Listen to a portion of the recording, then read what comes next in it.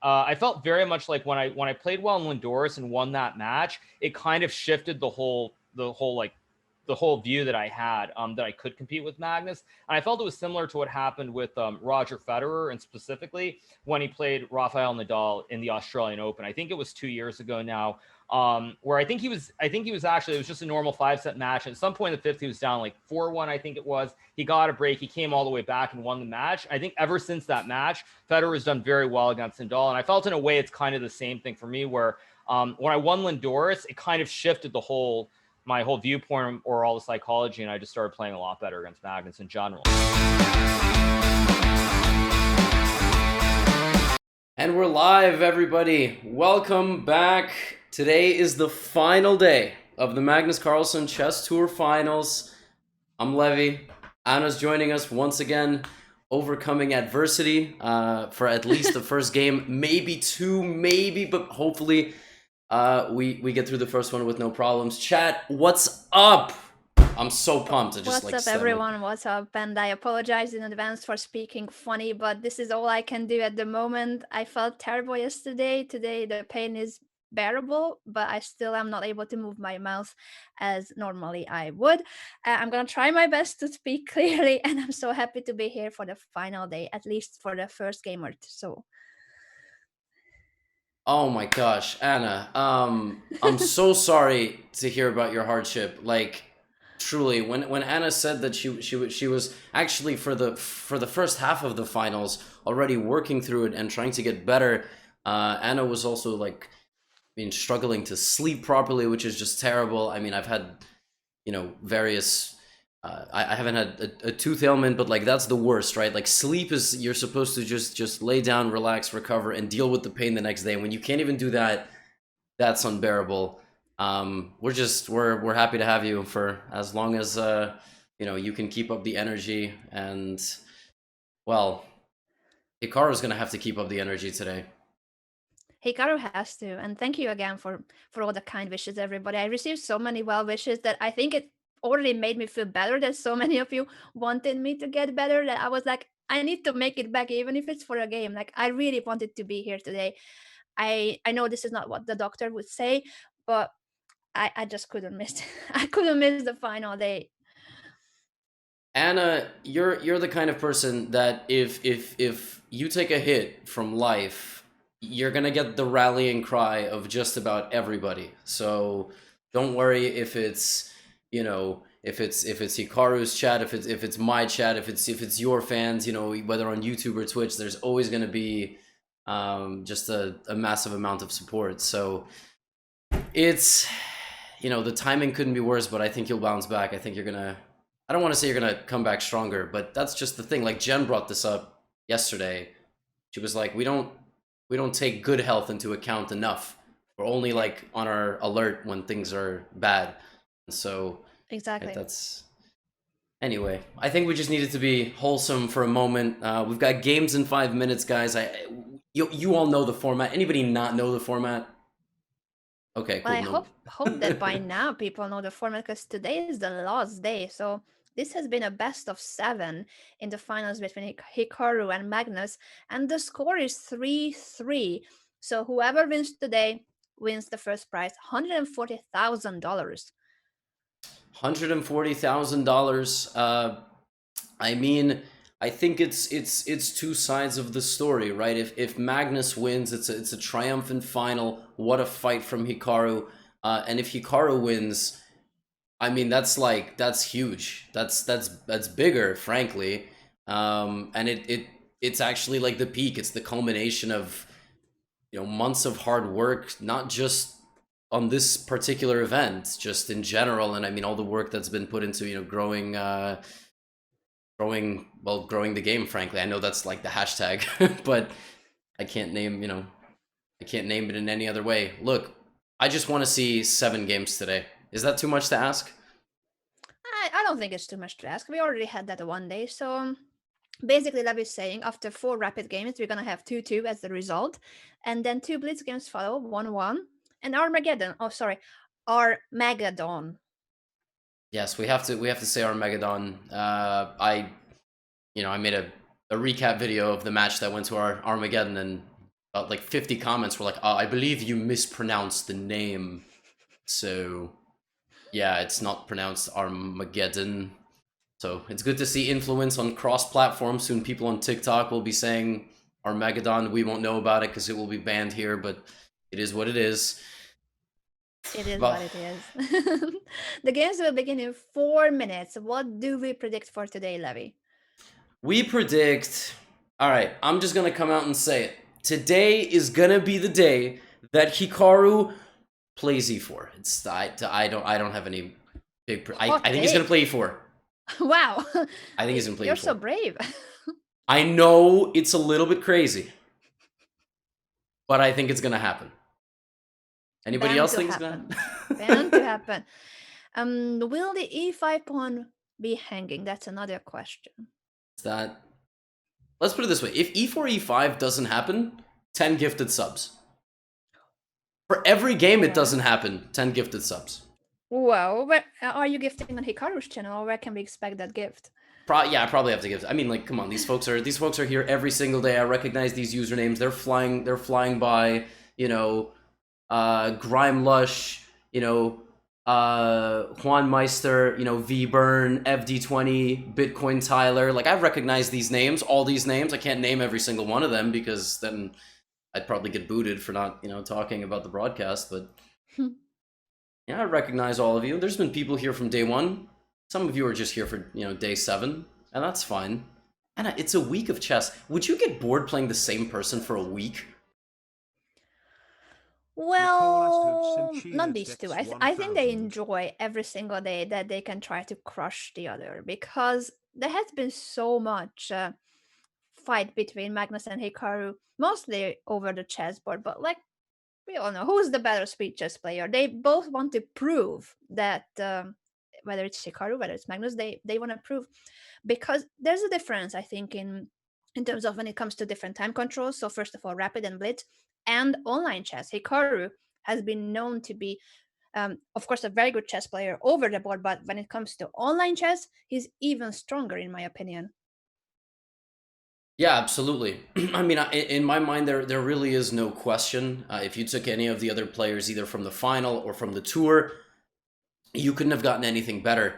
And it's just great that both of them have been able to rack up 3 points, both in their own ways, winning in the regulation time, in the rapid or in the blitz, and then the one, Armageddon day, which in and of itself was a saga because Magnus won with black to start the blitz. Hikaru 2 wins with black.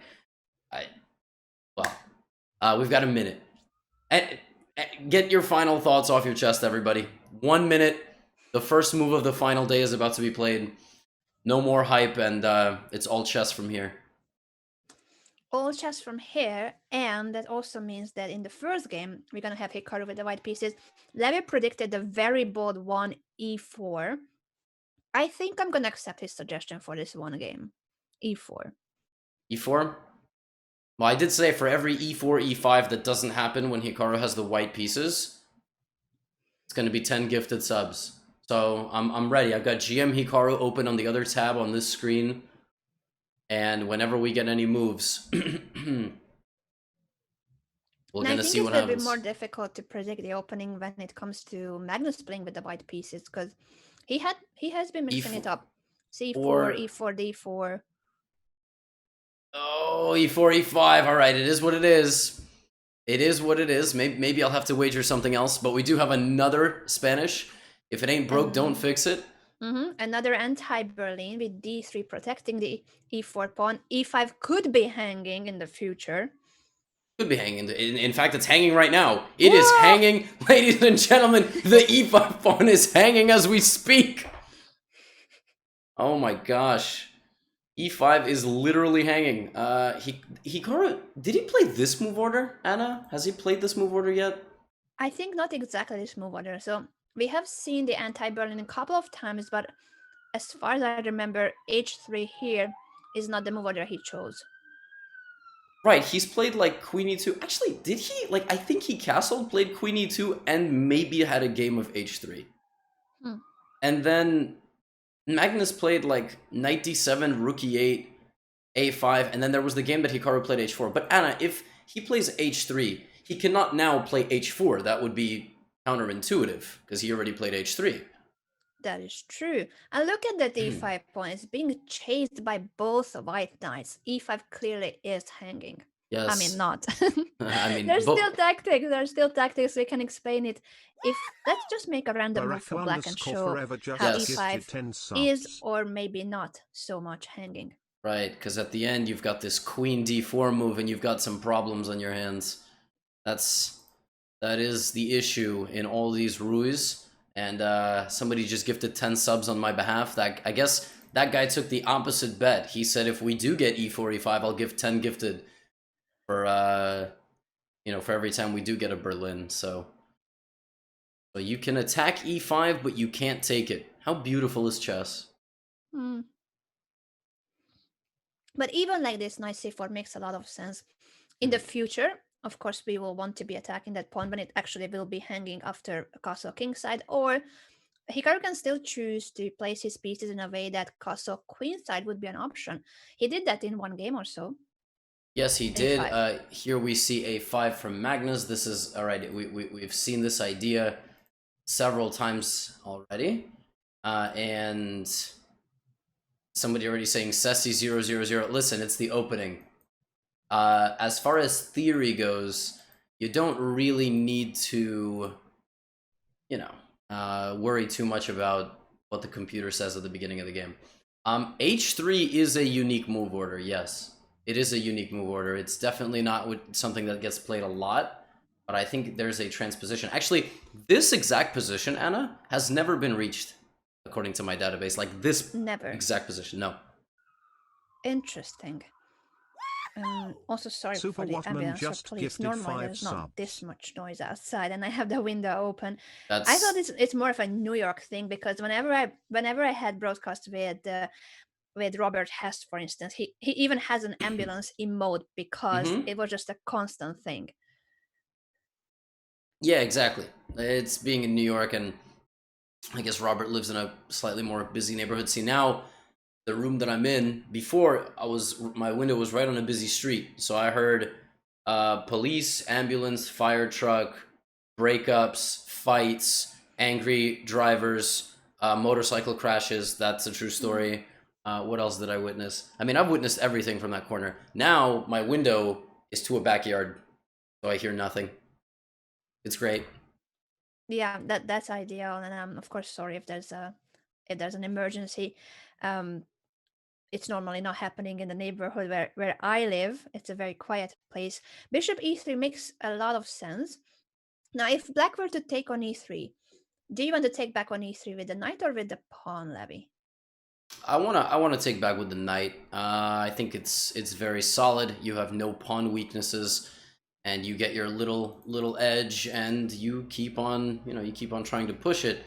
I think fe3 is not a bad move per se. You can castle and maybe create an attack, but I think you play f takes e3 maybe in a blitz game, not in a rapid game. In a rapid game, you got to sit there for 30 minutes going, why the hell did I double my e-pawns? But in blitz, just boom, go and do it. All right, f6. Because e5 was hanging. Yes. And turn this down a little bit. The only thing that I have to deal with in my house is my loud air conditioner. That's understandable. It's summertime. Summertime everywhere but Ireland. Sometimes the weather feels like it's never summer here, but I'll not complain because it also means it never gets too hot in Ireland. Yeah, that is true. What is the generalization about Irish weather? So I know that for England it's always cloudy and like sometimes rainy, or is it Dublin also, which is rainy? That could also be the way you describe Irish weather. And it's interesting because last summer there were heat waves all over Europe, including in England and other countries where it's normally not a thing. The Netherlands, England, and a lot of cooler countries were struggling last year, but not Ireland. Ireland was the only dot on the map in Europe where there was no heat wave at all. So in that sense, we are lucky. Yeah, New York is just cold for about 6 months, 7 months, then it's way too hot for like 3. And for 2 months, it's like okay. And those 2 months, you don't know when they're going to be because it all depends on how much like air pollution we have. Yeah. But for 6 months, like between about like October, it starts to get cold. It's freezing until like May, and then boom, it's like way too hot. And we're kind of in way too hot mode right now. Position's not that hot. That's why we're not really talking too much about it. Do you think Hikaru's gonna hassle? He was gonna answer us faster than when we could actually ask the question. Yes, Levy. I think he was gonna castle king side. I had the feeling, I had the feeling. Yeah, kind of perplexed, He should have queenside. No, queenside castle here is a little bit too dangerous because obviously black has already begun sort of mobilization this way. But what's also interesting to me is that Magnus played a5. Yeah, but that's true. Hikaru has not played a4. Are you suggesting that now black can continue expanding on the queen side with a move like b5? Yes. Yes, I'm very much hinting at that. And then if b5, you probably have to take on c5. And then put the knight on like e3 or something. But then black plays a4. I don't know, the structure on the queen side is a bit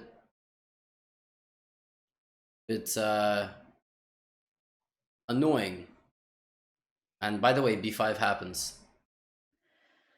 Indeed, Magnus has just played b5. We are expecting bishop takes c5, although if knight cd2 to allow black to take on e3 and then capture back on e3 with the f pawn, that structure also makes sense. Yeah, the structure does also make sense. But again, once you freeze these pawns, it's going to be really difficult to create something. If you play d4, you're destabilizing your pawns. But you do have queen e1, queen g3, knight h4, knight f5, queen g7 mate, which again, Magnus could miss. It's been a week now. And by the way, just so we know, is Magnus like back in his seat today? What is the status? I haven't read anything. You know what I mean? Like, I hope he's doing better. I also hope so. So if you guys didn't hear it yesterday, Magnus had an injury, a back injury right before the game. He went for a swim and apparently he suffered an injury, which caused him a lot of backache during the match yesterday. At some point, I didn't see it, but at some point it said that he was just lying on the floor to try to alleviate the pain. So I think I'm doing like way better if we compare health-wise. Like I'm just on like loads of painkillers and that's not good. Mouth ache, like, but a backache. Okay, dental issues are not good either, but a backache, like that can be so bad. It can be very bad. I remember last year when I have a disc that like slips. Basically, I mean, discs are crazy because they're okay for a while. You sneeze, you make a bad movement. That's it. Like, you're the pain is overwhelming. So the slip disc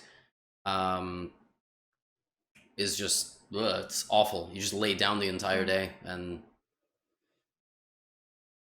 you can't move.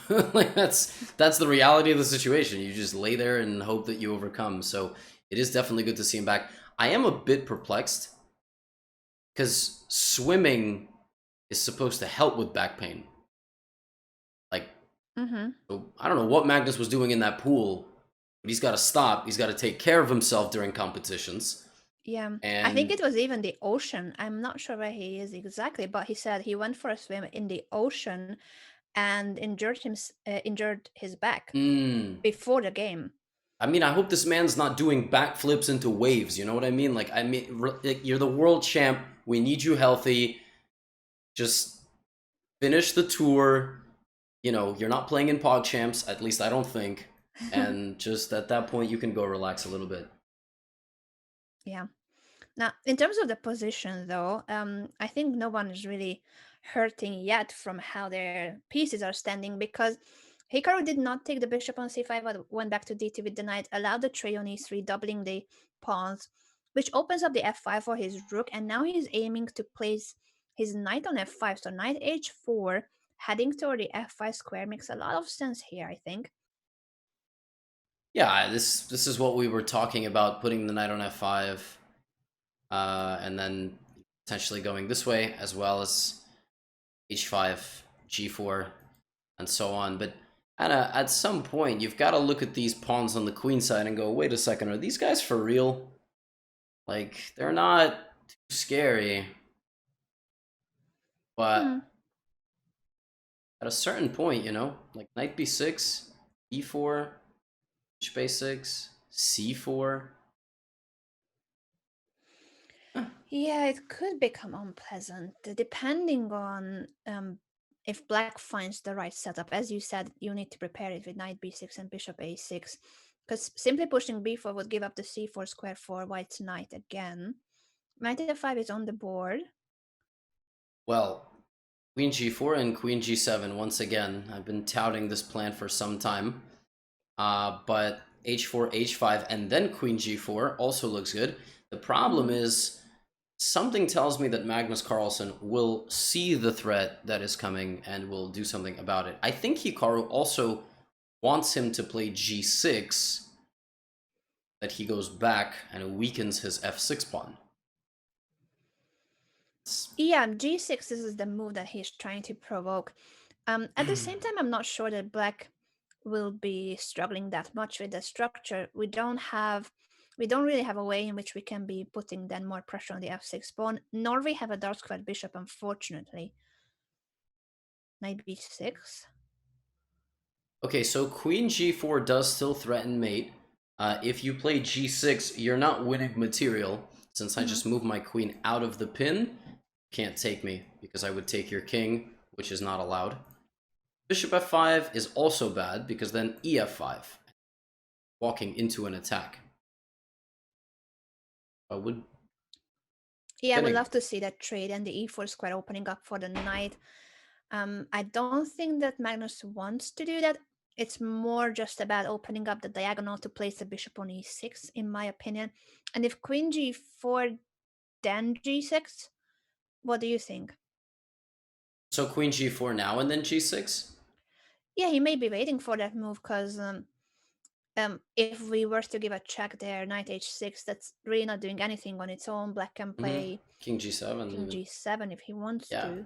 Yeah, I was saying, so queen g4, g6, if we get that on the board now, then queen g3. But my thing about queen g3 is there's no immediate, you know what I mean? Like nothing is immediate here. Black can play anything. I mean, b4, a3, c4. White doesn't have a threat, I don't think. Unless your threat is h4, h5, like b4, h4, going for something. But I would expect queen g4, yes, very much. Queen to e2 instead, that's weird. more solid. That's weird. I'm not gonna lie, that is a weird move. I'm not saying it's bad, it very well could be the best move in the position, but naturally when I see knight h4, knight f5, you know, I wanna go checkmate the guy. So why do you think that he prefers queen to e2 and knight f3, making it a more solid setup? Is he going for d4? Could be, actually, yeah. Bringing the rook to d1 and then trying to push d4. Because right now d4 would fall due to bishop c4, and that hangs on exchange. He's not preparing d4, never mind. I mean, I thought that he was doing all this to play like a rook to d1 and play d4, but d4 doesn't work. It actually has nothing to do with the tension in the center. It has to do with the bishop coming this way. For example, d4 just runs into this move, which is hard to see because, you know, impossible moves becoming possible because you made a move of a pawn or something very little. It's hard to see when you're just starting. But this is weird, Anna. What's the plan? Is it like rook f3, rook g3? I mean, what are we doing here? Very good question. How do you build up an attack on the king side? Rook f3, rook g3, I like. But I'm not sure that even then we are threatening that much if black just responds with g6 in the right moment. When is the right moment? Right, again, because g3 destabilizes the f6 pawn. That's the big thing here. And then if you get a new target, you suddenly change your entire game plan. You start going for f6. Maybe Hikaru will play rook f2, rook here, and as long as the pawn's on g6, he's happy. But the problem is, it's not on g6. Yeah. So is he gonna go g4? Because that looks a Maybe. little much. That looks a little much. I still would insist about them doubling rooks on the f file or bringing the rook to g3 because in some positions you could sacrifice on g6 if the rook is already on g3, I feel like. Ah, yes. So what you're saying is if something like rook f3, rook g3, like literally g6, rook g3, and now you are creating some sort of sacrifice. So the thing about computers is that they want to play moves like king f7 here, which is bold. King f7. Yeah, like not right now, but in that variation. Rook f3, g6, rook g3, king f7. Yeah. So if that's what you have to play to keep your position together, that might be a little bit much. Mm-hmm. So now Hikaru's just got to decide. He's put this knight bind, f5, h4, and what's next? But isn't c4? Well, no, c4 is never scary because c4 doesn't do that much. I thought you could just play d4 and like take, and your center holds together with c3. Computer hates it because the computer's trying to argue with me that after g6 the position falls apart. Mm-hmm. And I guess the whole point is that the knight is the only thing protecting the d4 pawn, so you don't have enough time to play c3. If, for example, after king h8, knight e3, you know, you got to defend everything with c3, life would be okay. Hikaru plays rook fd1, going in the Okay, we totally are not opposite... really predicting his idea here. I thought the rook was fine on the f file. What's going on, Levy? So he couldn't play rook a d1 because, well, frankly, you would just lose a pawn. That actually is it. Normally a bishop can't come down here because you play b3 and you trap it. But again, Magnus has an a pawn, so he would just take, get out, and you'd lose a bunch of pawns. So I am confused. Maybe, Anna, the idea is actually to go d4. Just in a very roundabout way. That's true that if we want to push d4, we cannot leave the rook on f1 because bishop c4 was always a threat. So for d4, it does make sense to move the rook away. Still, it feels like a bit odd to place the pieces like this.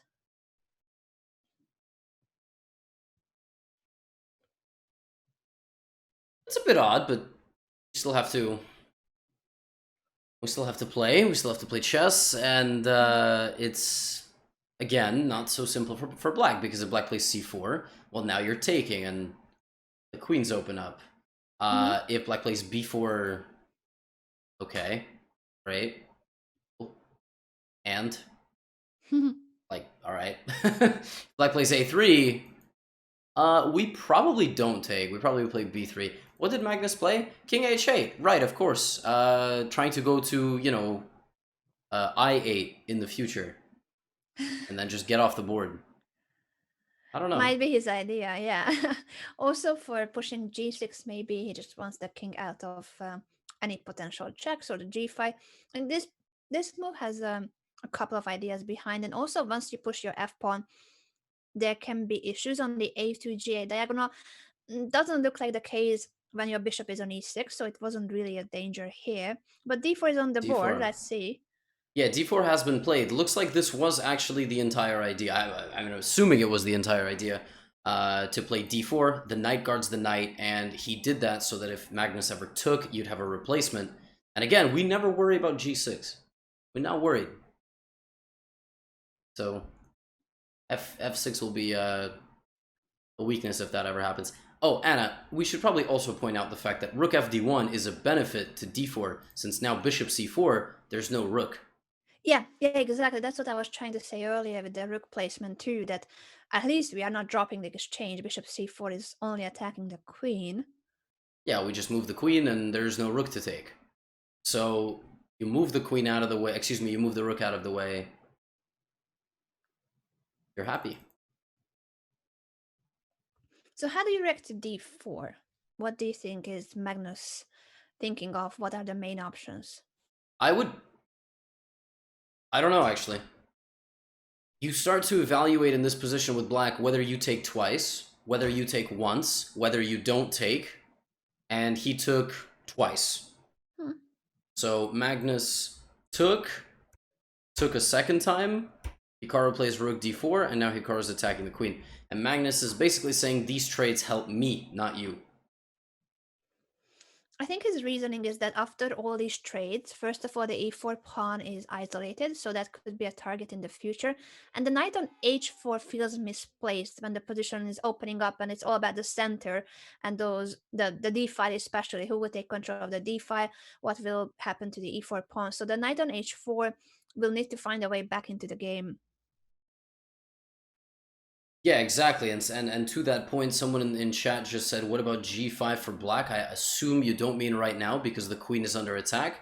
But if something like queen c6, then the thing about g5 is, like, for example, let's say I play queen f2 and I protect my rook.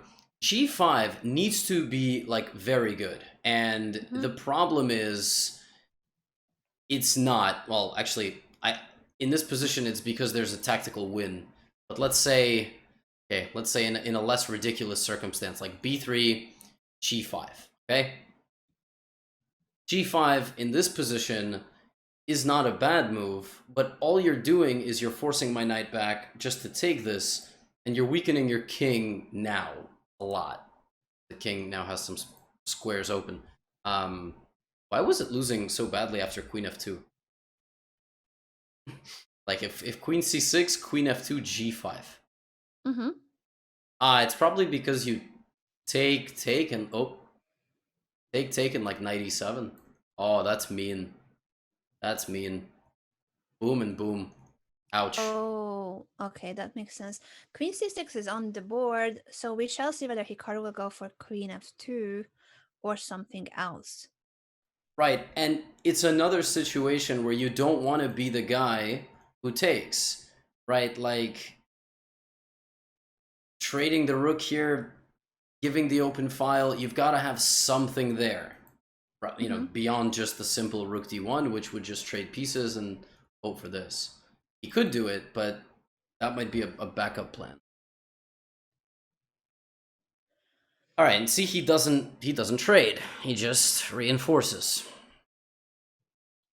I like it. I think overall White is trying to compensate for this awkward knight on h4 with activity now over the d file, asking black to take on d4 to give up the d file, or then we will take back with the knight, and then h4 knight can jump to f5 later.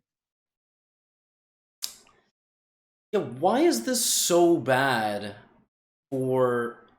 Again, this is the thing. Like, the guy plays a move which is supernatural, brings in his piece, and computer's like, -1, I don't like it. I feel like the chess.com computer on a low depth is like a high maintenance, you know, entity. It just requires attention all the time.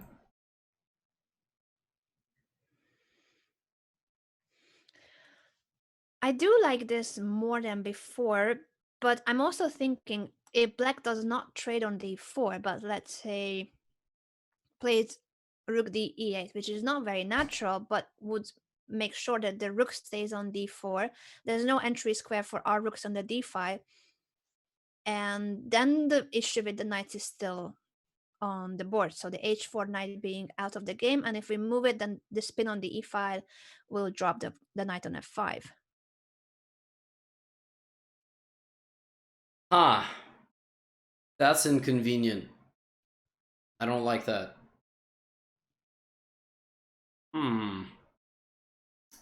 We should maybe also address the elephant in the room, the fact that the a2 pawn does not have any guard.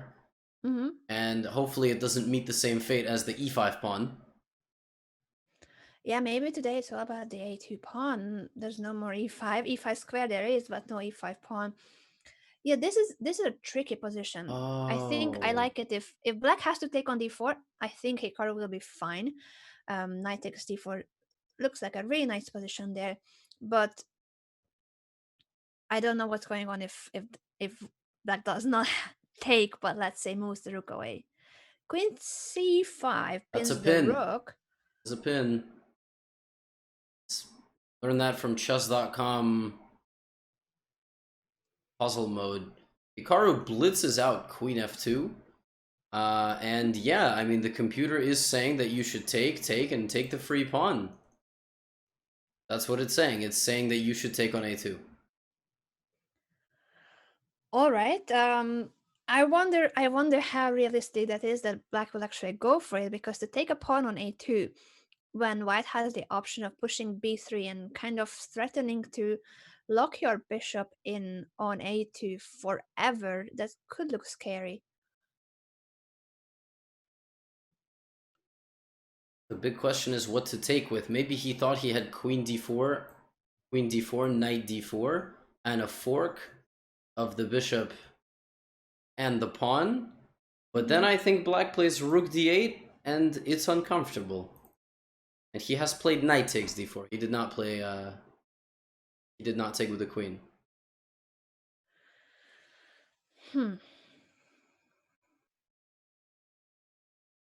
What do you predict, Levy? Will we see bishop takes a2, or will Magnus play something more natural? But what is more natural? The bishop is hanging.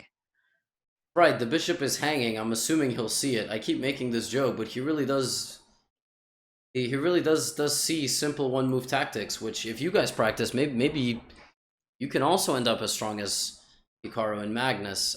Bishop takes a2. No, I somehow don't believe in such a thing. I feel like stranding your bishop on a2 for a full turn, something's wrong with it. But if you ask me to tell you what's wrong with it, won't be able to do it. You know, so I can only hypothesize that after something like bishop takes a2,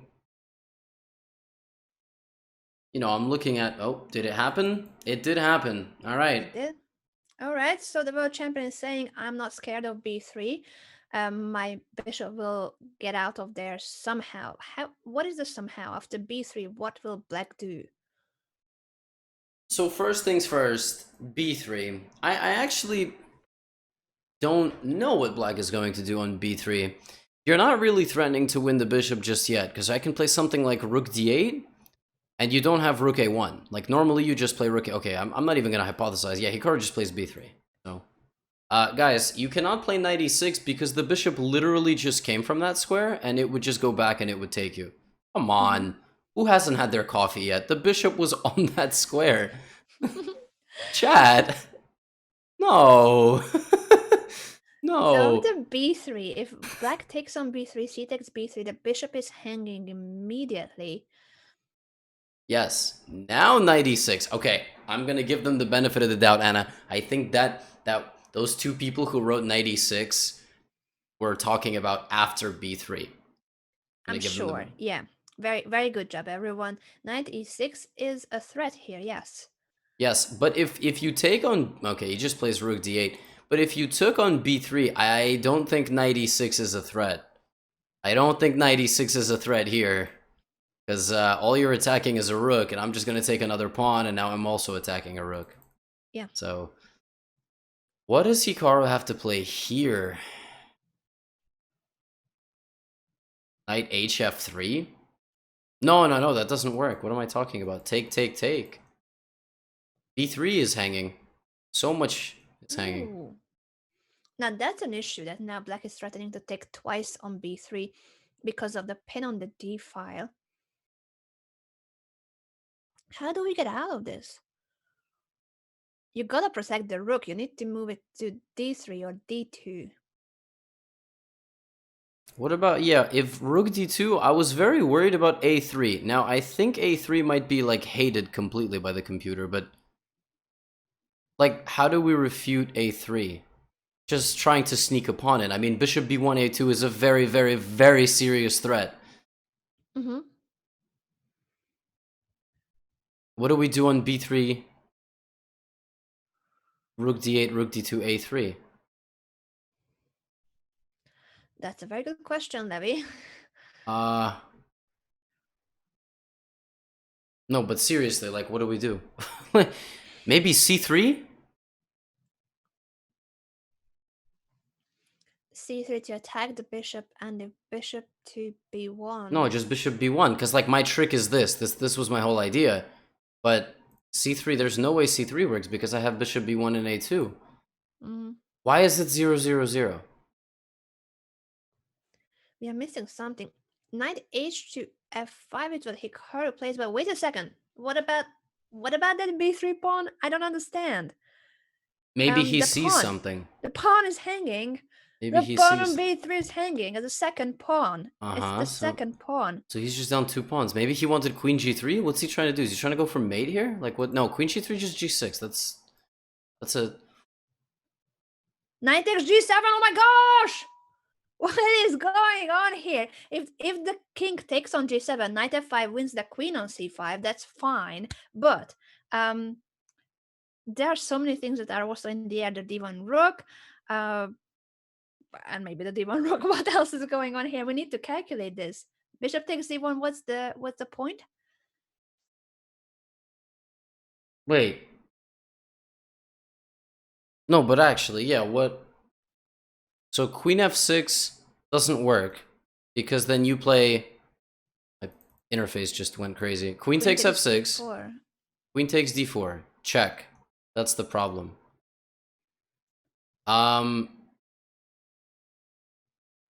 So bishop d1, I'm assuming he's going to go knight e6. And then what? Queen e7? Yeah, the issue is that if you take on d8, you are giving up a knight for that. Black will still have a piece up and protects the f6 pawn at the same time. I'm not understanding Hikaru's idea here, and the engine also doesn't like it. So this seems like an oversight by Hikaru. Someone is saying that he couldn't... Well, I mean, he might have just thought that the position was already busted. Like, that could have been it. Maybe. And then, you know, he's just going to go for some tactics. That's... I don't know. Okay, we get rook d4, which is relatively straightforward as well. So if white takes back on d4, then black can take the knight on g7.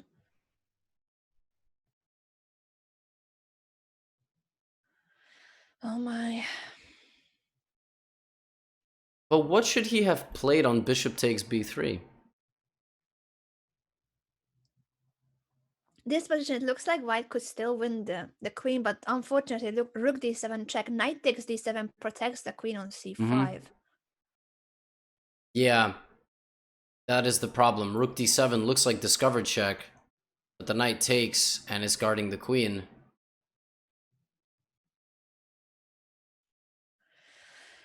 Issues. Unfortunately, this position seems to be just very bad for white. So it's a rook for 2 minor pieces, but also a pawn for black. Normally it would be a rook and a pawn that equals in material with the strength of 2 minor pieces. I'm very puzzled. Maybe that knight takes g7, as you said, was played because he thought that the position was already too bad. So then e5 is my idea, and I want to go takes and rook g4. That's what I want to happen. And then it's already saying mate in 4. But e5 is just going to be met with queen e5. Oh, that's a pity. Yeah. Yeah, it's not... There's nothing. I mean, there's just nothing there. I know. Magnus has avoided falling for a lot of things, so... He did. It felt like a balanced position out of the opening, but suddenly I started slipping out with the white pieces occupied on the king side, and And bishop takes a2 played in the right moment, grabbing that pawn, and then the b3 pawn too was hanging a few moves later. So I really wonder if he could have just played a move like rook d2 or rook d3 when the pawn on b3 was threatened. Yeah, and I guess now he's thinking. Somebody wrote, "What is the solution after rook d2 a3?" Remember, we were looking what the solution is to rook d2 and a3. Oh yeah, true. Is there a solution to it? Yeah, it's disgusting. Tell me about it. Knight takes b5. Excuse me. Yeah. Oh, the back rank. So rook takes d2, then queen takes c5. And other than that, if queen takes queen takes b5, rook takes d8, and if queen takes f2, Rook f2, and it's just difficult to defend the pawn now. yeah. Oh my. Okay, That's... that was really difficult to see. Yeah, this is... Yeah, well, I mean, knight takes b5 is tough. We have knight d7. Everything is guarded. You cannot take the rook because this.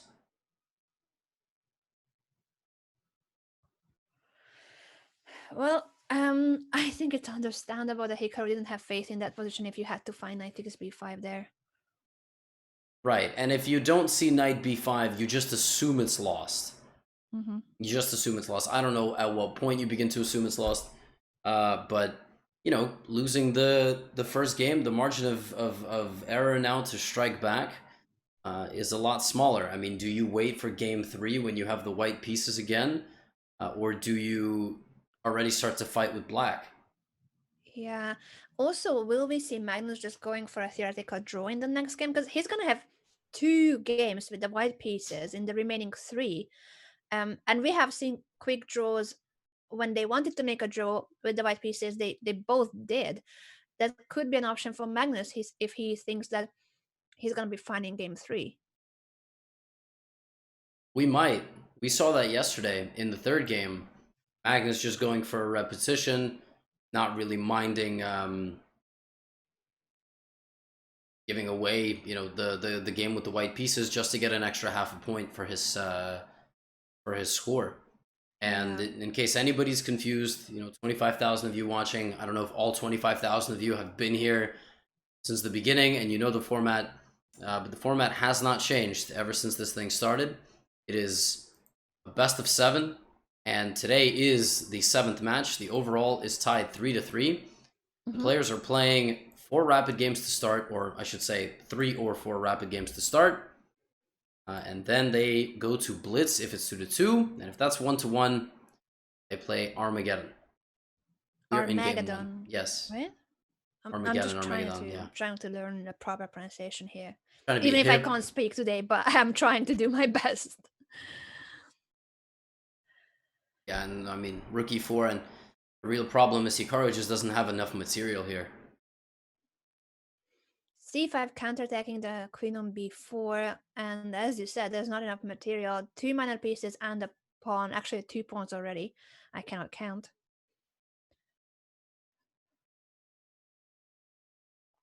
Yeah, I mean, if you take the queen, I take your queen, this is definitely winning.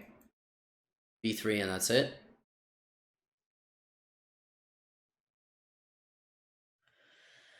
And that's it. This is such a difficult start for Hikaru. Because if he's going down in this game, which seems to be the situation, from the remaining 3 games, he's got the black pieces twice.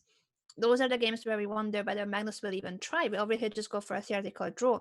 Game 2, I really think he probably will, and just say, okay, you have 2 more games to strike back. Can you do it? Okay, he plays queen b1.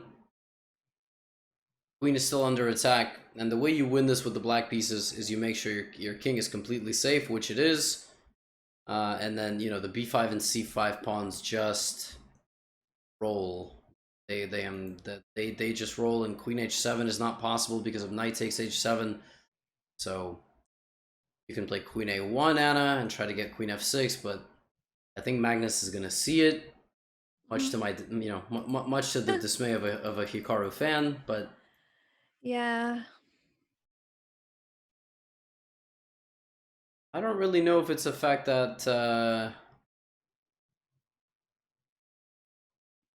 Hikaru hung a knight. I don't think that's exactly what happened. Yeah, I don't think it's about knight Oh. takes g7, because in that position, as you said, if he didn't see rook d2 and then the follow-up after a3, then the position was already suspicious. Yeah, here comes b3. Well, if anybody still needs a mini lesson in converting winning positions, you might get it here. He's doing a very good job. I mean, a queen trade makes this probably even easier for black, because black never has to worry about any sort of checks. Okay, the rook by itself is not going to do sufficient damage, but the past, B and C pawns are decisive. He'll give a few more checks, and then I think unfortunately he will have to throw in the towel. Queen g5, yeah, there we see the queen trade, and rook g4 is not winning a queen. Unfortunately for white. That was another odd middle game. Very odd. Everything was felt okay. like the whole plan with the knights on f5 and h4, like knight to f5, to that extent it seemed normal. We can go back to those positions after the game is over, because placing the knight on f5 was all right, we thought, with the idea of queen g4, but Hikaru then didn't go for queen g4, but instead chose queen e2 and then knight h4. Yes. The knight was misplaced on h4, so I wonder if he thought he had the idea to regroup those pieces, or what was the reasoning behind it. Yeah, and then finally the move knight f5 itself, knight hf5, proved to be the point where Hikaru got, I guess, the biggest imbalance. He gave away this b3, and then he went for knight takes g7. By the way, he's not running out of time. We know that the clock, it just does this for some reason. But Hikaru did resign after queen g3, queen g5, and Magnus is up 1-0. 1-0. This is a rough start, but still 3 more games, so anything is possible in rapid chess. Levy, shall we go through some of those critical moments and just show what happened? It was an awkward game. Yes, exactly. We can start at the beginning. I mean, this plan with knight h4, knight f5, no queen g4 here was my first question. Like, why not? And then, just play g6 or queen g3.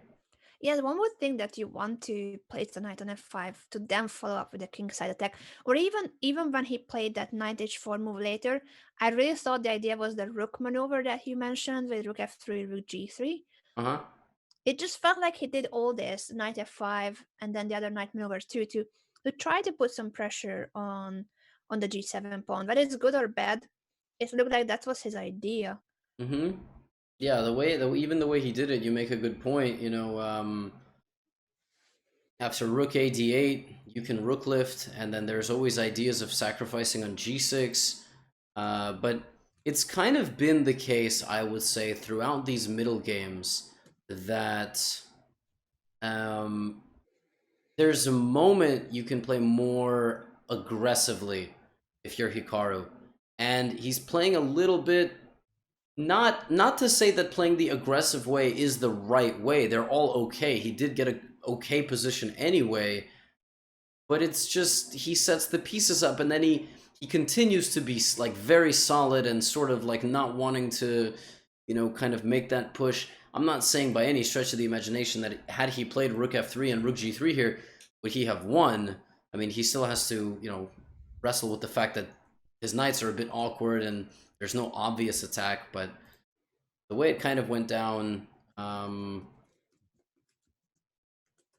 just a bit strange the way it all happened, like d4 and all this stuff, and then obviously when you play rook a d1, it's not like he missed bishop a2 or anything. He just he was just probably like, okay, I mean, the bishop's here, now I'm gonna trap it. But if he had to find rook d2, a3, knight b5, I mean, That was very difficult to find. I agree with you that if he lost faith in the position after bishop takes a2, then he probably shouldn't have allowed bishop takes. So the issue is, you either see bishop takes a2 and then this whole line with rook d2, knight takes b5, or you think that you already messed it up and you try to go for something crazy like that knight takes g7 move. But that's already when you are desperate and you just try because you think it's already bad.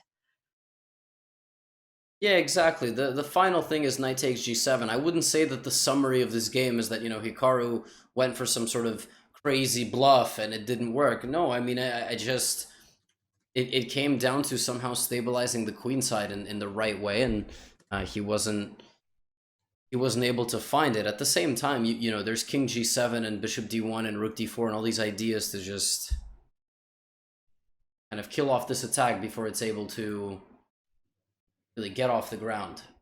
And I think that's what happened. Baraka_forever just gifted 5 subs. Baraka_forever. I like how Brian reads the entire name. How would he read my name officially? I think actually he doesn't read it as Gotham. There's moments that he reads it as Gotham, which is pretty funny. Brian doesn't know the word Gotham or something. Yeah, and so Magnus has this 1-0 lead. The next game will start in about 10 to 12 minutes at this point. Anna will be sticking around for game 2 because she's a beast. I'm gonna be right back, Anna. Would you? Sure. Yeah, I can stay now that I'm confident that I'm not doing as bad in terms of like moving my mouth.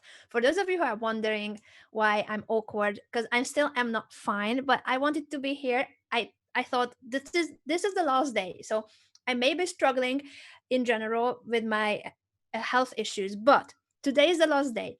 I couldn't let you guys down. I couldn't let the team down. I couldn't let myself down. I wanted to be here, so I'm trying my very best. I'm trying my very best to be as normal as I can be, even if at the very moment I do have issues when it comes to my mouth. But we are not here to talk about my problems. We are here to talk about Hikaru's problems. Unfortunately, he does have a slight problem, which is that he lost the first game, and today is the final day. So he needs to find a way to bounce back. The next game, game 3, game 4, one of the next 3 games he has to. So because the format is as it is, 4 rapid games, and today is the final day, if he doesn't find a way to strike back, Magnus wins the tournament, which would be a really sad story for Hikaru when he feels like he has been doing so well, he has been confident, he has been outplaying Magnus. He started day 1 with a win, then he took the advantage again on day 3.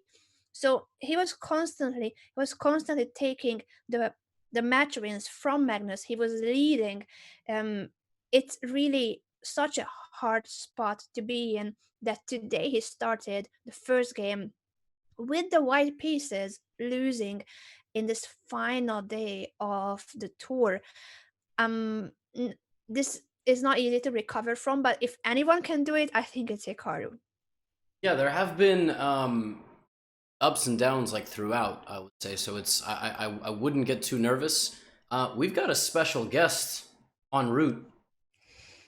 I think it's gonna mess up the cameras for like half a second. We're gonna crop this on the fly. I don't know if he's here yet. I did admit him. I wonder if we have our special guest joining us. There he is. He's here. Oh my gosh. What is going on? I have absolutely no idea how I have swindled my way onto this broadcast, but here we are. What an honor. Yes, guys, if you don't know, Mr. EasyWithAces on his... Is that your good camera or is that your other camera? Listen, I don't know what it is, right? Anytime I do a Zoom call with you, you can't get it to look nice. Everybody else, it's fine. It's my fault. I'll take it. I'll take it. It's by the way, would you say that... How can I give the chat, the Hikaru audience of over 20,000 people, what's the elevator pitch of you? How do we do this? I'm most well known in the chess community for failing to win against just the king when I had a full board when I streamed it live at Alexander Botel's. I think that's the only thing that anyone knows of me outside of a very small group of people in the chess community. But yes, not much, Levy. I don't have many achievements in chess. When I got asked to come on here, I wasn't sure if it was sent to the right person. But I'm here to support Hikaru. I've got the pom poms ready. I'm ready to give me a H, give me an I, etc., etc. We are very happy to have you here, Fintan. And we already mentioned a couple of times with Levy that you are a mutual student for PogChamps. PogChamps is starting tomorrow. So we are all hyped about PogChamps. And your chances, with all the campaigns that you have running against the en passant, the rule that if someone gets a stalemate, they should be given the full point. You have a lot of unique ideas when it comes to Chess Revolution.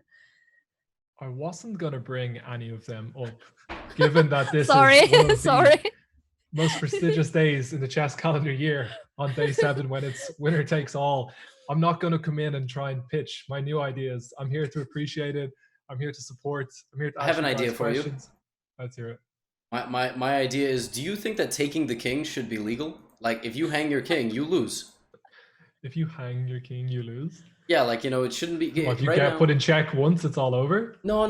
If you don't see a check and you don't safeguard your king. Oh, absolutely. And over the board? 100%.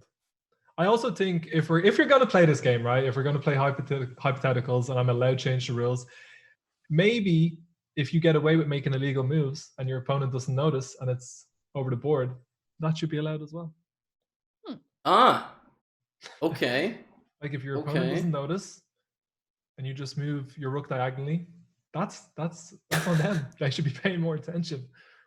I can't say I dislike it. I did lose a game like that when I was younger. I played this older Russian master in the Marshall Chess Club here in New York City, and he was very scary. Like I played my moves really quickly, and I remember he played a move, and he was like, he played the move, and then he went, "No, you're losing," and I was like, "Holy, that is terrifying."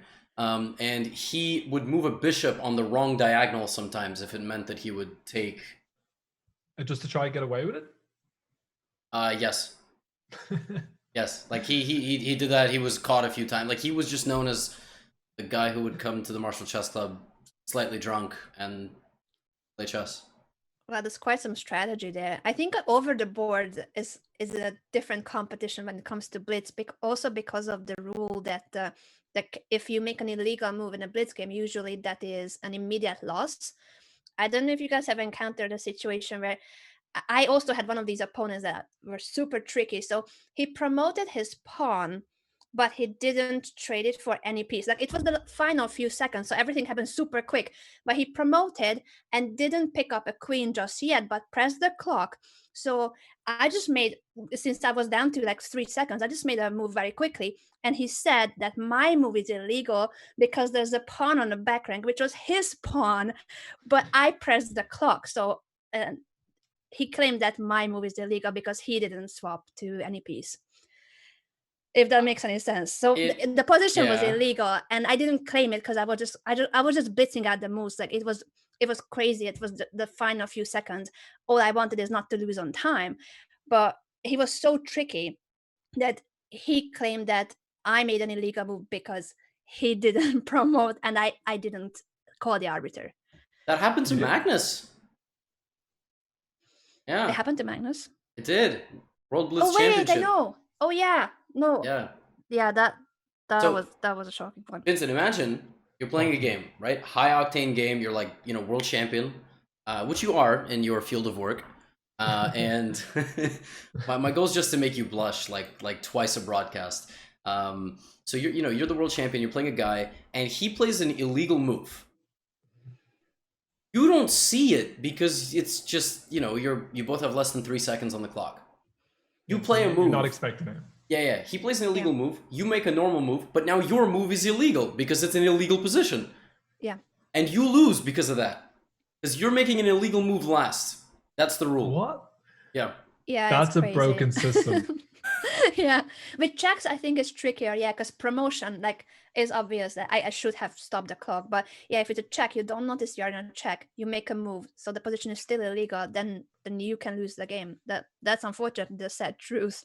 Yes, if anybody wants a little bit of summer reading for the next like 10 minutes, you can just look up like Carlsen versus Inar Kiev, INARKIEV.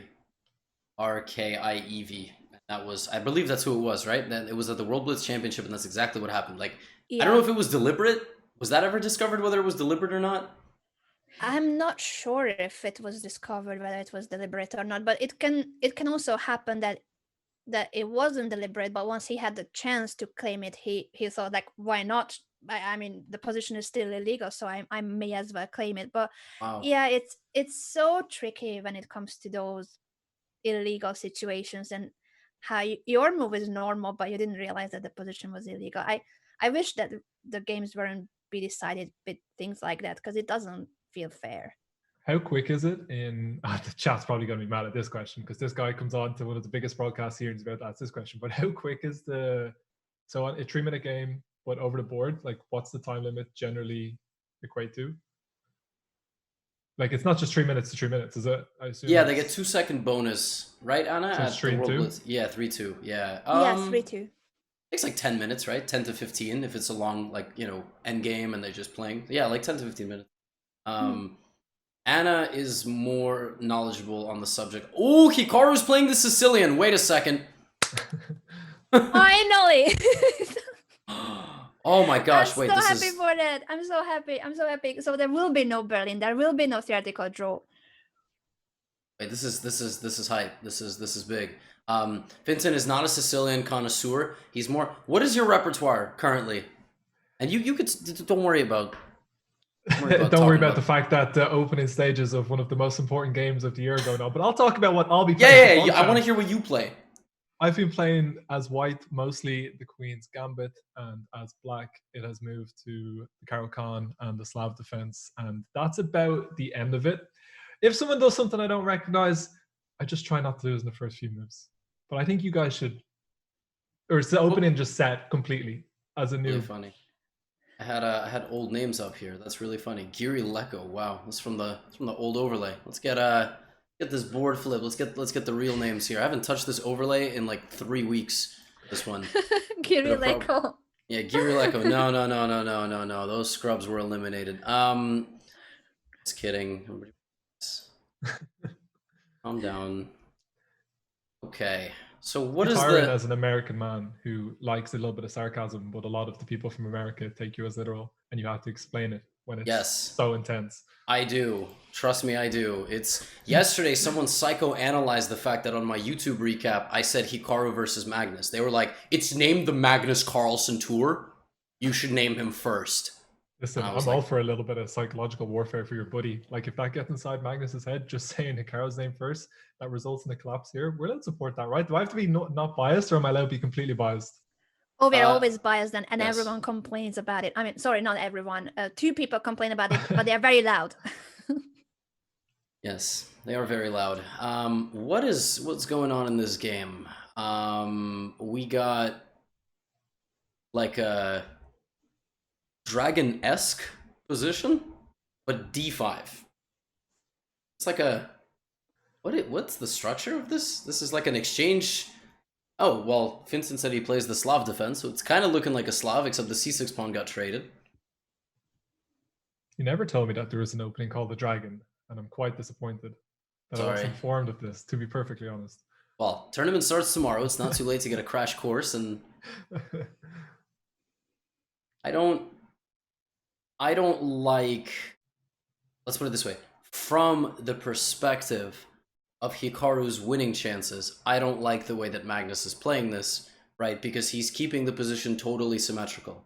Pawn structure is the same, and it's difficult to deal with. Can't really create any imbalance. What is White gonna play here? I would assume that he wants to go for a setup with knight to c3, challenge the knight on e4, and the c1 bishop shall be developed to e3, f4, g5. Where are we going with it? I don't know. And by the way, Vincent, you're our guest, but you can suggest moves and You not want be me to worried suggest moves? because here's the thing. You can suggest moves, ask questions, feel right at home. Chat loves you. We love you. And frankly speaking, you're playing in PogChamps, and 90% of the chat, and you would have like a competitive game, like 8% you would destroy, and 2% at the very top are sitting there like, why is he on the show? So, it's all good. We've got a pretty wholesome community. Plus, we have the queen of wholesomeness on the screen. Yeah, So, that's what I thought as well until I did a few lessons with Miss Anna Rudolf. And Thank you so much, guys. You're way too nice. I'm sure it's only because I'm struggling with my dental health, so everyone is being very nice to me. But I appreciate it. I'm gonna take it. it's not pity love. Come on. What? It's pity love. It's pity love. No, You're like, oh, Anna is in pain. We should say nice things to her. No. I was about to throw you under the bus and said on Team Sadistic side that when we did our lessons, you would not let me move any of my pieces before I calculated anything, and that's very hard for a newcomer to have to calculate many moves in advance. Yeah. It was, and do you know what? Anna's smile got bigger and bigger. Honestly, that might have been the source of the toothache. That lesson where she kept watching me struggle and just be like, no, we can't move on until you're finished. The smile was so wide, the grin was so much that I think that actually is the result of the toothache. So no, Oh man. no sympathy from Finton. I do like to torture my students, correct? Oh boy. All right. This is why I quit teaching. In the best possible sense, of course. Mental exercise. But Bishop E3 is on the board. And Fintan, when you look at the position like this, Levy said, you're here to say whatever you like. Okay. What do you think of this? Do you like it for white? Do you like it for black? Now that we're castled, like, I don't know what would be wrong with bringing the bishop to g4 from c8, but then I don't know. We don't have that pawn anymore protecting on the queen side, so I don't know. But that's what I see. I see the pin potential on the queen, but I would imagine that Magnus Carlsen might be able to navigate it if I go up there and pin his queen. Like, he might. No, bishop g4 is very natural. I guess you've played King's Indian positions. So a move like bishop g4, you've got to always deal with h3, and then you're asking yourself, is this a position where I want to trade on f3? And like normally you're fine because the queen gets out, and this is good. Like the queen gets out, the queen could be a target. This is one of those rare cases where if white takes with the pawn, that knight that you take with the light squared bishop, your knight is trapped. And that is kind of ridiculous. Like normally you're just like, oh, that can't happen. But in this case, bishop g4 is annoying. Well, g takes f3 is annoying. He made a move, so I'm just gonna refresh. Okay, he plays very passively. He does get his light squared bishop out, but he just goes to d7. Okay, not. But bishop d7 does create a tactical motive, which would be that the e5 pawn is hanging. Oh yeah, but that's we'll teach Fintan that, but we'll also teach that to the chat. How's the e5 pawn hanging? Let us know. This is very important, Fintan, that you are updated with all the memes. Yeah, every single day the e5 pawn was hanging, but now for real, after bishop d7, the e5 pawn is actually hanging. Can you spot why it is hanging? Uh-oh, quiz live on air. Oh my god. What do you take? What do you take with on e5? I mean, you've only got two choices, 50-50.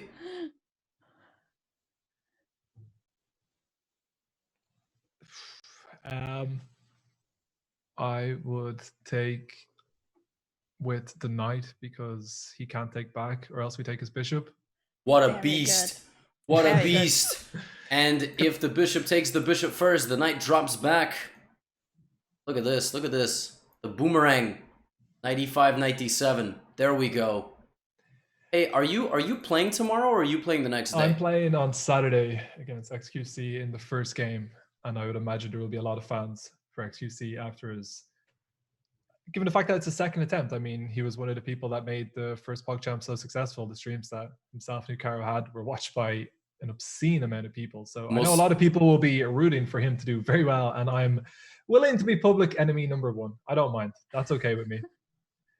One thing about this game, I'm going to ask a question that maybe people in chat would ask, or maybe this is quite a new question, but because of the fact that Hikaru lost with the white pieces in the first game, does he need to already like try and force this game to become open, or is that just too risky and it'll be pretty much game over if it goes down 2-0?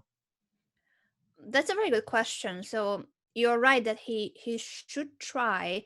That's why he played the Sicilian in our opinion, because no, he could have gone e4 e5, but they made a couple of quick draws in the Berlin, so he at least prevented that the game would finish without any play. He played c5 instead, but I think he should try to get a chance, but without pressing too much, because it's also true that if he loses this game, then basically there's no more chance. Magnus will draw the next game if he wants to and win the match. Is it that simple to just force a draw? Like when you're Magnus, like you can just force it? No, but I guess the story of the match is that every single game that Hikaru has had the white pieces, he started out with the same move. He's been playing King's Pawn.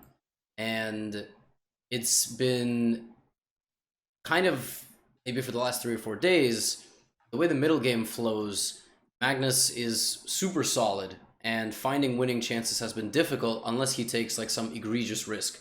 Actually, the last few games that Hikaru has won, I think he's had the black pieces in every game. Mm-hmm. Last 3 or 4 games, like something like that. Yeah. And so that's kind of the story. Yeah, it's true that in this final against Magnus, Hikaru has been doing well in a couple of the games with the black pieces that where he scored. So in that sense, this is basically a good strategy. If he just gets a playable position, finds some kind of a complex line where Magnus can also go wrong. What Hikaru has been trying to do during the match was, first of all, play very fast. So he wants to put time pressure on Magnus. In this game, he's doing it again. So I'm happy to see that he's back to making speedy moves to have more time on the clock than Magnus. So that was one of his strategies. And also, he wants to have a complex position where he feels like he has just as much chance, if not more, than Magnus, because Magnus is known for grinding endgames. Magnus is known for liking to have a safe king. So Hikaru has been trying simply to get the kind of positions that are more messy, that are more complex, where both can go wrong. Yeah. It's the best summary to give is Oh, that's perfect. It makes a lot of sense. It does feel very scary to like, I don't know a lot about these players. I know that they're both regarded as two of the best, but to try and be aggressive against one of them when they're not gonna leave anything super open and super easy. I guess it's just not easy to win a game, for Magnus or Hikaru anytime. Like they have to just work so hard for everything, hope for one opening and then capitalize without missing it. It's just such high stakes. And honestly, I've said it on my stream. I did an interview during the week about PogChamps, and I don't know if people understand how sick it is that Hikaru not only streams on Twitch, but he plays for world titles against someone regarded as one of the best players of all time. And then he just comes on. I seen him doing a sub battle with you on Sunday. He just played like a super intense match with Magnus. Then he comes on, reviews it, gives his thought process, has like a very touching moment where he talks about the support and how much he was loving it. And then he just like commentates on a game of someone who's 600 rated. And I just don't know if people appreciate like how insane that is. Yeah, no one else is doing that. I mean, no one has done that from the top, obviously, ever, because Twitch and live streaming, all this thing is new. But of course, just the general connection with folks that are brand new to the game. Yeah, chess has never had that. And at the same time, chess complains why there's no sponsorship, and chess complains why there's not enough viewing eyes. And we complain a lot for chess players, but yeah, it's very, very cool to see. And win or lose today, I was thinking of a few questions to ask him just about perspective and how it's changed over time, because I'll tell you right now, I have felt emotions on his behalf, as have a lot of the people in the audience, whether it's anxiety, whether it's stress, whether it's anger. He just made a mistake, but he just joins anyway. Like, yeah, it's amazing. For you, if you just busted out of a tournament or something like that, and you immediately have to get interviewed, are you able to recover? Or you have to detox briefly. So that does happen because PokerStars will do Cards Up coverage, and the recent series gone by, as soon as I busted, like they asked me to jump in the booth. But I'm not the number 1 or number 2 in the world fighting for something that like I've been fighting for my whole life. If I don't win that exact tournament, I can go in the very next day and play another tournament that's somewhat equivalent. Whereas it feels like in the last couple of years since I've been following Hikaru's journey, like this is what he's been working towards. He had that success against Magnus only it feels like maybe 2 months ago or so. And then he's been like building up towards this. And then he just has like he has the weight of the world on his shoulders in one way because everyone is wanting him to win so bad. But then at the same time, that's just like an insane level of support. And the fact that he comes on win or lose, I think is amazing because I did see someone talking about it on Twitter that it's quite unique for chess that someone will come on and get interviewed after they lose. They usually just interview the winners. Is that correct? Yes, on the official broadcast, it would be either Magnus or Hikaru, but Hikaru joins us regardless of the result, which is like we so appreciate it. As you said, it's really unique that he joins our coverage, then he streams for hours on the very same day. At the same time, he prepares for his next day games against the world champion. He also traveled cross country and moved into a new apartment, so we really don't know how does he do it all, but yes, this is so unique how much he cares about his audience, about his fan base, and how much he wants to show up every single day. Specific to the position, not too much happened. So Magnus played bishop a4 on move 11, defended by the queen. Hikaru offers a trade of the light squared bishop, and then Magnus like drops back with the knight, and that's essentially saying your knight's too active. I need to trade it, and now I'm assuming he will take with the knight. Okay, and Hikaru just plays knight c4. The position looks very, it's looking slowly like it's gonna get dry. Like it'll just essentially stabilize. But then my question is, why did he play the? Did he? I don't know. Like Sicilian, you're trying to play for a win, or you're just trying to create something new. So somebody explain, please. I don't know. Fintan, back to you. Yeah, explain to me what's he doing here. Sorry, I constantly putting you on the spot. But No, these it's are very fine. difficult questions, and I think Levy, you're right that it's not so simple to understand. At the same time, from Magnus's perspective, the match situation, he won the first game, so a solid position is what he's aiming for. He doesn't want this to be a crazy, messy game. But if he will have a better position, then he will start pushing for sure. Yeah, exactly. This transformation would be bad for black if white can play the move d5 with the pawn, but d5 just loses the pawn on e5. Because e5 is always hanging, correct? Yes. But this is nice, I think.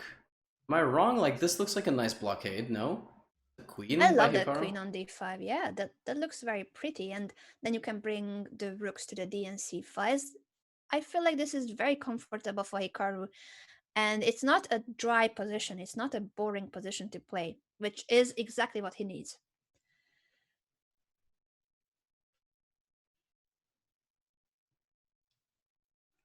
And look at the time situation too. Yeah, the so he's time doing is- once again the semi-nepo, as he calls it.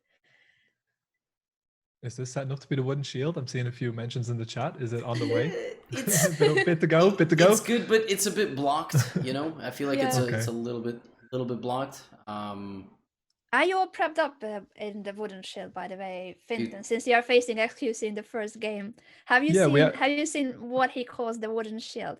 Yeah, we have a gentleman's agreement to make sure that that's how the game begins, and then whoever wins from there, they deserve it. This move Queen F3 I would not really ever recommend for new players. Damaging your structure like this. In the hands of a Magnus or a Hikaru, it's actually completely okay because you will be able to stabilize and actually build up your center. And Hikaru goes for it and just stabilizes, but your winning chances here are very rapidly increasing. Say. They are, unfortunately. So Queen F3 seems to be a way for Magnus to simplify the position. Even if it destroys his own pawn structure, we unfortunately don't have a light squared bishop or a knight that could take advantage of these doubled pawns on the F file. There's still some practical chances. He can double rooks on the c5 and bring the other rook to b6 to annoy white structure. So there's some play in this, but it's gonna be very difficult to win it. Good question here. Why the F? Well, you could start all questions with why the F, but why the F rook over to c8? I think he's just mirroring, but the thing is that he's gonna move a rook up and a rook over anyway. So I'm actually, I don't think it matters too much. The rooks have to go to the queen sides where the game will be decided. If you're looking at it optically, black is a little bit better, little bit. Like, I know it's 0-0-0, but from an optical standpoint, because black controls the d5 square, black was ever able to put a king there, life would be good. Yeah, that is true. And it also makes sense to bring the f8 rook so that you can maneuver with the bishop to f8 and to another diagonal from there if you want to. So you can bring the bishop into a queenside plan. With all of that f8. is going to happen. All of that is going to happen.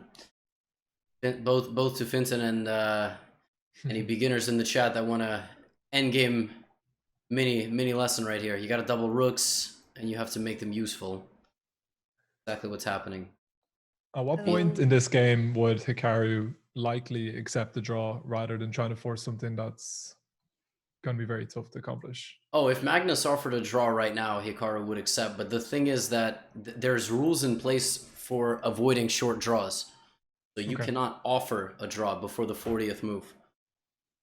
However, you can repeat moves. Yeah, so you can pretty much get there without ever saying that you're going to do it. Yeah, it's just the thing is, in this case, you can't really repeat, because if one guy starts repeating, the other guy's gonna be like, the hell is wrong with you? Like, I'm just gonna keep playing my game. Like, all right, we repeat and I win. So yeah, they need to make sure that the move that they are about to repeat makes sense as well. So king h1, king g1 wouldn't be the way in which Magnus offers a draw. But a good question, yes, because at some point, if Hikaru thinks that this game is already too drawish, too close to equal, he may as well just save energy and take the next game with the white pieces.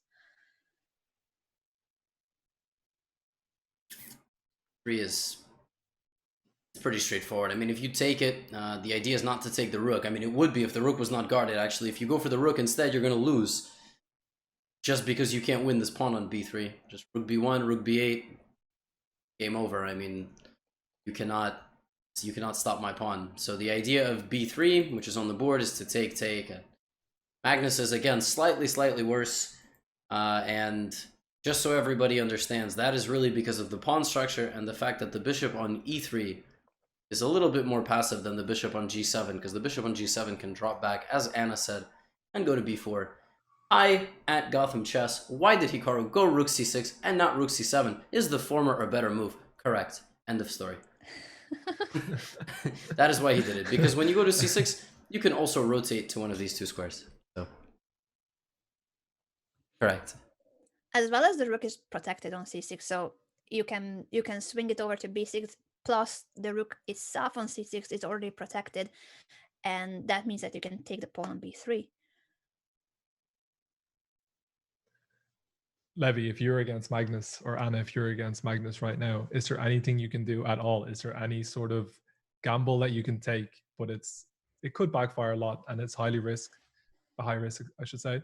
Or is it right now you just got to be solid because it's just not worth it because it's game over if it goes wrong? You mean if I'm playing? Well, I know, yeah. Let's say I'm his strength. If you're the same strength as him, not if you're actually put in this situation. Like if you have the same talent available, if you get yourself in the slightly trickier positions. What voodoo like what did I sacrifice to be as good as he is? Like am I, you know? I didn't think it through that far, but if like, do I have to be a vegan for the rest of my life? Like, is that a trade? Like, I'm not sure I'd make that trade. No, okay. That wouldn't be much of a sacrifice. I thought that we are already talking about like Little Mermaid by Disney kind of a sacrifice. You give up your voice so that you can play just as well as Magnus Carlsen or such. That would be a tough call. If Levy gave up his voice, it could be a more successful stream, eh? Probably. Probably. Yeah. All right. I wasn't expecting to get insulted, but no. I'm just gonna put so here's what I think. I think that if you're equivalent strength, I think mixing it up is the way to go. So I think playing different openings, seeing what you're getting on the board. The problem is that in the time constraints that you have to prepare for this thing, you can't solve everything. But that, like, my style as a chess player is always mix it up. I get bored, you know, even when I'm streaming regular Blitz games and my opponent won't play a different opening. Like, no matter what I do, like, I'll play a different pawn move on the first move. 3 games straight, they keep playing the same kind of setup. I'm like, it's like, come on, like, we're both title players. We have played so many years. Like, let's mix it up. Let's have some fun. But some people are very system approach. That's to chess. So, but I would try to mix it up as much as possible. I think Anna's different. I think she would have a very different strategy. Yeah, I'm a boring player. I used to play the same opening all over again. I like to be safe and played have it well though. my plans. Oh, Yeah. thank you. Definitely. Thank you.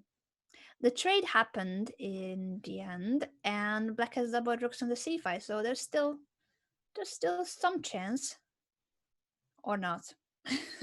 How much of a chance do we have here for keeping the game going? Oh, did I just give a gigantic monologue? But Finton asked me what I would do in this position. Yeah, I didn't want to correct you because it was beautiful and it was poetic, and I was just shit, like, man, you put so much effort in. You were talking about how you like to mix it up in the openings. I was like, I can't cut across him. Oh my god, He's pitching how he wants people to play chess. He's talking to 30,000 people right now. I'm not going to cut across him. I already insulted him like 20 seconds before. All right. What would I do in this position? There's not much to do in this position, unfortunately.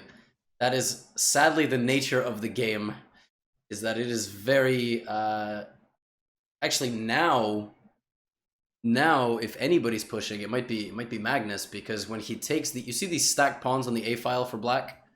Yes. They're potential weaknesses, and so when you play rook A5, which is what is about to happen, the rook is going to take the pawn. The rook on the back rank is going to support the rook, and Hikaru is going to have to defend this A7 pawn. Although, Anna, even if Magnus gets both, because he has doubled pawns on his own and a isolated H pawn, it's not so easy to win, right? It's not so easy. Yeah, that is true. That is true. And Hikaru is trying. He pushes f6. I don't know if that's the best way to try, but it definitely is an attempt. He wants to activate his bishop. Yeah, exactly. So rook takes a5 played, and if he takes on e5, if that plays into anybody's hand, that might play into Magnus's a little bit, because it opens up his bishop. However, if he trades the a pawn for the e pawn, that's like an auto draw. The doubled, again, the pawn structure for white is the problem. You're kind of immobile, so we might get false sense of excitement here, but at the same time, there could be something in this endgame that's there. Let's see if there's that something. What can we play for? What'd you guys have for lunch? I'm getting really hungry. No, let's not talk about food.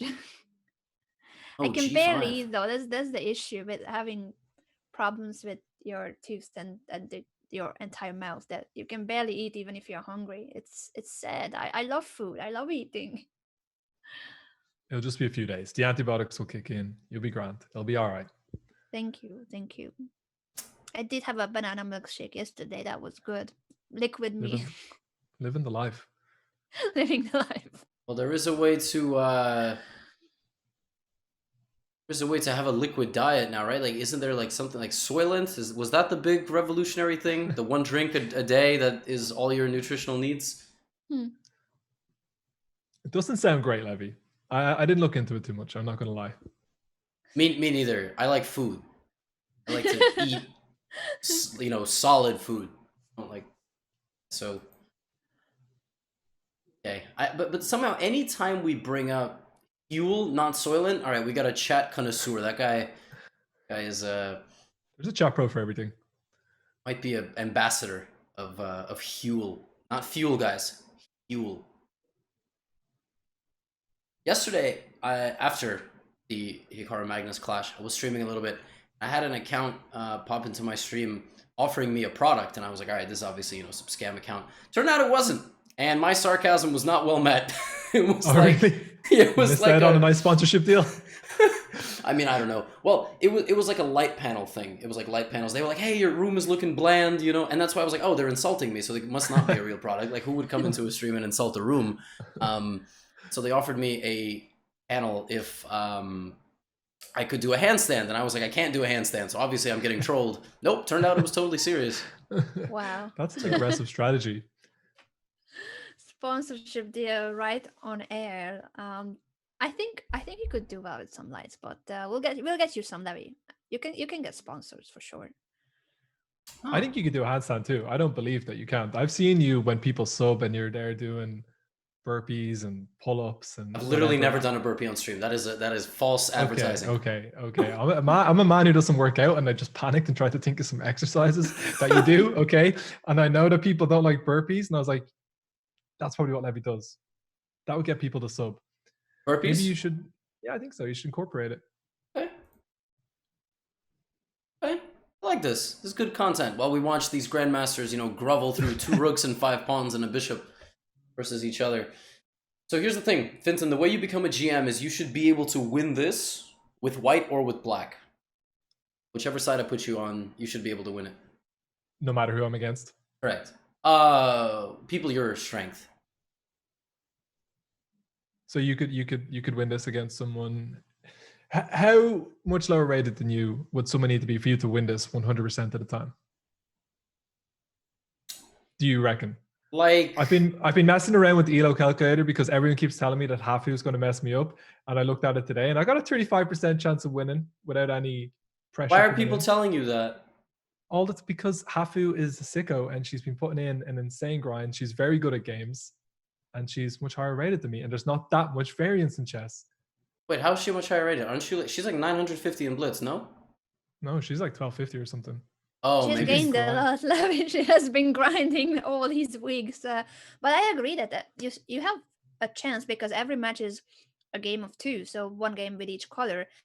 I think at PogChamp's level, everyone still has quite a good practical chance, even if there will be favorites and underdogs. Your group, by the way, Finton, I think is crazy strong. Group of dead, I got told. Oh yeah, she's at her peak of her powers. She's 1233. I would like to apologize formally. Wow. Okay. Levy, you were meant to be a supporter and my coach. You talked about the Burberry suits, the lads walking in hand in hand. I said celebrating. Okay. Hey, that was I read a lot of that. Your puzzle rating is in the same 100 points as hers, which means you see the board the way she does. All right, so this is my boost of confidence. And if she watches this afterward, she goes, that's favoritism. Not quite, but you got to cheer, you know, you got to cheer for the Burberry suits. I did say to Finton that if he made it to the top 2, then... Minimum $10,000 spend on a Burberry suit is what I remember hearing. Yes, that's what I would do. Then you said we would get matching suits. I'm not sure if you mean I have to buy you one and buy one for myself. Like, I just think the shipping logistics of you getting a suit to Malta on time if I make the final is not going to happen. I also don't know if I could find a Burberry suit in Malta, but we'll try. We'll figure it out. Yeah. We'll be good. I have a suit ready to go, man. It's not quite as snazzy or as nice on the eyes as the Burberry suit, but it's a shamrock suit, and I'll go full leprechaun. I'll do a little bit of Irish dancing. Might see if I can get Michael Flatley for a guest appearance. It'll be beautiful. And Anna, what's your go-to luxury brand? You know, if you need to splurge on fashion. What about you, chat? Chat, you're. I feel like chat is a Gucci chat. We got a Gucci chat. I was telling you, Levy, the other day about the Gucci watch I bought, but that was just a joke because we were in Beijing with the Olympic team for the World Mind Sports Games, and we went to the silk market where obviously no brand was actually they would have Converse and Gucci and whatnot, but they weren't really the brand that was written on it. We just bought them as a joke, and I still like it because like getting a Gucci watch for €2. Wow, they had a big sale that day. I know, I made a good deal. No, but it was funny because they look decent. Of course, it may be the case that next week your watch stops, so no one guarantees that it will work forever. But as a souvenir, we bought a couple of those items from the silk market, and you could also get them on the streets in Beijing. People just approach you and they say like they were, especially with Gucci, they really like Gucci there, I think. And you would be just walking on the streets and people come to you and they're like, Gucci, Gucci. It was funny. I really liked it there. I would love to go back to Beijing. It was really nice. That was a mildly terrifying voice that I hope I never hear Anna speaking again. I'm sorry. I really liked it there. I honestly did. And if I'm making fun of the brands being copied, it's in hopefully in a good way, because I don't mind. Like, we all knew that they are fake, so you know what you're buying. Stop killing the illusion. I mean, next thing you're gonna tell me Tooth Fairy isn't real. Like, what is this nonsense? I didn't come on this stream to have like a, you know, coming of age moment or something. Okay, Rookie 5. It's getting down to a draw now. Getting down to a draw. Been a draw for a while, so we've been trying to keep you guys entertained. If the rooks are being traded now in the bishop endgame, white can push the pawn. A king f5 makes sense first, activate your king, and then f4. So basically there's just no play left in the position. Yes, exactly. Each player will be left with 2 pawns, and each player will be left with 1 dream, and each player will also be left with 0 hopes of winning. I did not script that. That was pretty good. That wasn't that bad. Just beautiful. Straight down. Yeah, there's nothing here. It all comes down to the next game, really. It's got to come down to the next game. Hikaru, I don't know if he's going to go all out with the white pieces, but we will see. It's an incredible amount of pressure to be on, to have to defeat Magnus Carlsen in one game where your hopes of winning are pretty much crushed. Well, going toe-to-toe and making it to the 7th round is it's quite awesome. I mean, when they announce the best of 7, you never know what to expect. And when was the last time in a sporting series that this happened? Like, anytime, this is going to be a basketball reference, so I apologize if neither of you like basketball. No, I get it. The Raptors versus Golden State, that went to the game 7, and LeBron made. When they each win a game, like one lost, one lost, one lost. I remember the Pistons, early 2000s NBA Finals. I was a wee lad, and I was watching them trade blows, and I don't know, like, when. Also, I think the Raptors won in 6, Finton. Oh, did they? Was it not game 7 when LeBron made that absolutely insane block at the last couple of seconds? Yes, but that was a different finals. Oh, sorry. Yeah, sorry. It was. Golden State has been so dominant. Yeah. It was LeBron playing for Cleveland. That was it. Sorry, excuse me. I got it confused. Listen, okay. I tried to fit in with the American crowd. I tried to make a basketball reference. Yes. It is more than okay.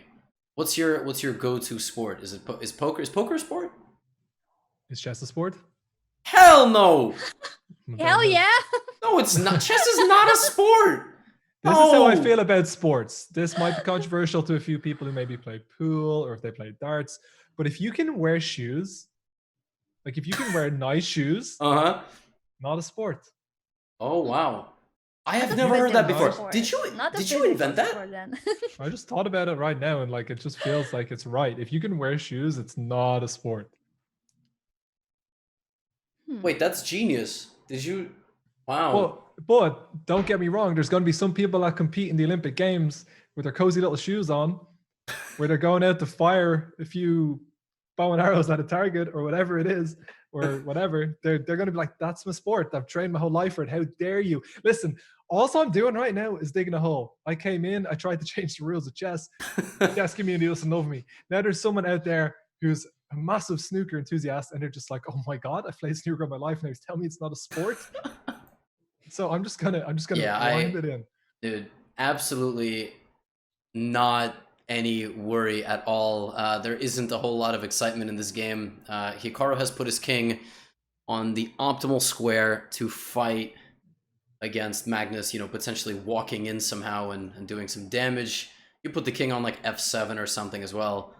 You've got to be a little accurate here, a little bit accurate. Like, for example, you can't just lose this pawn and expect this game to be a draw, but it's going to be a draw. A lot of people in the chat, by the way, sorry to cut across a little bit, but are saying rip for swimming. Like, they're not nice shoes. I'm talking about a pair of shoes that if Levy invited you to dinner in New York and it was a really nice restaurant, you're not going to rock up in swimming shoes to that. They're specially designed. Like, you wear shoes when you run, right? But they're running shoes. I'm just talking about like nice fancy dress shoes. If you can wear them, like if Usain Bolt put on fancy dress shoes, he's not winning the 100-meter sprint. Like, you don't think so? Those no way. Imagine if he did, that would be the most gangster thing that's ever been done. He's got like what 12 Olympic gold medals, maybe it's 16 before someone corrects me, and he just rocks up in the shoes that he's ready to go tap dancing in after. That would be amazing. Honestly, we should bring him back and get him to do it. Yeah, just walk up in what is the most prestigious shoe brand in the world? Like, who has the most amazing shoes? By amazing, I just mean maybe Jimmy shoes when I think of, but that's for, I don't know if they do men's shoes. I'm sure they do, and someone's going to correct me. But one of my exes was very obsessed with those shoes. Jimmy shoes, huh? But he said, okay, Target. Okay, Skechers. Yep, Skechers. A little bit of Skechers. That would be the ultimate. Honestly, Crocs is a great show. Oh, I'm left speechless. I'm just thinking that even this bishop g7 was possible. Did you guys see that moment? I looked back at the position and Hikaru would have allowed White to give a check on d4. Sorry that I'm bringing it back to chess, but he blundered his bishop on purpose. Yeah, because he would play king f4, takes, king here. That's what he wanted, and there is no way to defend this pawn. That's what he was going for there. And king c5, and there's still trying to break in, but he's still definitely under some pressure. Definitely under some pressure.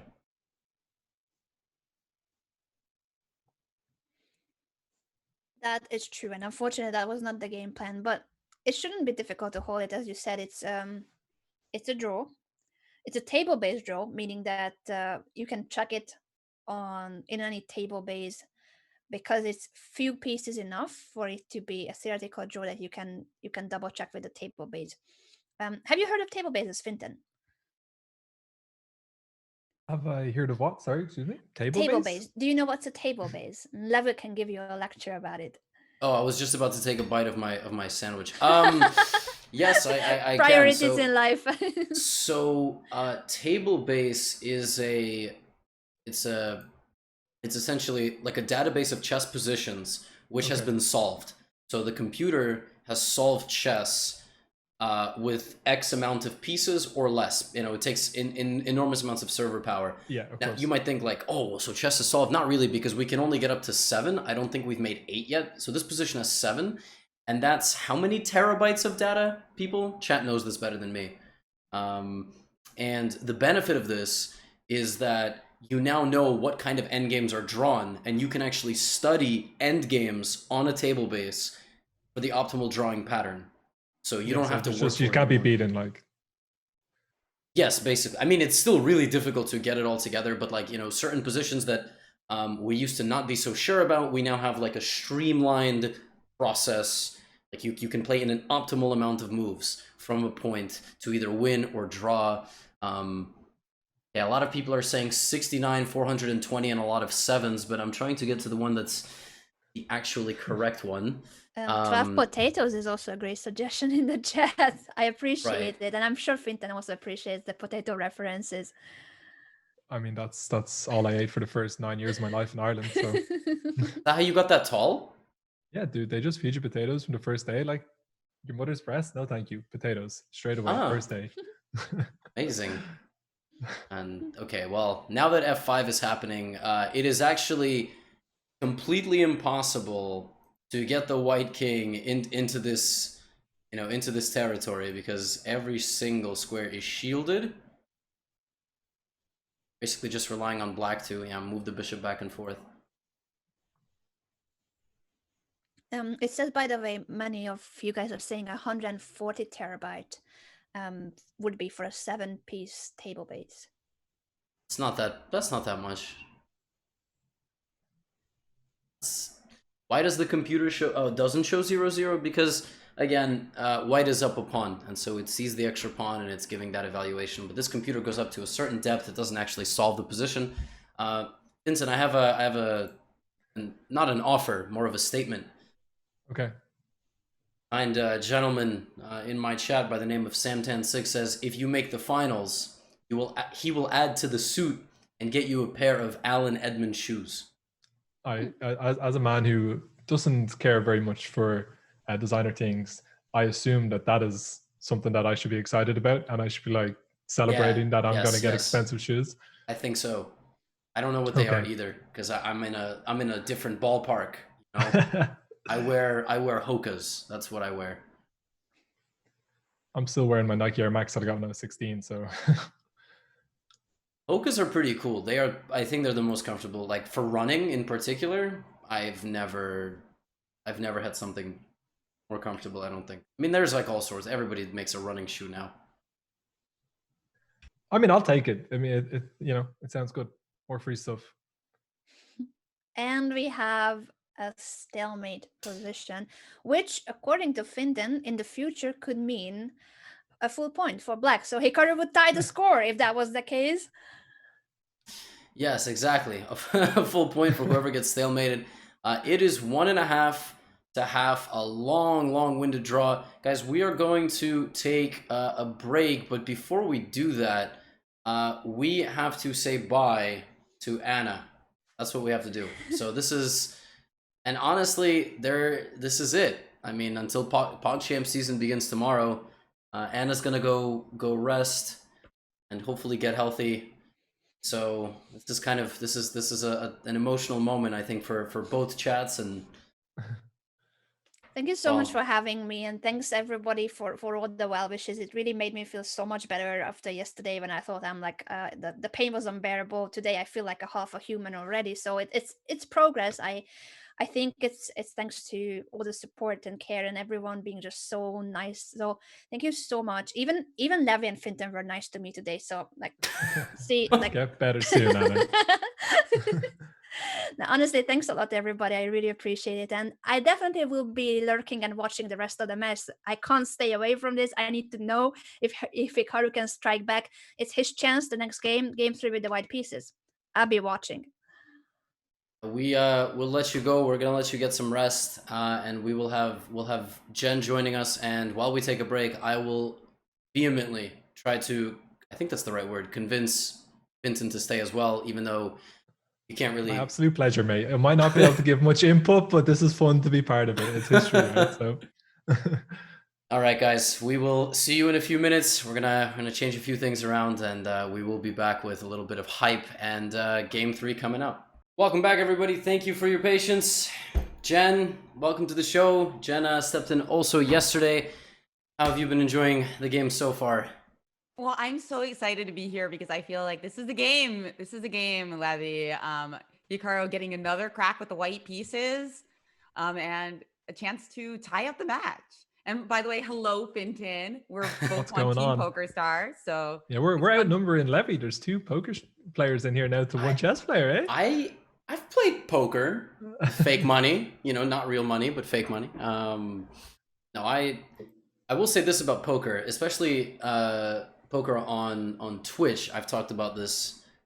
It was the first example of a really, really nice community that I kind of saw and had to mold, my chat and all these things after. So just a handful of you have some really, really good communities on Twitch. I think there's a lot of crossover though. I think that the chess and the poker communities, like there's an average age that's a little bit higher than a lot of the other streams on Twitch, I think, and that like lends itself to like a nicer environment to stream in and be part of, I would say. And it looks like all right. But yes, I totally agree. And in fact, yesterday, Levy, I was giving Finton a chess lesson that was all based on poker related examples. So we showed one very famous game between my brother, Greg Shahade, Mm-hmm. And Tom Dwan, one of the great poker players, that was $50,000. Wow. Yeah, so if it just, and of course, these guys are always playing for huge amounts of money, but normally 50K is a strange amount of money to just play a casual game with. It was a rook odds game, Levy. A rook. Okay, I was gonna say they definitely didn't play straight up. I mean, I would imagine that Tom Dwan's a confident guy, but I will say this: there is nothing compares to the amount of hours that I've watched. Like you put something on in the background, or you do watch it for the duration of the video. But what's it called? I think High Stakes Poker is the name. Amazing. Like some of these. Tom Dwan back in the day. Oh yeah, just some of these, cash room, huge stacks, Antonio's there, like all these guys on a weekly basis. So very cool. Hans Niemann told me that was something he got into even years ago. And obviously he's quite young, and he's told me he's convinced that he's going to come over to Europe and play poker full time. So it'd be interesting to see if a chess player decides to transition into that world full time. There have been a few for sure. Nobody. I don't think anybody did it that's like that became extremely high profile, Jen. Unless there's Jen. Poker? Jen does both. But there's also like Dan Smith, who's not okay. He's 2100 chess player, but he's one of the best poker players in the world. There's Dan Harrington. So I showed Finton a game by him yesterday, where he won. And so there's some nice examples. And then of course the biggest example of all is Alexander Grishuk, right? He played in nosebleed games online, mostly anonymously, but eventually like it was clear it was him. And so he's probably like the only player to really play at the absolute highest stakes of both games. Alexander Grishuk. I actually didn't know that. I only knew that Grishuk plays, but that's about where my knowledge stopped. Wow, that is substantial. Yeah, nosebleed games with like the likes of Ike Haxton and PLO. Grishuk was in there. And it's kind of interesting because what happened in the evolution of poker is that as it became more like chess, in that people take a very, very serious approach to studying it, it actually became more difficult for somebody to be really, really good at both games at the same time. No, of course. That makes a lot of sense. Yeah. I do think it would be easier for chess players to transition and become an elite poker player than someone starting in their mid-20s or 30s to then transition. That's like, I don't mean to crush people's dreams that have just start playing chess and the thought of becoming a grandmaster, but if you don't start when you're quite young, becoming a grandmaster is it's a really difficult thing to do anyway, but it's like close to impossible if you start in your like 20s or 30s, right? Unless you like dedicate maybe all of your time to it and have a good mind for it in the first place. Like you have to be, I thought so. So what you're saying is that I'm probably not going to be a grandmaster, Levy. You don't believe in my dreams. What is your dream in chat? Well, nothing at all. I don't. No. I'm just being the chat. I don't have any dreams in chess to aim for any particular rating. I just enjoy playing it, and I think if I sat here and just gave you some arbitrary number and was like, oh, if I'm not 2000 in 2 years, I'm not going to play, or if not 2000 in 10 years, I'm not going to play. Like, I don't like setting goals like that. I just enjoy playing the game. Love that. That's a great philosophy. And here we go. Hikaru Nakamura starting the game with E4 again. I'm glad that he made that move because I was about to predict that he wasn't going to play it.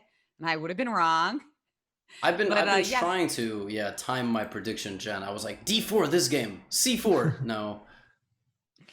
But what is Magnus already thinking for a second? Of course, we kind of expect him to repeat the first game, right? Wouldn't you expect the double king pawn since that went so well? Yes, and I did promise today to the Hikaru channel that if E4, E5 did not happen when Hikaru has the white pieces, I'll give 10 subs. The first game was E4, E5. We'll see what happens this game. 10 subs to Naka's channel, not yours. Yeah, or I could do both. I'll give one to Jen's, and everybody gets to. But I think it's gonna be E4, E5, and it's E4, E5. There it is. There go all the subs, guys. Sorry. Yeah, clock is not busted. It's just that Magnus had not played a move. Okay. But that is what we call in poker a free roll, and I was trying to negotiate for you guys. You need poker players around here for that. All right, this is exactly what we saw in the first game. This is the Berlin defense. This is literally exactly as game one went. And here Magnus played knight d7. So a move that Finton, I would imagine, and there it is. I would imagine, Finton, that is weird to see. Knight back. Listen, I'm just always so scared when you throw the bat onto me and we're talking about two of the greatest chess minds, and you're just like, would you have done this, Fint? I'm like, probably not. I probably would have not tried to double my pawns at the very start of the game. I probably would have tried to play something completely different because I hear it's not good. But I mean, Carlsen obviously knows what he's doing. They both know what they're doing. I'm not going to sit here and say it looks weird. I mean, it's more a matter of like I want people to understand that as we're delivering commentary on these things, we want to at least, we want folks to come away from every sort of broadcast having learned something, but at the same time, it's not like a 4-hour droning on lecture about when it's good to. An A5, a repeat. And G4. G4 instead of what he played, a much more sedate move in the first game, Bishop E3 Levy. So yeah, Hikaru's improvement. I was just about to give Finton this explanation about how it's not a 4-hour lecture on what to do and not do, but oh my gosh, this is picante. This move G4, and Magnus unfazed, rookie 8 as if nothing happened. But where are we going to put our king? Because once we play the move G4, Finton, the problem is that our king doesn't really have a good cover when we castle. So do you think that Hikaru now is going to actually plan to play like Bishop D2, Queen E2, and Queenside castle, or just castle and maybe King H1? That's or King E2 as well. No, I don't think that's going to happen. I don't like King E2. I like my first idea of Bishop D2, Queen E2, and castles long the most. And it looks like Hikaru basically agreed with me in a sense, because he just played Rook G1, and now, of course, he can't castle kingside ever. This is crazy. If this is what you have to do to win against the Berlin, I would just recommend playing a different system. This is wild stuff. So you mentioned the Berlin was the opening that like forced the quite quick draws, right? In previous matches. Yeah. So Berlin has a history. It's in the World Championship match between Kasparov and Kramnik. Kramnik played the Berlin defense, which is exactly in this king spawn position. You play this move knight f6 early. Oftentimes you threaten to take the central pawn. Somehow black escapes. Black goes back, stabilizes the position completely fine. And then ever since then, their match has basically been a secret that, a poorly kept secret that chess is not fun when you allow the Berlin. And so people are playing anti-Berlin. They're not letting e4 get captured. Jen, were you an e4 player? Yes, I love playing e4. But I the funny thing about the Berlin is I feel like it's actually pretty, the classic endgame is actually pretty easy to play for white. So if you're not at the super GM level, it's a pretty nice line just to play the main line. Okay. Because it requires such a fine handling for black, in my opinion. But getting back to the game that we have now, because actually it's way more exciting than a Berlin. I gotta say that I like what Magnus is doing here, playing a4, because if I do try to now put my king on the queen side and castle long, you're gonna be able to play a3, and suddenly I've got all these like issues of my own with my king. So what's Naka going to do? Maybe he is going to try to land his king on e2, like you said originally, Levy. I thought you were joking, but maybe it's serious.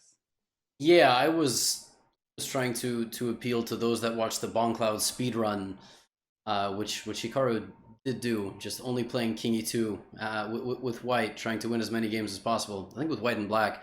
But the king is difficult to get to behind all of these pieces.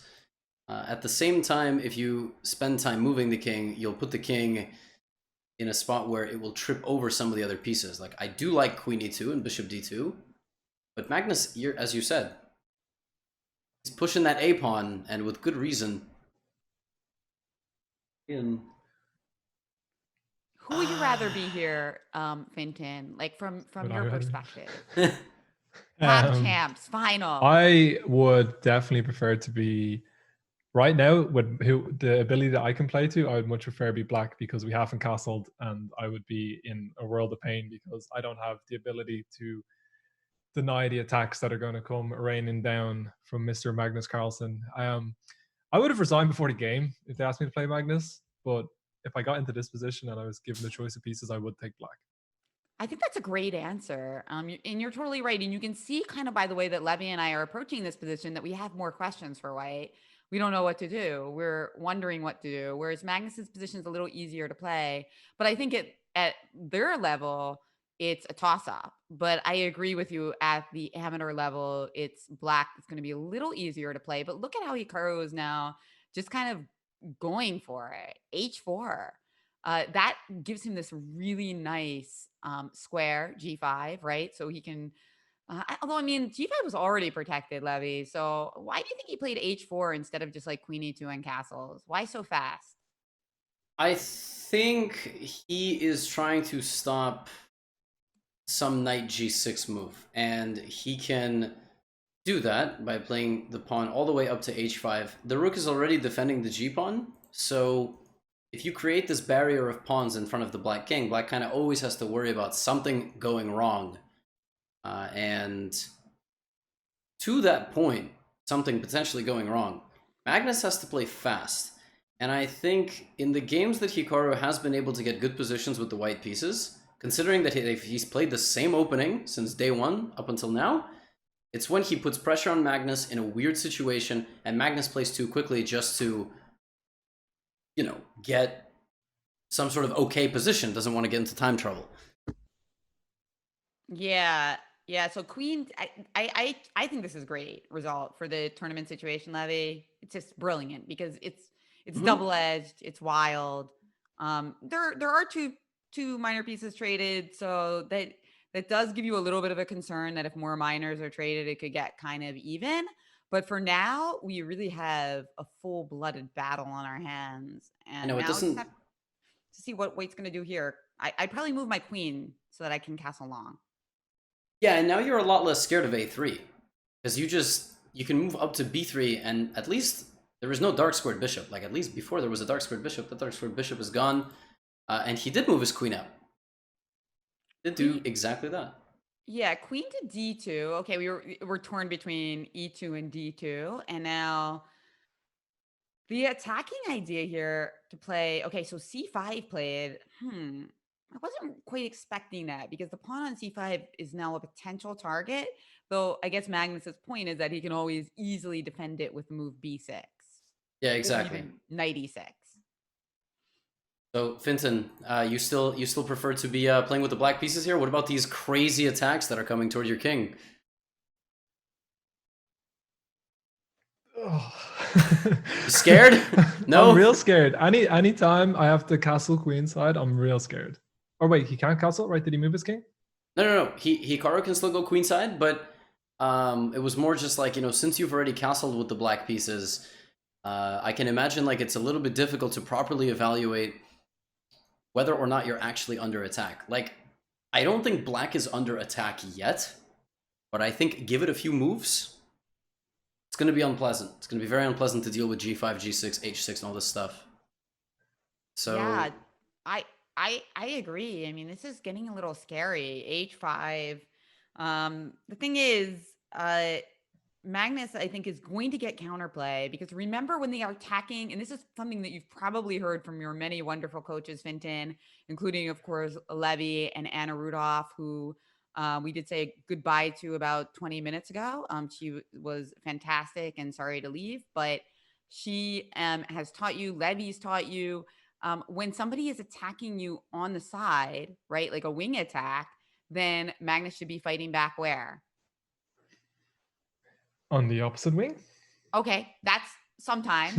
But even more powerfully, if you can fight back in the center, right? So if you imagine knight e6 and knight d4, if we're starting to attack things in the center of the board and you're just like uncastled and trying to attack me on the king side, usually the center is going to win because it's just math. We're attacking on both sides. We have attacks on the queen side and the king side at the same time, and eventually something bad's going to happen.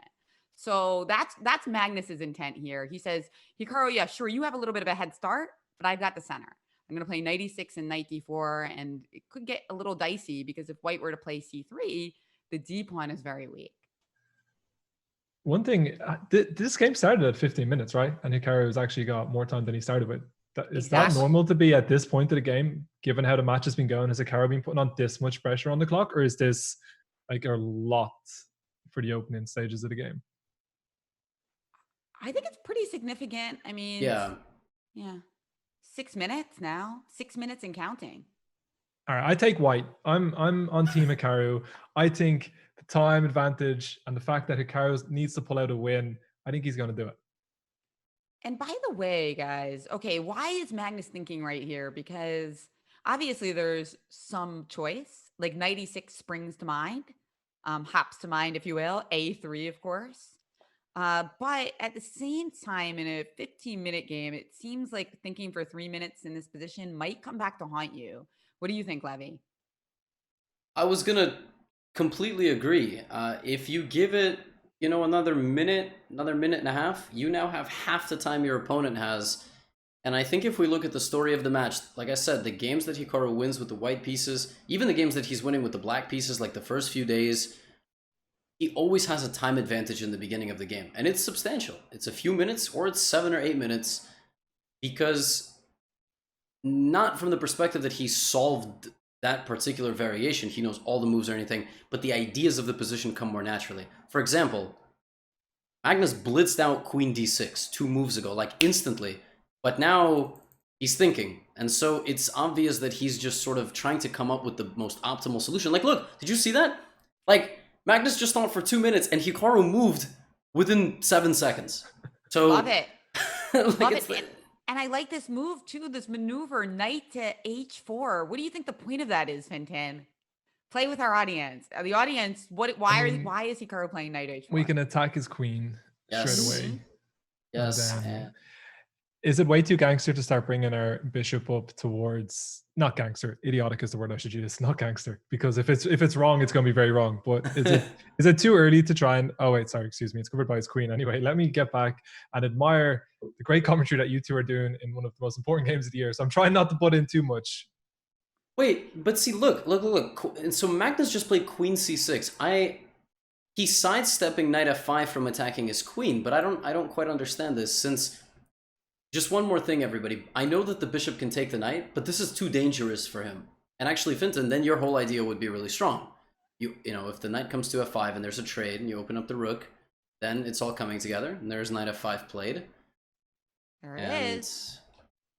And remember when Magnus had a knight on F5 yesterday, guys? Mm-hmm. And how, even though Hikaru, according to the computer, was doing fine, from a practical point of view, and that's why Ben Feingold calls it knife on F5, it's really difficult to play against a well-placed beast like that right against your king. All sorts of tactics are in the air. Bishop H6 someday, bishop moves, Queen G5. It's a constant headache. And actually, Carlsen made a pretty quick move considering the stakes after knife to F5. He played C4. Okay, that also allows me to at some point maybe play Queen B4 or hit the E7 square as well. I really like white, guys. Yeah, this is a position where every single queenside pawn that black has is now on a light square. So you start looking at what's in the middle. Like the B4 pawn, the B4 square, queen can get to B4 also, and that's exactly what he plays, eyeing E7. Oh, that's interesting. I was just throwing that move out there, Levy. It actually seems a little.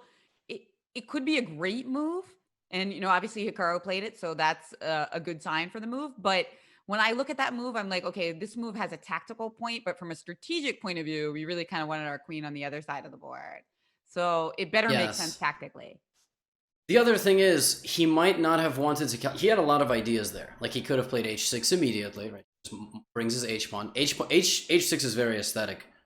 Because if you take it, you lose. And if you play G6, the knight jumps in, all the dark squares near your king are really bad.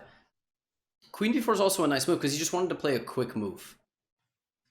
And so putting some serious pressure here on black's king. So more than double his time now, by the way. This is exactly what you're talking about, right? Where if it gets into a situation that's not that familiar and there's a lot of time pressure, that's when Magnus isn't going to crumble, but when he could make a slight error, which Hikaru could, hopefully take advantage of. Exactly. Absolutely. And when I said, like, from a strategic point of view versus tactical, like that's really the main central tension in chess at all levels. And that's one of the things I love so much about it. That you're constantly weighing just trying to win your opponent's pieces in checkmate with these gradual improvements and the moves that heuristically or like in general are good. And obviously players like Magnus and Nakamura thread that needle best in the world. Yeah, there's a very high chance that as Magnus's time ticks lower, he's not going to be in the mentality of buckle down and defend. I think he's actually going to try to create chaos, which is what some of these like superstars do so well. They find a way to complicate matters like that. There we go. We see it on the board. A3. Now you got to think about that A pawn. All right, now. Absolutely. Do we take it? I do not want to play knight e7 check here and win that exchange. That is not on the menu because then after rook e7, queen e7 takes on b2, and you just have a monstrous pawn. Yes, that pawn is it's going to win the game because black is going to play cd3. You know, an attack is not always worth you know, just getting a little bit of material. So we got b3, c takes d3, c takes d3. Now for a moment, Magnus has no attacking move. Well, one. Queen c2, right? That move is kind of aggressive. Yeah, queen c2, serious move, because I'd love to play like rook c1, but it's not necessarily going to work out that well for me because then you have your choice of taking a2 or d3. So do you have to suck it up here and just play queen d2 and offer the queen trade? Because I don't think you can allow queen b2. I think that just would be terrible, right? So if you bring the queen back, he might literally not have a choice, by the way, because if you play rook c1 and I take the a2 pawn, that's a little bit too dangerous. Yeah, I mean, I'm just looking to see if we have any tactics with like knight e7 check and h6. Like, I mean, I want it because I really don't want to trade queens. I'm not going to lie. I think the chances, obviously, for it being a draw are going to go way up. And we talked about that in my lesson with Finton yesterday, actually, about the queen trade and why that's such a significant moment in chess. And what's the number one thing we mentioned, Finton, that you should look for when you're deciding whether or not you should trade queens? Material and the position of their king. But right now, is Hikaru's king not in an extremely scary position? So whilst he needs to win, like that I don't like the queen on the 7th rank there, okay? That is scaring me a lot. That does not look comfortable. I totally agree. The one caveat, though, is that it's the lone queen. And the lone queen can't give checkmate, guys. You can try all you want, but you need that king to give a little helping hand. Yeah, it's very true. There's very few positions where only the queen can give a mate. It usually means that the king is blocked in by its own pieces. So that's still, you know, getting help from something, just not your opponent's position. I don't really see another option besides queen d2, because here's the thing, your d3 pawn is also under attack. So the queen's not just threatening to attack your rook, threatening to take the d3 pawn. Hikaru won an endgame a few days ago where he had bishop, dark squared bishop, and the 2 rooks versus a light squared bishop and the 2 rooks. And even though he started the endgame down a pawn, Magnus's position was so overextended that he won a bunch of pawns and then ended up winning. So you're seeing similarities in this position right now if they do trade the queens? Yes. Yeah. So don't lose hope if Hikaru does in fact play queen d2. They're still going to play for a win, still has some positional trumps. But I mean, if he could just go wild here and play for like h6 and try to get into the dark squares, I mean, it's worth looking at. We've got a dark square bishop. You don't. Can we checkmate you? Because, for instance, like, just give us some fun lines. h6, g6, knight e7 check, king h8, bishop g5. All of a sudden, I'm threatening bishop f6, mate in 1. Yes, I'm having fun. Yes, that would be nice. That would be nice. Yeah, h6 looks also very natural because, again, Magnus cannot just gobble up this pawn. This would lose, probably. It still is a little bit chaotic, but, you know, you cannot allow pawn takes g7. Finally, Hikaru's thinking. I mean, it's been 20 moves. Finally, he's thinking. He still has double his opponent's time for the next, whatever, 5 seconds. Nope, now it's done. But oh my God. This is a critical moment, guys. This is brilliant, actually, though. Nakamura's time management, playing quickly when the moves were pretty obvious for him, and now actually seeping into a deep think when there's a critical decision at stake. Is there some kind of checkmating attack, or do we have to acquiesce to a slight advantage after Queen D2? This is it. And so I wouldn't be surprised if he thinks for another minute. And I think it's a great use of time. Someone asked, what's wrong with queen takes b5? Now, what's going to happen is the eval is going to fall off a cliff, but you have to find why, because you are attacking the rook. Queen b5 does not look that crazy, but I thought it was because of queen c3 check, but then I realized that you can just play king e2. I was thinking bishop a6. Yeah, that's a problem. Yeah, that's why I didn't even look at the move personally, but queen c3 also looks very enticing. Bishop a6, which both attacks the queen and protects the rook with the other rook, which is sometimes very tough to see. And Hikaru does go for h6 ultimately, which is... Yay! Oh my! Understandable. This is heating up, guys. No queen trade. Wow. Oh, this is exciting. So some of those. So let's go for that line I mentioned with g6 knight e7. I guess you have to take the knight or something. Yes. Yeah. And not get mated. So yeah, that's the problem. You take, and then unfortunately we've given up our key piece. And if we play queen f6 soon, you get to play knight e6, protecting that g7 mate. Yeah. So much compensation here for black. Yeah. Dangerous. But Finton, you see, if you attack your opponents in PogChamps, they'll spend all their time and they'll lose. So that's the lesson. Throw caution to the wind and just fight. Put the head down, bite the mouthpiece, go swing for the fences.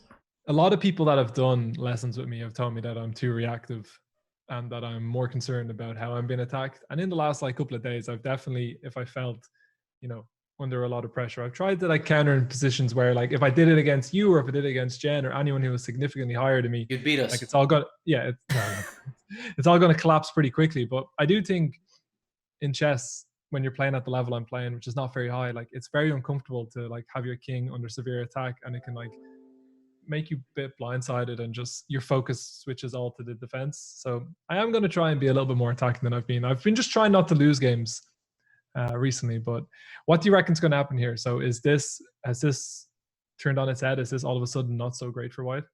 Well, I think after g6, maybe knight e7 check's not necessary, because I'm not sure you're really threatening g takes f5, and then I just can take g takes f5 check and your king is ripped open. Not sure that's actually viable. So maybe instead of playing knight e7 check, Hikaru will play something different here. Now, what move? Good question. But something besides just knight e7. Now, one of the things, Finton. So again, there's no computer in poker, right? So there's only chat pros. There's only backseating. You should have done this. You shouldn't spend that much time. Whatever. In chess, we unfortunately we know the best move. We basically know the best move all the time.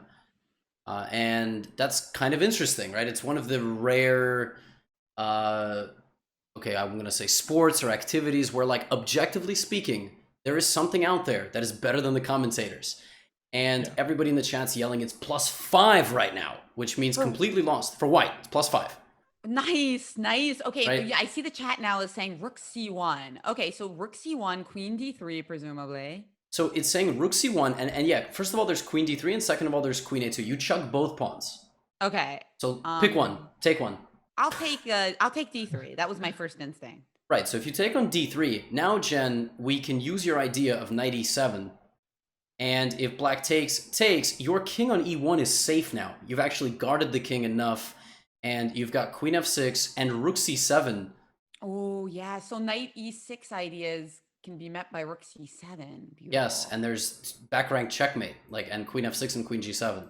So if black plays something like bishop e6, you have queen f6 and it's unstoppable mate. And if you play knight e6, then I play queen e8, knight f8, and first of all, I have queen e5, but I also have rook c7. And basically, you just go all out. You don't care about your king. So Hikaru could win this game right now if he finds the move rook c1. I think he will. I think he will, because it's classical chess ideas. Rook c1, bring you one more piece into the attack. And I gotta love those lines because my issue. And he's found there it. It is Rook C1. It's Rook beautiful. C1 played, and I think Magnus just snaps Queen D3 because there's no real evaluation of Queen A2. The only way Queen A2 is gonna, if you take the other pawn and allow the A pawn to become passing, you just hide your queen from the action, right? And that's not going to get it done. So I think we're going to see knight e7. I think knight e7 is about to happen. Knight e7 check is going to force rook e7 because king h8 just looks completely kaput after bishop g5. So, and this is the thing, knight e7, rook e7, queen e7, knight e6. That knight is a wonderful defender, but you're bringing your rook in, which is actually disrupting its defense. Because yes, when I said earlier, you can't checkmate with just a queen. Well, yes. yeah, this is why Hikaru brought his rook into the party. By the way, like, Finton, and as well as so many of you watching, can actually, I understand these are extremely high-rated players. Extremely high players would have been a weird way to phrase the sentence. H6 is a really important move because it's the culmination of everything that you've done, right, Jen? Like, that's the best way to describe it. Like, why else would you play H4, H5 if you're not going to play H6, right? So, and one more thing to note, every pawn that black has almost is on the same color square as the light squared bishop. And Magnus has not moved the c8 bishop or the a8 rook. Magnus is playing this game basically down 2 pieces because he hasn't moved them, which is making this easier for Hikaru to play. Yes, exactly. That's a great point for any newcomers watching in the chat, that this game shows classical principles of development. Even the best players in the world really play by the same principles that a total newcomer. I think that's one reason why people love chess so much. Yeah, knight e7 is great. At this point, you're just double checking your variations, making sure you're not missing any ghosts. See, the thing is, if this is a blitz game, you know, if Hikaru is playing Title Tuesday, he's going to play knight e7. He's not even going to think about it. Not even going to think about it. He's just going to blitz out knight e7. But somebody from the chat asked a good question though. What about rook takes c7 first? Does that look kind of menacing? Because, you know, if you take on f5, we play g takes f5, yeah, and we're also crashing through. Yes, but I think the thing is that black is not going to take on f5 with the pawn. I think bishop f5 is the point. And after gf5, yeah, you have some pressure here, everybody, but black's not going to, you just let black get 2 pieces in the game. Bishop f5 and rook c8. Uh-oh. Yep, that's great point. And that's actually very thematic, that you see these knight sacrifices in f5, and they don't take it with the pawn. They just take it with the bishop. You see that a lot in the Dragon Sicilian as well, and this certainly has some echoes of that. But what would Magnus do for a dark squared bishop right now? Because that would really solve all his problems. It's the weakness of the dark squares that is giving Naka this win. The hesitation is making me a bit nervous. And he's played rook d1. And I guess he still has knight e7. Or knight g7. Whoa. Okay. Well, knight g7 now traps the rook, right? So I guess that's his concept. That is very funny. Yes, it is trapped. That is a very funny construction. The only thing is that knight was so powerful, and we could also have won the exchange with knight e7 check. So why this way is the question. Because you assume like black's going to develop the bishop now somewhere. I don't know where. There's not a lot of good squares, honestly. But if I play like bishop b7 or something, and you take on e8, why is that better than just having played knight e7 check right away? I'm not sure. He probably saw something in the other version of it that he didn't really like. So yeah, I think so. Yeah, something maybe with knight e7 and queen c3 check. But anyway, this still looks really menacing for Hikaru, because once we play knight takes e8, you're still going to always have to worry about checkmates on the dark squares. Yes, you will. Another Does lesson. this make it a little bit more complicated, like with the time starting to tick down, or is it still, should it be straightforward from this point still? No, if anything, it makes it a lot more crazy. It's gonna. So time management is so important. You would much rather have the 5 minutes. Obviously, I mean, there's no reason to have less time. But just from the perspective of which position would you rather have with more time? I mean, you can give Magnus 5.5 minutes here. It's still really hard to navigate because ultimately he might only have one thread that he can play that gives him advantage. We just saw Hikaru play something totally different than what we looked at. Still says he has a winning advantage because he's winning a rook. Whereas Magnus has to play defense like perfectly to not get into a completely lost position. So, well, let's put it this way. Finton, don't get into time trouble. That is some great advice. Just that, if that's the only piece of advice, you can lose all your pieces. As long as you're up on time, I don't care. But I very rarely do get into any sort of time trouble, but I also haven't played where there's a lot of pressure on me at any point, and I do think it'll change it drastically.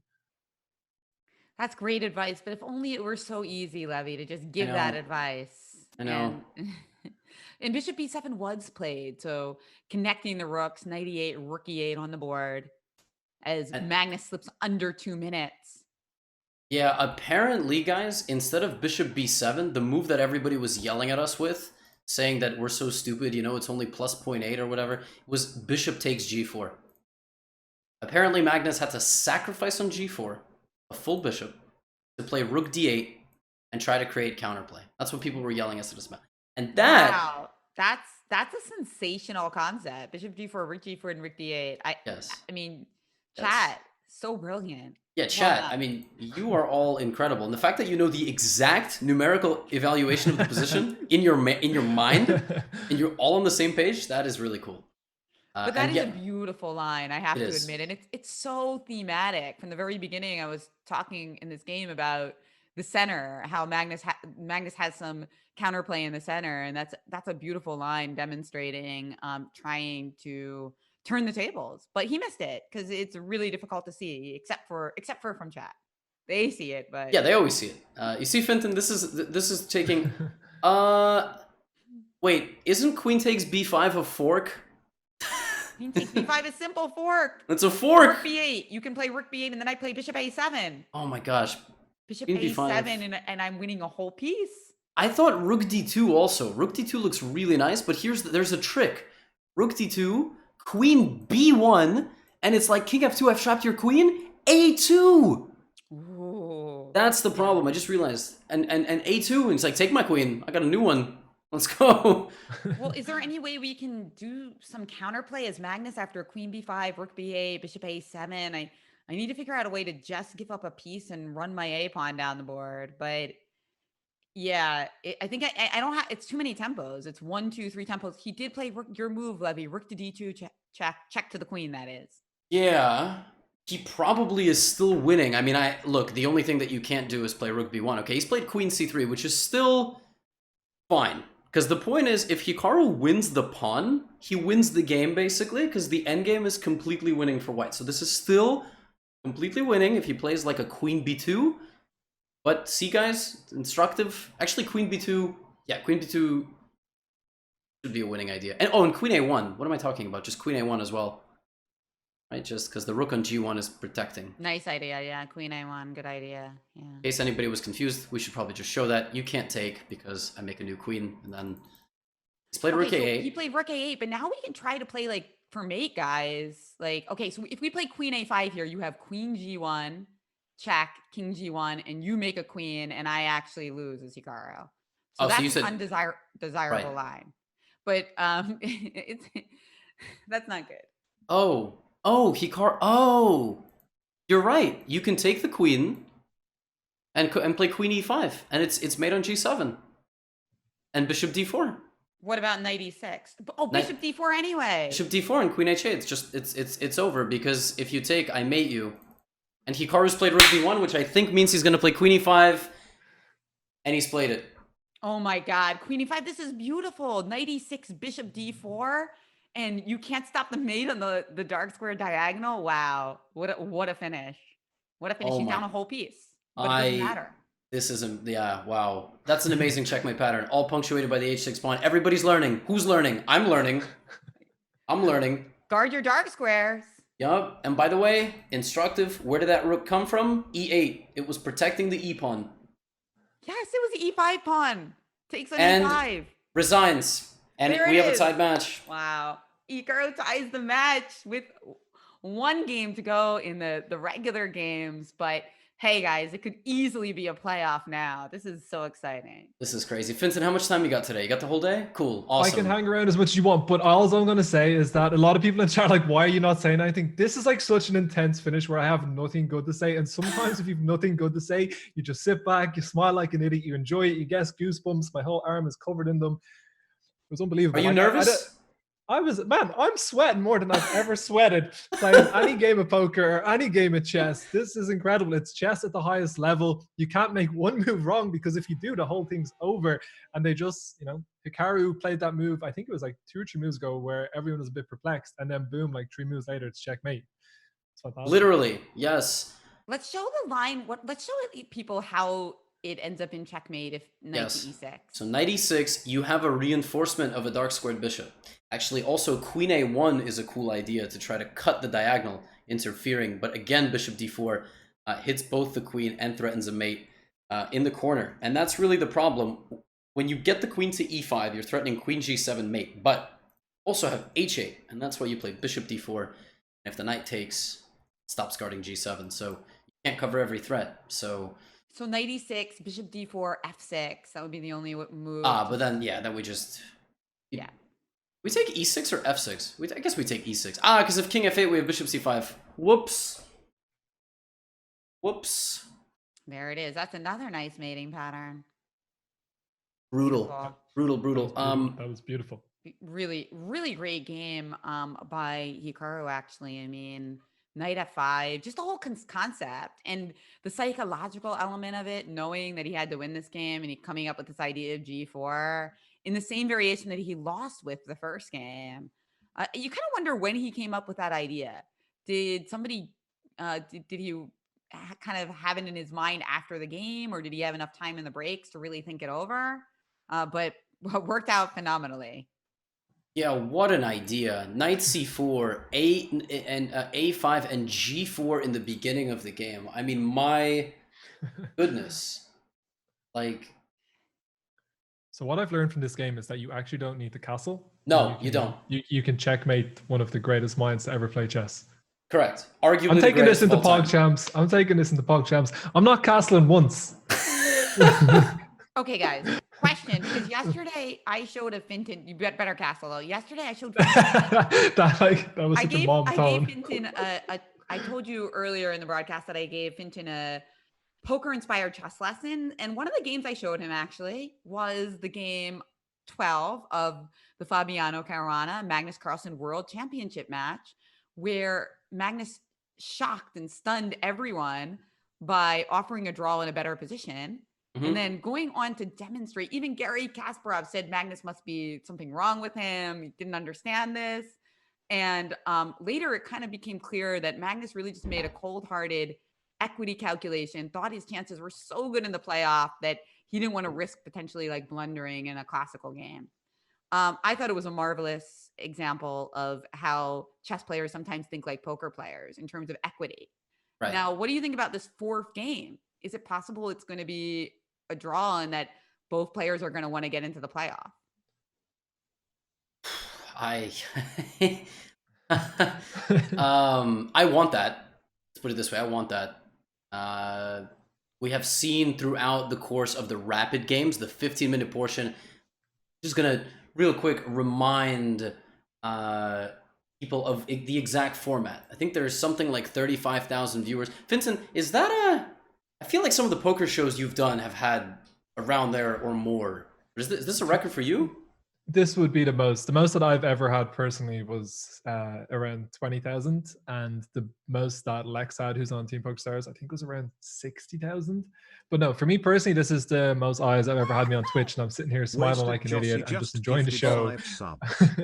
Vincent, in like a week, you might have like 50,000, because some of these PogChamp shows, you know, like I think XQC, XQC Yasuo, I believe was the game, most viewed game, like chess game like ever. I mean, 70,000 people were watching. So can I ask you a question, because you're talking about the potential of it going to a tie break, and I did get sent the rules of the Armageddons. I haven't asked anyone as like, what if I win the option to choose white or black in Armageddon. Is there any strong reason why you should go one or the other? Like my instinct is just go white with a minute less, but I don't know if that's wrong. So white has a minute more. White's minute. Oh, sorry. Yeah, excuse me. But white has to win, and black can. Yes. So it depends what you prefer. Do you want to have the two results in the bag? There's people on both sides, right? There's people who say, take the extra minute because it's better to have the extra minute. At this point, everybody's equally slow. But it also depends on your opponent. Is your opponent fast or a slow player? It also depends on the fact that a lot of games are not draws at that level. Yeah, that's what I was going to say. I don't think that many games end as draws, right? Because someone's going to blunder, especially with that time pressure and Anonymous it's like a high pressure environment where subs. you can't mess up. So my instinct was I just go white. That's what I thought. Yeah, I like that, Finton. I think at the highest level, there's a definite bias towards black. I mean, technically, it should be like kind of like an auction type system so that it's like totally fair. But that adds like extra complications and non-chess like strategy. But Greg and I organized some events in which you had to bid for how much time you were willing to take to get black. So it's kind of like a super fair way to go about it, but it also adds this weird strategy element. But, I was surprised when Magnus chose white the other day, Levy. Were you and Anna surprised by that? We were surprised. I guess he did it because, again, he gets the extra minute. He thought that he could make use of it if he got some sort of surprise on the board. And the opening that he got, Hikaru had prepared. He knew it very well, not specifically for the tournament, but something that he had prepared in the past. And by move 15, he had a better position with the black pieces and more time. So bad experiment, which took place, and that's crazy because Armageddon, I've never had to play one, but I can imagine it is insanity to go from 15 minute 10 second to 5-3 to 5-4, no bonus time. Just go. And barely any thinking, any time to compose yourself. You both play poker. When you play online, you have a time bank. Can you imagine that just gets cut by 80% by the end of the tournament? When you play poker, your time bank doesn't refresh. So if you run out of your time bank and you're in a high equity spot, you might only have 5 to 7 seconds. And let me tell you right now, it does replenish throughout the tournament at different stages. But if you're on the final table and you run out of time, you're gonna have to wait maybe 3 or 4 levels until you've got even 30 seconds. Now, how it works is that you have an allocated amount of time where you might have 3 minutes, and it's up to you to not delve into use too much of that at the beginning. But yeah, you can find yourself in situations against the best players in the world where your tournament life's on the line and you've got 7 seconds to make your mind up, and it's the decisions that you make in those moments, I'm pretty sure you make more mistakes than any other time because you just can't work it out. And you just panic and you click a button, and it's not rational. It's just emotional panic. So again, it's a similar thing where if they go from 15 minutes to only having 3 minutes, and you've got the best player in the world coming down on you trying to checkmate you, it's a lot of pressure, right? That's exactly what happened in this game, by the way. Yeah, and so you think the time management in that game was huge? Yes. Big, great time management from Nakamura, and obviously Magnus was going to be regretting his to some extent. Where did Magnus go really wrong, though? It seemed like Hikaru just played really well. Maybe this whole concept of B5 and I think, move 13 when he brought his queen out, when he blitzed out queen d6. I think that was it. That was the beginning of the end, which is so crazy, right? That move looks good. It doesn't blunder anything. How can it be bad? But that's what I was talking about. Sorry. Develops a piece, and one thing about queen d6 that we should give respect to is that its idea is to play knight e6, and e5 is protected, right? And knight e6 just seems like a super strong move, eyeing d4 and f4. So definitely understandable why Magnus did it, but yeah, that was definitely the beginning of big troubles for him. It's so crazy to me that obviously there's people sitting at home and they're looking at the computer and they're telling you the best move, and that's not that fun for me. But the fact that such a tiny little error, even if I guess it is an error from Carlsen, is hopped on and pounced on and just taken advantage of and pretty much impossible to get out of. It just shows that there's not really any error for or margin for error whatsoever. At this level, Yeah. even in game 15, yeah, they just play so well. By the way, Levy, before they get started, I do want to touch on one thing you said, that in poker, people can't like criticize you because there's no like computer engine to tell you what the correct move is on each situation. Actually, poker is becoming more like chess. So yeah, there actually kind of are. It's a little bit more complicated though. There's more room for human like to say that might be what the computer says, but the computer is wrong in this instance. But I'm sure Finton gets that a lot on stream. Like, I looked this up on my solver, and you played the wrong move. It's here, actually right? it's the other way that annoys me. So obviously you have a solver, and if someone comes into the chat and they don't know what they're talking about, first of all, you can probably identify it within a couple of sentences at the level of chess you're at. Like, you just hear them say one move, and it's like, okay, this guy doesn't know what he's talking about. But the problem in poker is that, first of all, you don't always see if you made the right decision because the person folds or you fold. And then on top of that, they can say something that is like, they tell you something's wrong and it's actually a mixed strategy. So you try and explain to someone that 40% of the time you're meant to do what they said and 60% of the time you're meant to do the other thing, and both are correct, then it's just a mess, because people can just claim to be right and you can't really disprove them as quickly as you can in chess. Like, if someone says a move to you and you just show them the engine, it's like, you're wrong. You can't do that in poker the same way. Yeah, but that's also good because it keeps like the game very accessible, that there's different interpretations. Well, it's And why we can play for money that we put up ourselves, right? Because there's more variance and stuff, and it's not as clear that the best player will always win. Whereas, like I said to Levy, I could play chess against Magnus if he had his eyes closed, if he had rooks. There's so many, like, it's impossible for me on a level playing field to ever compete with any of these players, right? well, Sorry, I'm learning. I'm taking notes. I'm going full Peppo G mode over here. Man, I had no idea that they got to poker too. They did, and that's why the comment I made earlier about Grishuk, and I even, I talked to him about that, and he said that he was playing a little less poker because the amount of work it took to be elite at poker was, going to interfere with him being one of the top 10 players in the world, and that was even more important to him, which I think is a welcome news to our audience, as they love seeing him in broadcasts. So hilarious. Yeah. By the way, the chat was asking about whether you knew Alex Weiss. Yeah, I know. Yeah, he's not part of the poker community so much anymore, but I'm not sure, is he a big part of the chess community as well? not really, more of a math person. Yeah, somebody who like kind of gets in there and tries to figure out different solutions to chess and poker ideas. But yeah, Levy, there's chess and poker are kind of converging in this weird way. I also feel like chess is becoming more like poker now because it's getting so popular, right? It's overtaken it on Twitch by like a considerable margin. Like, when I first started streaming on the platform, chess was like up and coming, don't get me wrong. And Hikaru maybe at his peak would have like 2,500 viewers. And like in the last year, I guess it's kind of been off the back of the last PogChamps. Like, Levy's exploded, the Botez sisters have exploded. Obviously Hikaru has just gone to absolutely insane heights. And I just think it's great that everyone who is leading the charge on Twitch are just like great ambassadors for the game. Like, it's very welcoming, because I know like Levy jokes about it, that there can be like the elitists, like a couple of percent. But I think after PogChamps 1, like that, like stigma was kind of just like batted away and just does not exist anymore. Like, everyone is welcome, and like, what am I doing sitting on this broadcast with the two of the greatest players in the world? Like, there's no way this would have happened like 3-4 years ago. I would never be in this situation, right? And thank you. Jen and I are. Thank you for calling us that. Upgraded. Yes. We appreciate it. Thank you.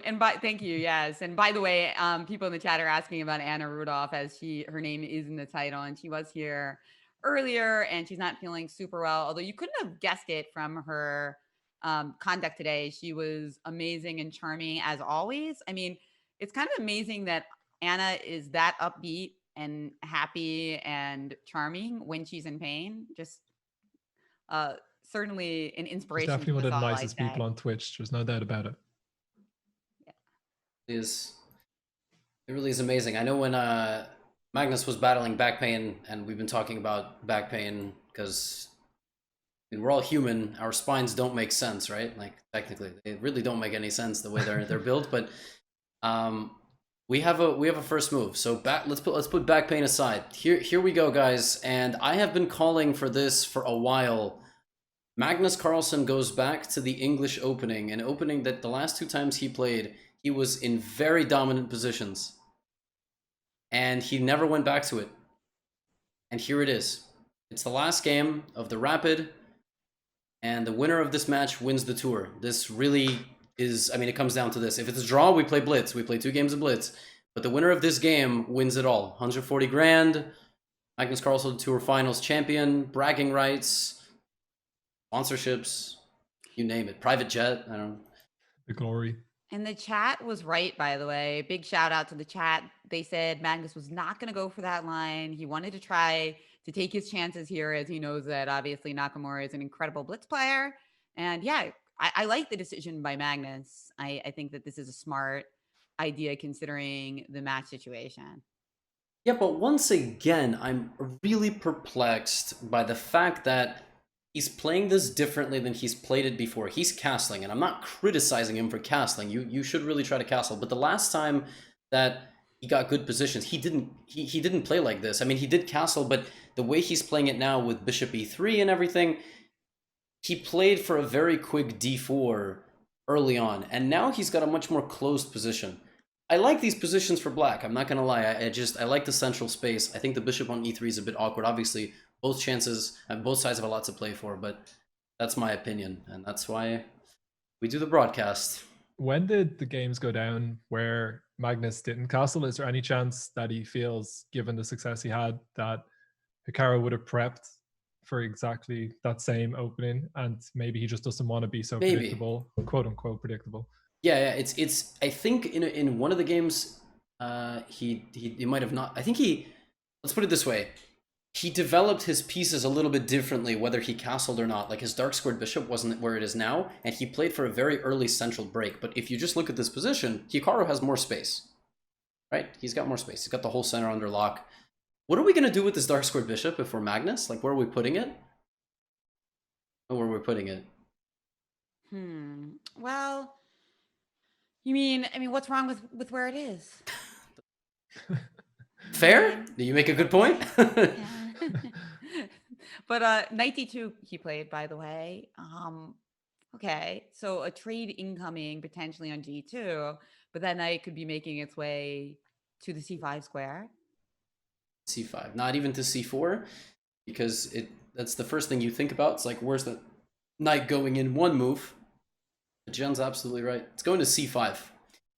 It's the $1 million square in these kinds of positions. And for Fintan, and also for anybody watching, like, we know it's going to c5 just based on a history of playing the game. That's all. It's, if we were brand new to the game, we'd also be like, why isn't it going to c4, e4?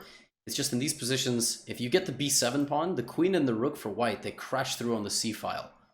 And that could be very devastating. But Hikaru's unfazed, plays rook d8. Keep the center solid. I like the way Hikaru is playing. Very calm, quickly. Definitely has a decent position here, considering that he's started with the black pieces. Yeah, and I don't have any issues. And I've always had trouble, by the way, playing against the English. In fact, I had such a terrible score against the English that sometimes people would look up my games and they'd play, they turn from an E4 player into a C4 player. So I really love watching players like Hikaru, just like, nips it in the bud. Looks pretty decent. Me too. I've been having that happen. So when I was like 20, like high 2200s, low 2300s, I would lose to knight f3. If a grandmaster avoided chess theory with white and just played like setups, my entire database against knight f3 is all much stronger players with white, all beating me. And they all play it now. They just look in the base, they go, what the hell? I scored 90%. I'm just like, yeah. No. Yeah, that's the problem. They see it. That's what was happening to me too. They saw that I wasn't doing well against, and they was like, yeah, let's just play this against her. So yeah, it's crazy that they do that, like that. They just use that information and then just completely change their plans. Yeah. That's part of chess preparation, that it's about psychology. And that, I guess that's interesting because people ask about like what poker skills you can use in chess. And that's definitely one, the psychology of playing moves that your opponent doesn't want to see. In poker, we often have that situation as well. They'll allow in-game chat and I can maybe say things to put my opponents off as they're about to move. Very unsporting, but you know, I'm out here to win, not to make friends, right? That is true. That is true. A5 from Hikaru. Looks like very odd move, but he's playing against the pawns on the queen side. I know that move looks peculiar, but you don't want white to go b4. And in the future, you also may want to play a4 as long as it cannot be taken, because then white cannot move his two queenside pawns. Overall, position very much in the balance. Hikaru does not care about a trade because his rook will rotate and hit the pawn. Whoop. I think we're really likely to see a playoff, guys, because I just like this position for Hikaru. I mean, I think what I am envisioning, and here's the problem, like, yeah, here's a problem for Magnus. I'm sure the chat will be really excited about the prospects of seeing a playoff. Like, if the white knight gets this lovely square c5, I can always just rip it off with my dark squared bishop, and then I'm going to get my knight into d4, and you're probably going to be compelled to take that. So I just see so many scenarios where there's a lot of trades. And not a lot of scenarios where we, you know, keep tons and tons of tension on the board. I know in the last game that Magnus Carlsen went down to, I think, about 7 minutes when Hikaru was still on 15. Is it quite normal when you're white for it to be easy at the beginning for the time management because you kind of control what's going to go on a little bit more? Or is this Magnus Carlsen maybe trying to really manage the time a little bit more in this game? I was waiting for Jen, but I can also chime in. Oh, well, yeah, I just think that this game, it's a lot easier for Magnus to play. He's white and his opponent didn't shock him with the move g4, right? Okay. Yeah. So last game, I think the thing was that Hikaru played in a way that was super weird. It's weird. I mean, it's not bad. It's just beautiful, it's weird. And weird. Yes. You know, and the difference is that this game, it's a relatively straightforward position. Like the moves are a lot lower in I guess in aggressiveness and in weirdness, frankly. I mean, like even this move f5, okay, it's a push in front of the king, but Hikaru could play even g5 and f4 and create some sort of attack. At the same time, he's taking away the e4 square from Magnus's piece. Magnus, there you go. He just played rook c2, so now he triples on the c file.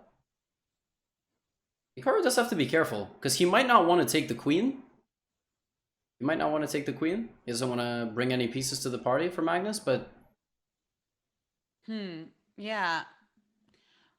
He could just continue to keep the tension there, right? Just because queen takes d5, rook takes d5, then we develop a piece.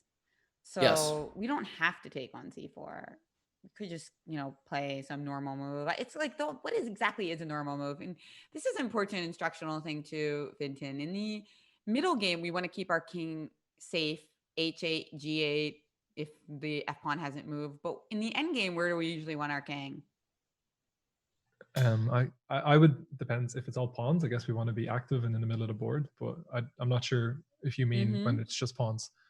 Bingo. Yes. So it's like, that's why like king h8 is nice because it gets me out of the pin, but I actually might want my king in the center if queens are traded, right? So yes, that kind of, if I could play like king e6 here, I mean, it might be a decent move, but then the funny thing is, like, suppose I played my king to e6, white would probably move their queen away to try to keep queens on the board. Yeah, exactly. Is it very likely if just the queens are traded that this is going to result in a pawn endgame like that quickly? Well, it won't really result in a pawn endgame that quickly because there's still a lot of trades to go. But even removing the queens makes the chances of checkmating the opponent in the middle of the board very low. So especially in this situation where you have a lot of like nice anchor squares and pawn cover. So I definitely think that Nakamura's king could be headed to e6 here. Exactly. King going to e6. One of the reasons he played f5, by the way, taking away the square on e4, but also bringing the king to e6. In a really funny, but like a very high level way, every move he's made makes sense and is coordinated, right? So if we go back to his 16th move, he played a5. We go back to his 17th move, he played f5. Looks like he's just trying to show that he knows how to push pawns 2 squares, but In reality, the point is that he controls b4, b5, so that's never going to happen. And f5, he wants to play here and here and take away squares from white's pieces at the same time. So high-level stuff. It's like pretty interesting how it all coordinates.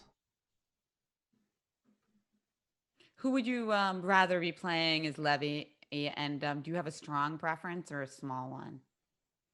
I like black's position. I like rook b5.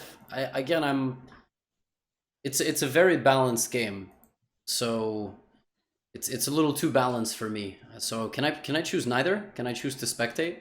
Can you choose, for the playoff? I think that's everyone's choice, though. Like, we are going to be blessed to see these two Titans play Blitz if it does happen, and certainly the chances have gone up because both players are playing well. Queens are off the board. I would take white because I play the dragon, and this reminds me of a dragon structure, and I'm comfortable with it. But I think that it's more likely to be a draw than anything else. I guess at this point in the match, there is no sense of urgency to put it away in the rapid. You just want to win. You want to find the way to win. I would love to know exactly what goes through the player's mind. So, Finton, to catch you up to speed, the last time that they ended the rapid section and went to the 2 Blitz games, they each get a game with white and black, and if that's 1-1, they play Armageddon. So as we were talking about, the last time they played a Blitz, Magnus won the first Blitz game with a bit of a ridiculous offbeat opening with the black pieces. So he had a white in the next game. Everyone's like shook. Hikaru plays an opening that he was known back in his vintage days before like supercomputers could, play against the King's Indian defense, and he won, and then he won the Armageddon as well. Like, won it. Didn't even draw, just won it. So is there any part of Magnus that wants to put this away in rapid, or does he not care? He still thinks that, I'm the World Blitz champion. I played against Hikaru in the World Blitz Championship 2019. Do you think they think about that at all? I think it'd be impossible to not think about it. Like, it's got to be something that you take into consideration, because maybe not so much in this situation because they're fairly evenly matched, but it's like the situation Jen talked about before, where Magnus took a draw in a game where he was, a considerable favorite to win it, but because he fancied himself so much in the 4-round Blitz game, right? I think you have to think about these things, right? Like, it has to be something you take into consideration. Yeah, that's true. And that is so different because Fabiano is not as well known for his Blitz and rapid skills as Nakamura. I think I put that very diplomatically. My cohorts in St. Louis are usually more blunt about it, but I think that if it was the exact same world championship match and it was Nakamura in the last game, that Magnus would have kept playing. Yeah, right, Levy? I mean, would you agree with that? Yeah, I guess it's fair. I also don't know to what extent this whole online thing changes the dynamic. And at the same time, this is a very unique thing that they're doing. The World Championship match, for example, is a match of 12 potential games, and it was 12 games. It was ultimately 15. But these two have already played like 30 games against each other, right? When is the last time we saw two people in an official high-stakes chess event play like 30 games against one another? I mean, sometimes it happens in these like some of the showdowns, like the Champion Showdown, but even those are a little bit different. Like, I don't know, it's just must be exhausting is the best way to summarize it. And there's a little bit of chaos, by the way, occurring on the board, but it's still completely equal. Looks chaotic. Bishop c5 played, and then b5. Okay, and then we see a knight did land on d4 eventually. That often happens in these structures, so when you're playing against the Sicilian as white, a lot of times you get a knight on d5. Because this is the reverse Sicilian, the e5 English, you get the same thing. And look at all of this material get wiped off the board. This is looking more and more drawish. For instance, knight e4 here, and it looks like two more pieces are getting traded. The rook's on c2, and then also the knight taking on d6. Yeah, exactly. And for a moment, there is an advantage to black, just the fact that you're up a pawn. But it's going to be super difficult to defend everything. If I take on d6, you can't take with the rook, because then I take on c7. But if you take with a pawn, ew. That's my best summary. Ew. What is this, a rook sandwich? Pawn, rook, and then pawn? No, that's also bad. So You're not hungry for that. no way. Probably going to be a draw. Yeah. Yes, that's great though. I mean, this turned out well last time for Nakamura as he won in the Armageddon. And also the fact that he lost the first game, right? And it wasn't looking Yeah. very good at all. So he's got to be feeling not like he's free rolling it, because there's still a lot of pressure, but not a lot of people seem to be giving him a lot of chances as soon as that happened. And he's turned it around. He pulled it out with that sick last game. And now he's got 4 games to start from scratch. And of the 2 players, I would guess feel slightly better about it, given how today has gone. I would say that's fair. I'll say it's fair. You listen to any of Hikaru's like interviews with myself and Anna and Jen yesterday. He's kind of kept the same, I don't know if motto is the right word, the same mindset. He's just kind of saying like, look, if you told me at the beginning of the match it'd be 1-1, it'd be 2-2, it'd be 3-3. Every single day it's been like, I'd take it. Yeah, gotta take it. And for the majority of it, as long as he's bringing a unique and interesting idea to the table in the position, he finds a way to outplay Magnus. That is, and when he doesn't, when Magnus gets the advantage in the opening, he's outplaying Hikaru. So, yeah, I would say it's probably got to be Hikaru going into the Blitz. Got to be confident. But that first game will mean so much, even if it didn't necessarily predict the result before. Yeah, I mean, this is what we're here for, right, guys? The one thing's for sure, the audience couldn't have asked for more. No, they couldn't have. Yes, this is all eyes are going to be on these last couple of games as we wait to see if they will indeed trade off pieces and agree to a draw. There was a few people in my chat yesterday that, whilst they were up for Hikaru, they selfishly wanted him to lose so that they could get the 7th day, they could get the decider, they could get the tension, they could get this moment that's looking like it's going to happen in the next 15 minutes or so. I mean, saying, if you could control the situation perfectly, then obviously the best would be for it to go all 7 games into the Armageddon and win in like the last move, because that's the absolute most exciting. So let's see if that's the universe that we're in right now. Yeah, chess is always exciting in Rapid and Blitz. It's totally different universe. I don't understand how I will be able to go back to covering classical games after this. It's just got to be banter. I cannot imagine sitting there for 30-40 minutes just analyzing hypotheticals when each player thinks for 9 to 10 minutes at a time. But was it yesterday, Jen? They announced the super tournament is going to happen, right? In October or November in Norway? Yeah, I did hear about that. That's interesting that there's a tournament that's starting up. I mean, I guess I haven't followed very precisely what the situation is in Norway, but yeah, that's exciting.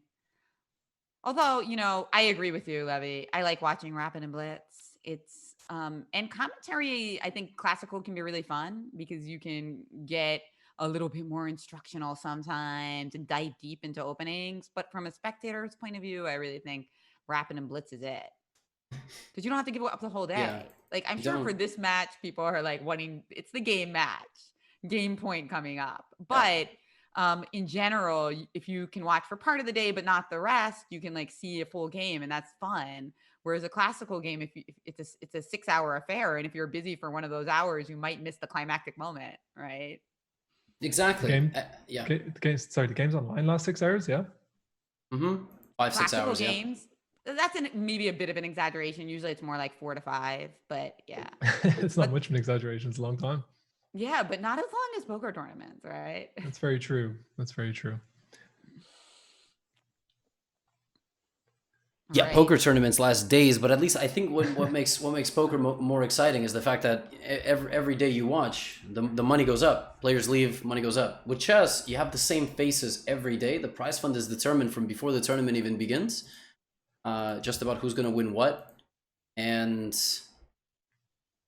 I think what's always made chess a lot harder to watch, if it's not some spectacle, like the World Championship match, right? Like 2018, there's been 2 chess booms. 2018, November, was the first one, was when chess was, the most viewed. I'm not sure I think we did hit #1 game on Twitch for a day or two. I think, if not, it was top 2, top 3. But Now it's totally different because we haven't had a classical tournament since when? Since the candidates, the last day of the candidates, right, Jen? I think. I mean, yeah, and I mean, there's maybe the thing in Barcelona, but no, that was just an online classical tournament. But yeah, Right. this is really special. Also, the World Championship match is always going to get so much attention, even if it's the most boring games classical chess ever. It's the World Championship. It means so much historically. But other than that, definitely the direction has clearly been to speed things up, and I love it. So let's see, 35,000 people watching. That's so incredible, guys. Like, can you imagine these 35,000 people in like one stadium? It's kind of a cool thing to imagine. Yeah, let's rent out a. What's the biggest arena in Dublin? Croke Park. Croke Park, yeah. Yeah. That's what. Yeah, let's a do little it. bit. Yeah, a little bit to go. It's like 80,000, but I think before the end of the year, chess can crack it for sure. It got Bring very the close last time, right? PogChamps people. I mean, McGregor's been talking about selling it out forever. Why doesn't chess can sell it out? Let's. Decline of classical saddens me. Listen, there's a lot of fans of all the different spheres of chess. There's people who have loved chess for 10, 20 years before it was huge online. There's a lot of people who are here now and they really like it and they only want to stick around because of all these unique channels, perspectives, tournaments, commentary teams, content creators, and I think it's a great period to be a chess fan. Oh yeah, and it's all free. It's amazing. I mean, of course, you should sub to all the channels that you watch regularly because you're getting the free content, and that way you can watch it ad free. So certainly that. But for those who can't afford it, the fact that they can watch all of this content and get education when education, of course, is lagging right now in many places because you're not able to get the social interaction, and so many schools are closed. I love to see that people are often getting that outlet from the great game of chess. Yeah, chess through the past 5 or 6 months, I've had, while I was still in touch with the Scholastic program that has basically been my identity, my main profession for the last 5 years. I mean, before the last like 3-4 months, you know, so many families, obviously, in particular New York City, we're not in New York City anymore. They went places that they were able to kind of be together as a family and not worry about COVID. Chess was something that they could do more than ever. Whether the kids like that or not is a different story. But yeah, chess, you know, more than ever. So. Yeah, I mean, I shouldn't understate the fact that it's just so difficult for so many people, and that chess is not going to be a salve for everyone, especially online chess. But it's great to see the people who are able to benefit from that and get through this difficult time. I have a girls program online that I do with US Chess, and we get like, you know, hundreds of kids coming to these classes with the top female players in the country. And it's so much fun. It's like a highlight of my week every week. If somebody in the chat has like a daughter or a niece that is interested, you know, you can message me on Twitter or Instagram, and I'll give you more info. But yeah, getting back to the game, any news, or is it just no.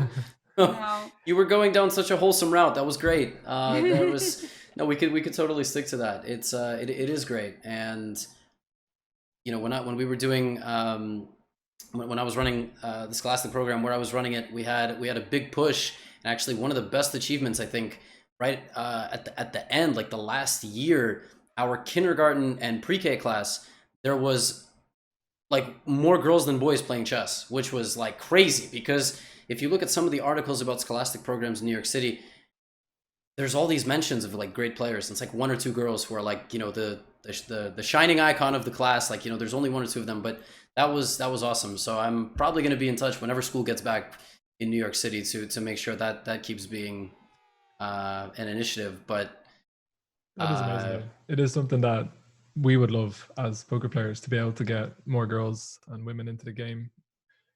Absolutely. You're totally right, Levy. And if any of those girls are interested in it in my programs, you can get them in touch with me. Yeah, it's like something like 15% in US chess are the number of girls playing. And that was a record recently, right? Yeah, that's a record. So I know. Like kind of That's I know. not. I'd like it to be even more, of Mhm. course. But one of the things we do with the girls also is we try to teach them. I know this sounds really corny, but we try to teach them like life skills as well as chess, because not everybody's going to be Judith Polgar or Marina Crash, but a lot of people might get a leg up in their college applications or make an amazing connection through chess or learn to be more confident and outgoing. So we really try to focus on those skills as well through chess. Something else that's kind of wholesome. Yesterday when going, I haven't even fully settled into this new place. I still have a few boxes, and I found one of the things that my grandparents gave me when I moved in, old scorebooks. So my first like chess notebook, my first year playing chess, 2003, was I have like all these games from when I'm 7 and I'm playing these tournaments, like Right Move around New York City. And I was thinking to like maybe make some sort of just like wholesome videos out of it, just like looking at some of these games. I would write myself messages like what you can't do anymore. Like notes? Notes. Notes? Yes. Yeah, like funny messages, like in the middle of the game, I'd get bored and I would like doodle a little bit here and there. And just, the way I didn't think that I would be playing chess and this would be my career. I mean, even when I was in college, I didn't think it would be. So it's, I don't know. Yeah, here we are at this incredible game. I mean, this game, okay, maybe is not the most exciting game, but yeah. Is there any line you can think of where somebody could get an advantage? Like, it's tough because you don't expect players of this level to make big mistakes here, but say this is a PogChamp game. Like, suppose this is a PogChamp game. Come up with like some fantasy variation where somebody like wins something. I imagine it would be on the 7th rank with getting both rooks like to G7 and C7 or something like that. Right. I think something we take for granted here is that we're going to get the best moves out of both of these players in this rook endgame, and we're just going to go to blitz. But you can't get distracted. So Jen makes a good point. You got these 2 rooks. They're lined up, hitting this pawn. And if you play something, and at the same time, white is attacking C7. So if you play rook C7, play rook F4, and you have to go for G7. That's what you have to do. Play rook B. Is that what's happening? No, we got rook H2, which is probably still fine. I can imagine, king G8, right? Don't go to G6. No need to allow this check, and then, rook H7, all this stuff. Yeah, exactly. And that's like one example of something that can go wrong because you're taught in the endgame you should be centralizing your king, right? So why not king G6? But in this particular situation, rook G5 be a bit annoying. Again, another example where strategy, centralize your king, conflicts with tactics, which is I have a check and then an attack. King G8. Now we might get rook H5, and that's exactly what we get. The other side, rook H8 is not mate. It is not mate unless you put one of your rooks on F7 right now, but please don't do that. That it sounds like you're foreshadowing some kind of PogChamp situation. Rook on 8 to F7, yeah. Yeah. But let's flip the names, guys. Yeah, so let's make sure we always have a getaway. We get rook E6, he's going to drive into E3. That looks like a problem, rook E3, by the way. So Magnus probably going to play like king G4 and rook E3. You have rook H3, which defends the pawn. You don't always need to play passively. Something like a rook D2 is not that good because it's a rook endgame. Why would you put your rook on a most passive square? Yeah, this is a draw, which is why we've been talking about chess, poker, life. Yeah. How many games is this match? I see in the chat. Well, this match is actually looking like it's about to go to playoffs. So we're going to have 2 Blitz games and potentially an Armageddon. Guaranteed 6. Once we get a draw and maybe a 7th. That would be crazy. It goes to the final game. My prediction is that if today Magnus Carlsen has to choose an Armageddon color, he will choose the black pieces. That's what I think. Yeah, I agree with you. I think that I was just so surprised by it, honestly, because they're so good that the chances of a draw are a lot higher. But Magnus, like I mentioned earlier, is usually so good at those practical math-oriented stuff. He's apparently a really good poker player, obviously a fantasy sports champion. So is he good? He played did anybody watch it? He streamed poker, actually, Magnus. Did he? Yeah. Yeah. Unibet thing. How did he do? I don't know. I don't think he cashed though. But yeah, I don't know if there's like a record of his stream. But I can find out more. But I've heard that he's sometimes played in private games and that he's a bit of a shark. Wow. Yep. I mean, it's not that surprising, is it? I mean, like the way he plays chess and he, bets. Like, I mean, obviously these private games have a lot of amateur players as well. So it's not like he's playing against like, Finton and like, 6 professional Don't players. put me in the class of like the very elite poker players. You don't need, just because we're hanging around with the elite chess players, you don't need to throw me a bone like that. It's all good. Hey, Finton was kind enough to come into my podcast recently. That should be going up any day. The Poker Grid, and he talked a little bit about his chess love, actually. So yeah, I love the game. It's great, Finton, that you just are so passionate about chess, even though you're starting to get more serious about it recently. It sounds like it's something you want to do your whole life. For sure. No, definitely. I hope that I'm going to keep playing it. At the moment, it's hard because I can't justify playing chess all day because it's not my profession. I've talked about it with Levy before. It's like the equivalent to someone who plays another sport full time or poker full time and they're just like playing video games all day. I would love to play it more than I do, but at the moment I'm playing more than I ever did because PogChamps, of course, is starting tomorrow.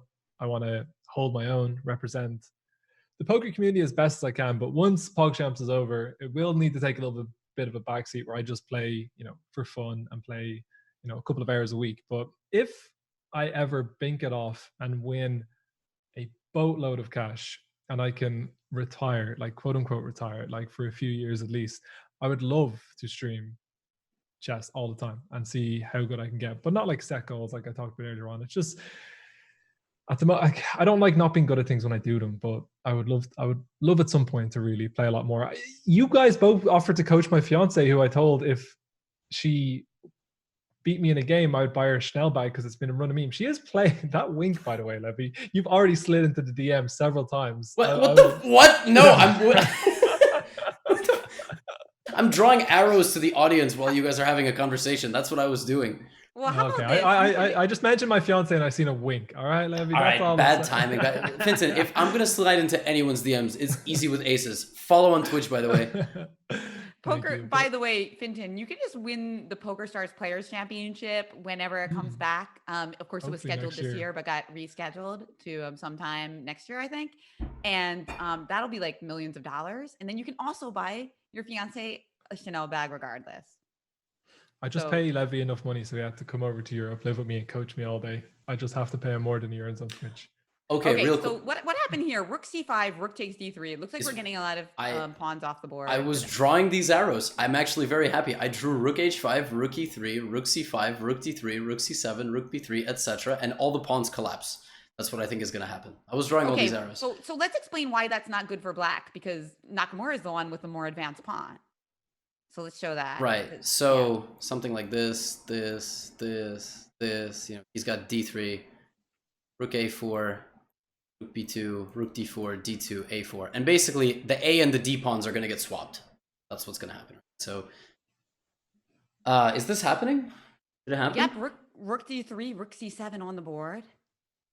The thing is, if Hikaru plays rook d2, and Magnus plays like rook b7, trying to hang on to this, it's still good, probably, but at least you're giving Hikaru a pass, like a pawn to push, right? So that's the issue. That's the issue. But I think all the pawns are going to get tricked. Yeah, it looks like this is going to give us our exciting scenario. Do you think they're going to switch up their openings drastically in this playoff? It's going to go so fast. We're not going to have a lot of time to question that. Like, I really hope.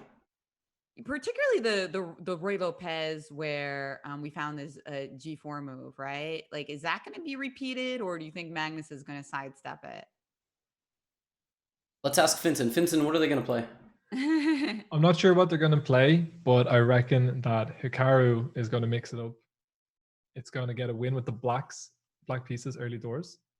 And it's just going to be plain sailing. We're all going to be chanting Hikaru. The crowd's going to go wild. He's going to come on, do an interview. It's going to be emotional. It's going to be beautiful. It's going to bring Levy to tears. And I'm going to be able to say to my grandchildren, I was there. I was there for that moment. To tears. Wow. We're watching a Scholastic National Championship, I guess. That's the staple of a national championship here in the United States. Arguing parents and crying kids. That's chess at Scholastic tournaments. It's the truth, unfortunately. Yes, classic chess is booming, but that is crying, and it's just it's a brutal game, right? So introducing it to kids is amazing because they learn about like taking responsibility for their poor decisions and good ones. But the flip side of that is, wow, can that be painful? It is. Chess is painful. I have two. Maybe you guys have stories of your biggest rage quits. My biggest rage quit. I was playing a tournament at the Marshall Chess Club. I was having a rough day already. I had just like played a terrible game, screwed up a winning position, completely winning against this guy. I've never beaten this guy in my life. Like 0-8 through childhood, my teenage years. I'm finally winning, and I screw up at the last second, and I think I lost the game. I was so angry, I withdrew from the tournament, and I walked home from Manhattan to deep Queens. Like 2.5 hours just walked. Wow. Feel better by the end? Yeah, I did. Yeah. But I don't know. You guys ever? You ever? I have a pretty similar story. Last week I rented out jet skis. Went out on the jets. Are you ready? It's very similar. Stay with me, chat. Went out on the jet skis. Went out about 30 minutes. My jet ski broke. One of the bumpers was hanging off. I had to drive. So my fiance and her brother continued on, had a lovely adventure around the island of Malta, had a great time. And I was so mad having to drive in at like 6 kilometers an hour. I was ready to like lose it at the guy I rented the jet ski off because they were quite expensive. It was the only day I could do it, Hannah's brother. But because it took me so long and I was so slow, like I'm not someone who likes arguing with people. So that confrontation would have had to have happened straight away. So by the time I got in, I'd cooled off. So I think that's pretty similar to your walk from Manhattan to Queens. I meant like poker wise, but that's fair. Any tilts like you ever throw a monitor against something? No, or I'm not a rager at all. Sorry. Look at this. I am in chess. There was an under promotion, guys. That doesn't happen very often. D1 Knight. Knight check. Wow. That's a little joke there from Hikaru because it's not necessary, but he wanted to make a knight. Who doesn't? I think you got to do alt, move the pawn, and then after rook d1, rook b2, we're still getting this obviously totally drawn position, but not without a little bit of humor from Hikaru. And I have to say, Levy, like that's a very healthy story. It just goes to show, like chess players, poker players, there used to be like a lot of partying in poker. Now everybody is like more serious and studious. It's like you lose and you feel horrible and you take a walk. That's a lot better than just having a different type of spiral. So I'm happy you're so healthy. Now this is a king and pawn endgame that looks totally drawn because how could white go wrong here? Like if white tried to play like king d4, could we lose if we played king d4 and went after the a pawn? I think that's absolutely possible. I think you go king d4. Maybe you're not quite lost because you can get back to e3. But if you don't count this right, you could lose king f4, king b4, g5, and yeah, your pawn's getting there first. And then you have to know how to win queen and king versus king and pawn. But at least here, your queen just gets back in time. But instead, f5, much better move, and now it's another stalemate. By the way, we had this exact position at the end of game 2, and you guys were talking about Finton's idea to make stalemate a win for the player who was stalemated. The funny thing is, if you look back in chess history, this actually was a rule in some regions for some time. That it was so embarrassing that you didn't manage to mate with more pieces that you got the loss. So I want to clarify a little bit. Okay. I think there needs to be some sort of stipulation because I don't think this stalemate should result in a win. I think it should be if you have more than 2 pieces up and it results in a stalemate. And it's like, it shouldn't have happened. And it's like the player tricked you or you just made an error. You were a little bit overconfident. I know this isn't going to happen, by the way. I don't know why I'm bringing it up as if it's an actual possibility and I need to get the rules ironed out. But I don't think this stalemate is what I'm talking about. It's when you're like closing in on a win and you just like, take your eye off the game for a moment and then stalemate. Yeah, like you should get a booby prize or something, like some kind of like some kind of like punishment for like failing to win with so many pieces. But yeah, that like I said, if you go back in history, there were some regions where they used that rule for a short time. And then there was also where the player who stalemated the opponent was a win for a little bit. And then they came to our current game where it's a draw. This must be going into this Blitz game. Or sorry, is it Blitz? Is that what's Yeah, Blitz now. Yep. Yeah. Is this one of the highest stakes chess games played live on Twitch for sure? I mean, this is a lot of money they're playing for, right? In a Blitz format. It's got to be up there, right? Yes. Yes. Yes. Yeah, absolutely. big swing. Big Yes. swing. Clutch Chess had a lot of money at stake too, but the thing about this is that the swing is quite high, right? For especially if it just goes down to Armageddon. That's extremely unusual.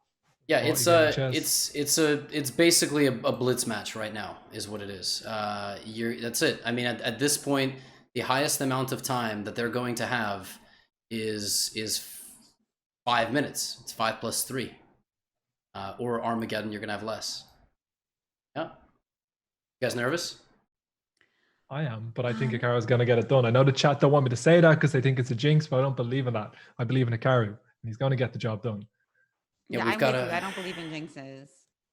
It's not about jinxing. It's about good moves and bad moves. You need some bad moves too. And what does the chat think's gonna happen? I wonder what they think. Chat believes. I believe that the chat believes.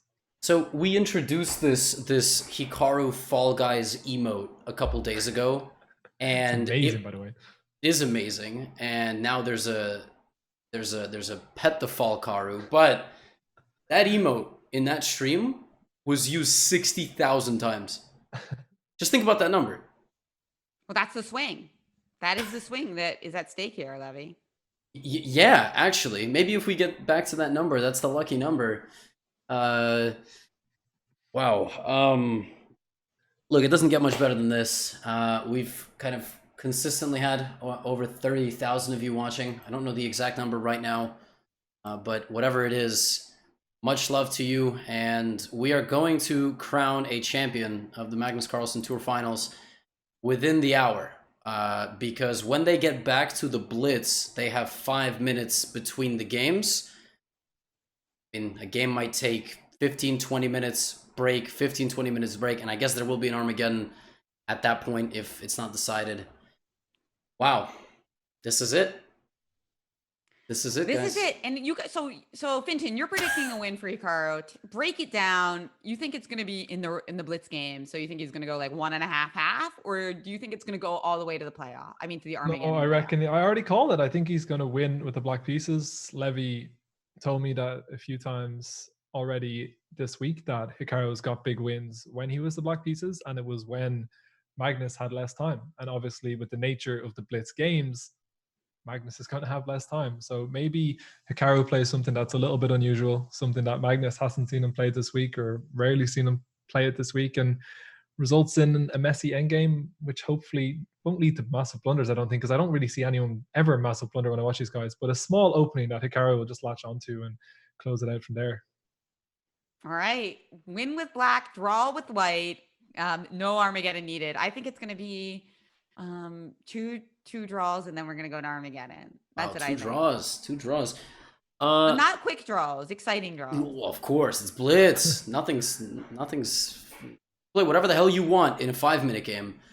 And the reason for that is, and especially with no bonus time, the reason for that is basically in a classical game, even in a 30-minute rapid game, Jen, we have to sit there and be sad about our position if we get a bad position from the opening. In Blitz, all you got to do is play one aggressive move, and everything can change very fast because your opponent doesn't have that much time to think about their moves. So I've not evolved to that level of the game, but some people have a repertoire that they only play in speed chess and a repertoire that they only play in classical chess. I don't have that. I just play whatever. Probably why I don't have the G in my title. But for example, like a couple of years ago, there was a book written, Blitz and Rapid Repertoire or something like that. And I was like, wow, that's pretty funny. Yeah, it's very different. But Levy, you're only not a GM because you don't have a chance to play in tournaments, right? Oh no, I had my chance. It didn't go so great. But classical chess is a grind, and well, we've talked about this. I've talked about this when we were talking with Chiyu. I've talked about this with Eric Rosen, and it's a grind. I mean, it costs a lot of money, it's a ton of energy, a lot of stress, and a lot of other things in life take a back seat when you're trying to become a grandmaster. think that's the most important thing. Sounds a lot like poker, doesn't it? Yeah, Where, I think Levy will poker get is there very one day now. demanding, right? It's a demanding schedule. Now, you don't play a lot of live poker, do you, Finton? When you did come on my podcast, The Poker Grid, you talked about a live hand, but it's pretty rare for you. Yeah, I like playing from the comfort of my own home. I'm a hermit. I'm not like introverted, but I like, I like doing my own thing with Hannah, my dog, my cat. I don't like to have to travel that much. No, that's not to say I never do it, because poker is moving into a world where there's a lot more community meetups in the last couple of years, and I love them because you get the opportunity to meet everyone. They're like mini Twitch cons almost, so they're fantastic. And I enjoy doing the commentary on the bigger events. Like, I really love commentating on poker. It's like fantastic, and now I can somehow add to my CV that I commentated on one of the biggest games of chess in 2020. I would say not commentated. I sat here and smiled and panicked when you guys asked me any questions about any of the positions, but it's been a lot of fun. Yeah, yeah, like things like Lex Live, where you get to meet people that you normally stream 100%. with, and convention. Like, yeah, that's a good point. So I mean, I'm with you. I really like playing poker online too. That's why I was really happy when Poker Stars came to PA. It's just nice to be able to speed everything up so that you play like more hands per hour. And I think like a lot of people are starting to realize that about chess too, that you miss much from not playing over the board. There's a lot of like fun and beautiful things about playing OTB, but online it's so convenient and it's so efficient. Even these broadcasts, like it's you don't have we do happen to have reasonably long breaks here, but in some of these tournaments you don't even have to have a break because you can kind of like just play the next game 5 minutes later, whereas you couldn't really do that live because it would be difficult for the arbiters to get everything set up quickly. So yeah, there's just so many efficiencies. And speaking of the games, when are they starting, guys? I'm excited. I know. I think like 7 or 8 minutes. There's Okay. not even a game. Oh, there it is. Yep. There's not even a game feed yet. So there's not even live launch of the games. But over the board chess has come back a little bit, both in the US and abroad. Actually, Ariantari was here yesterday. Norway's number 2, very close to top 100 in the world. Gotta pause because we're getting some cheers, guys. All your cheers and subs in the Hikaru channel are very much appreciated, even if it's not coming from Hikaru himself. He does read chat between the games when he has a chance. Popping in here and seeing all this hype is wild. It's crazy. And he wrote a message when he took a 3-2 lead. He wrote a message 30 seconds after his game was done. I mean, it was the first place he went, So that is so cool. He's not got no allegiance to no interviews anywhere. It's just coming in and bringing the hype and bringing the love. And As someone, Levy, obviously you've asked for our opinion about how the game's going to go, but I feel like you've obviously been streaming a lot with Hikaru lately. Your channels have become very closely linked. How do you feel he's going to approach the Blitz games? Do you think it's going to be something that's just tried and solid, or do you think he's going to try and take some risks to potentially upset the way Magnus is thinking about it? So what I've learned is that it's difficult to predict. And anytime I try to bring it back to a more general, try to break down for the audience, I'm always trying to, pick Hikaru's brain on the subject. Hikaru's just like, just got to go out and play. You know what I mean? Like, everyone's tired. Yeah, 30, 40. Jossie just gifted 3 subs. Someone gifted. I'm getting text-to-speech in my ears, so I'm trying to talk, but I also hear the British guy. And he's just going to go out and play. I mean, he's just got to give it his all. He's got 2 Blitz games guaranteed and potentially an Armageddon. You just go and play. You leave it all out there on the internet, on the chessboard. Whatever happens, happens. Yeah, I mean, that's where they get into the zone, the flow state. They're Nakamura and Carlsen, like in this Blitz games, even though they only take 10 minutes, it's almost going to be like hours of thought and energy compressed into 5 minutes. And you wouldn't even be able to translate it because it's just some of it is based on these like instincts from decades of playing the chess at the highest level. Don't have that much time. We have about 5 minutes. We have a live game up on the screen. As always, guys, in the Blitz, we have literally every Hikaru hype and meme imaginable up on the screen in GIF format. And wow. How much time? Like 3 minutes now at this point? 3-minute countdown. And it looks like, yes, we have Nakamura with white for the first games. Is he finally going to play something besides E4? I feel like he might do something different this game, because even though G4 worked out perfectly, I think it's kind of thing that you might want to do it once, not multiple times. Right. Well, he's probably going to introduce some sort of wrinkle anyway. The last time they had a Spanish early on in a Blitz, it was indeed like Magnus blundering knight takes e5, and that's where the whole meme was born out of. And I have no idea what to expect. One bit of hype. I'm gonna this is the last thing that I'll say before we start off with our games. Obviously, we're getting a lot of love, a lot of support, so appreciate it, people. I wanna shout out I wanna shout out Forsen, who is currently watching us. Mad love to the Forsen chat. Forsen himself. Somebody let me know that this was going on. And I think the last time that there was a big Hikaru event, Forsen was also watching. So Forsen, you're awesome. And I think a couple days ago, we sent a giant raid that way. And Forsen's going to be in PogChamps 2. In PogChamps, invite the man back every single time. I love a Forsen interview. I love a Forsen chess game. He's got an awesome beginner repertoire, Jen. He always plays gambits. He makes chess fun. So, Vincent, when you make it to the finals against Forsen, I would love that. Obviously, a long way to go, but that would be amazing. Yeah. Well, you like gambits too, Finton. I saw a tweet by you about like some kind of fun openings that you I just prefer openings where things open quickly and we don't have to be super cautious and, you know, make one misstep and then it's all over. But it's not really like that at the level I play. You get away with making mistakes. You get away with hanging the odd piece. I've seen Ludwig say that you got to hang pieces if you're going to be part of PogChamps. You got to make it entertaining. So yeah. I won't let them down. I promise to not castle and to hang pieces. That's all I'll say. That's what it's all about. Pieces to win pieces. Love it. That's kind of echoes a Bobby Fischer quote. Got to give squares to get squares.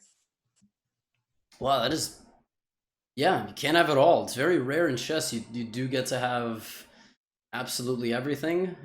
It's all a little bit of give and take. I can't imagine. I think we have one or 2 more minutes, and then we're ready to go.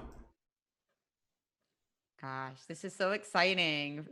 Finton, feels like it's Hikaru in the regular games, 1.5 half. Levy, did you ever give us your prediction? I said Armageddon. As a fan, I want Armageddon.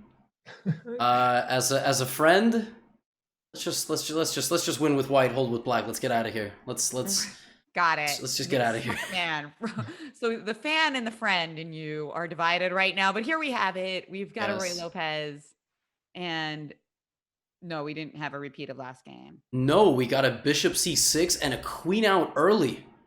I love it. Another opening surprise. And let me just refresh. It's going to show a result, guys. We don't have a result, but that's what it always does. It shows a result. There we go. And I got to get over to this game. So, Finton, usually you don't get your queen out early. Why is it okay in this case? Why is Nakamura violating that opening principle? Because you are Hikaru. And you get to take the pawn. Not quite. The reason is that it's not that easy to attack the queen. You could play c5, but that gives you like a bigger weakness on d5.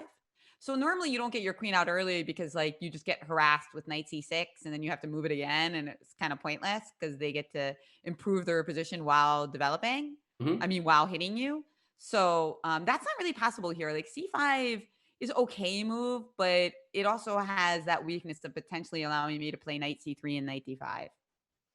And we do see a very quick e5 as well. So it's Hikaru castling, striking in the center. And he's doing that to get a slightly better structure. Now, look at his time. Starts the game with 5 minutes. What? And now he's got this better structure. Question, do we play c4 here and kind of try to lock down the d-pawn, or do we just start developing with knight c3? Knight c3, and I even want to go b3. I want to play the bishop out to b2 from where it's essentially just the god of the dark squares. It just stands on b2 and sees the whole board.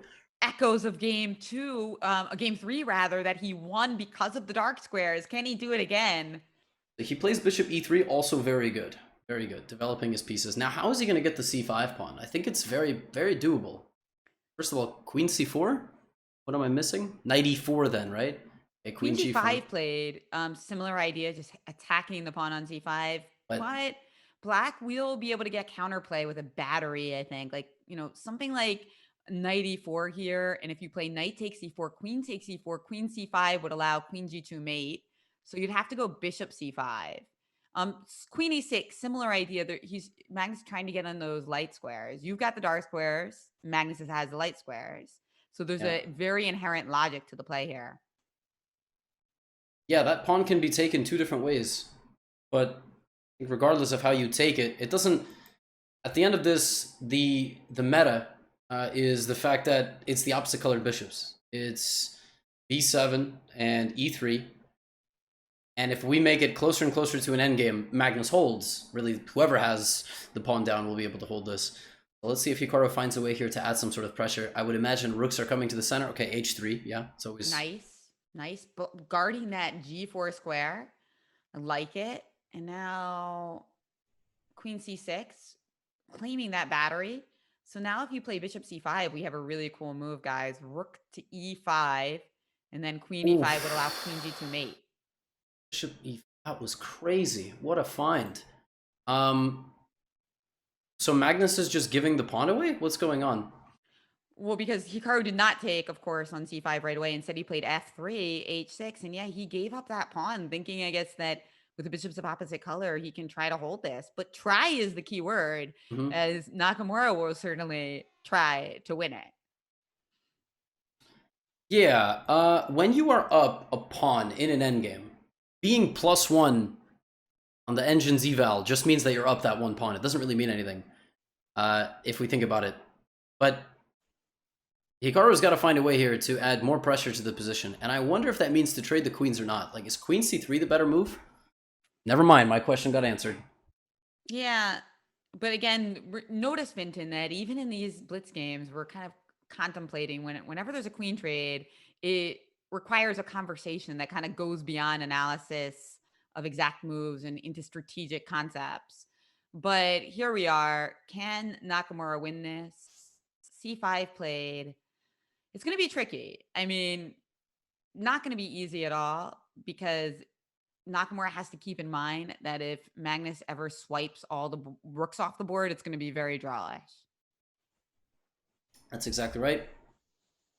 Well, Finton, you said we were going to win with the black pieces. I'm liking this position. Yeah. Hold it from the start. Draw with the whites, win with the black pieces.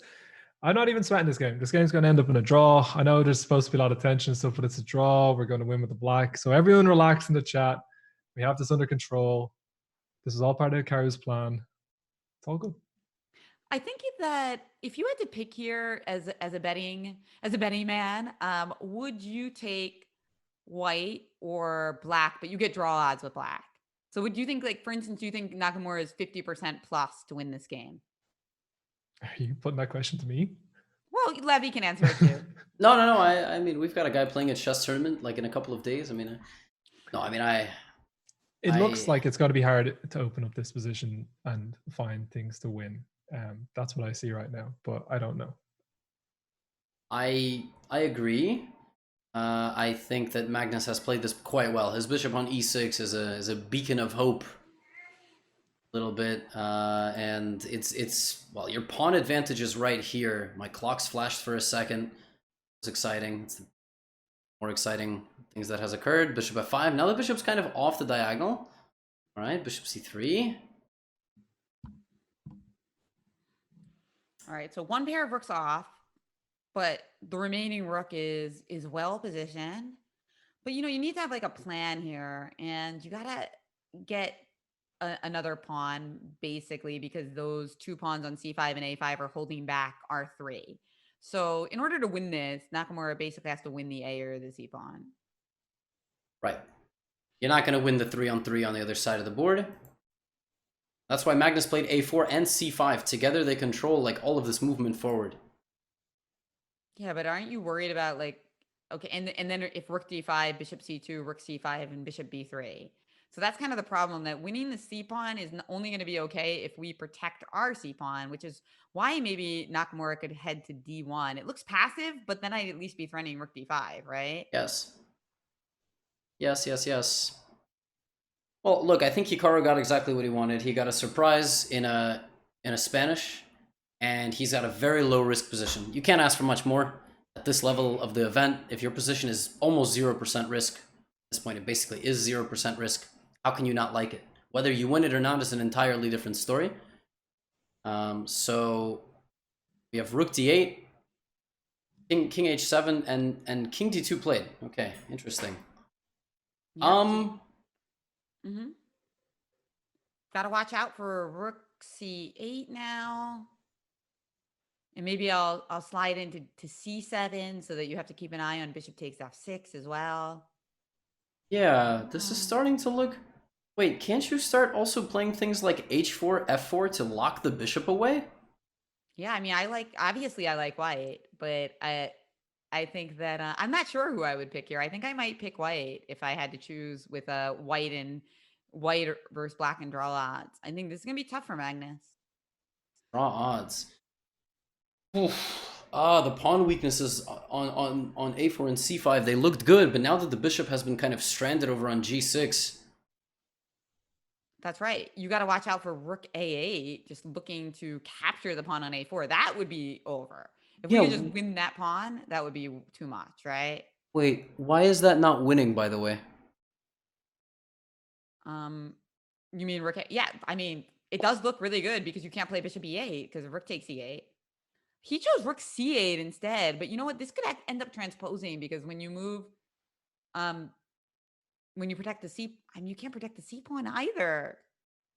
So Magnus is sacrificing the c pawn, and he's trying to drop into e2 and create counterplays. What he's trying to do. Yeah, or e3 also. Don't forget about rook e3. Rook e3 could be, yeah, that's annoying. Rook e2 is not as strong because you just move the bishop.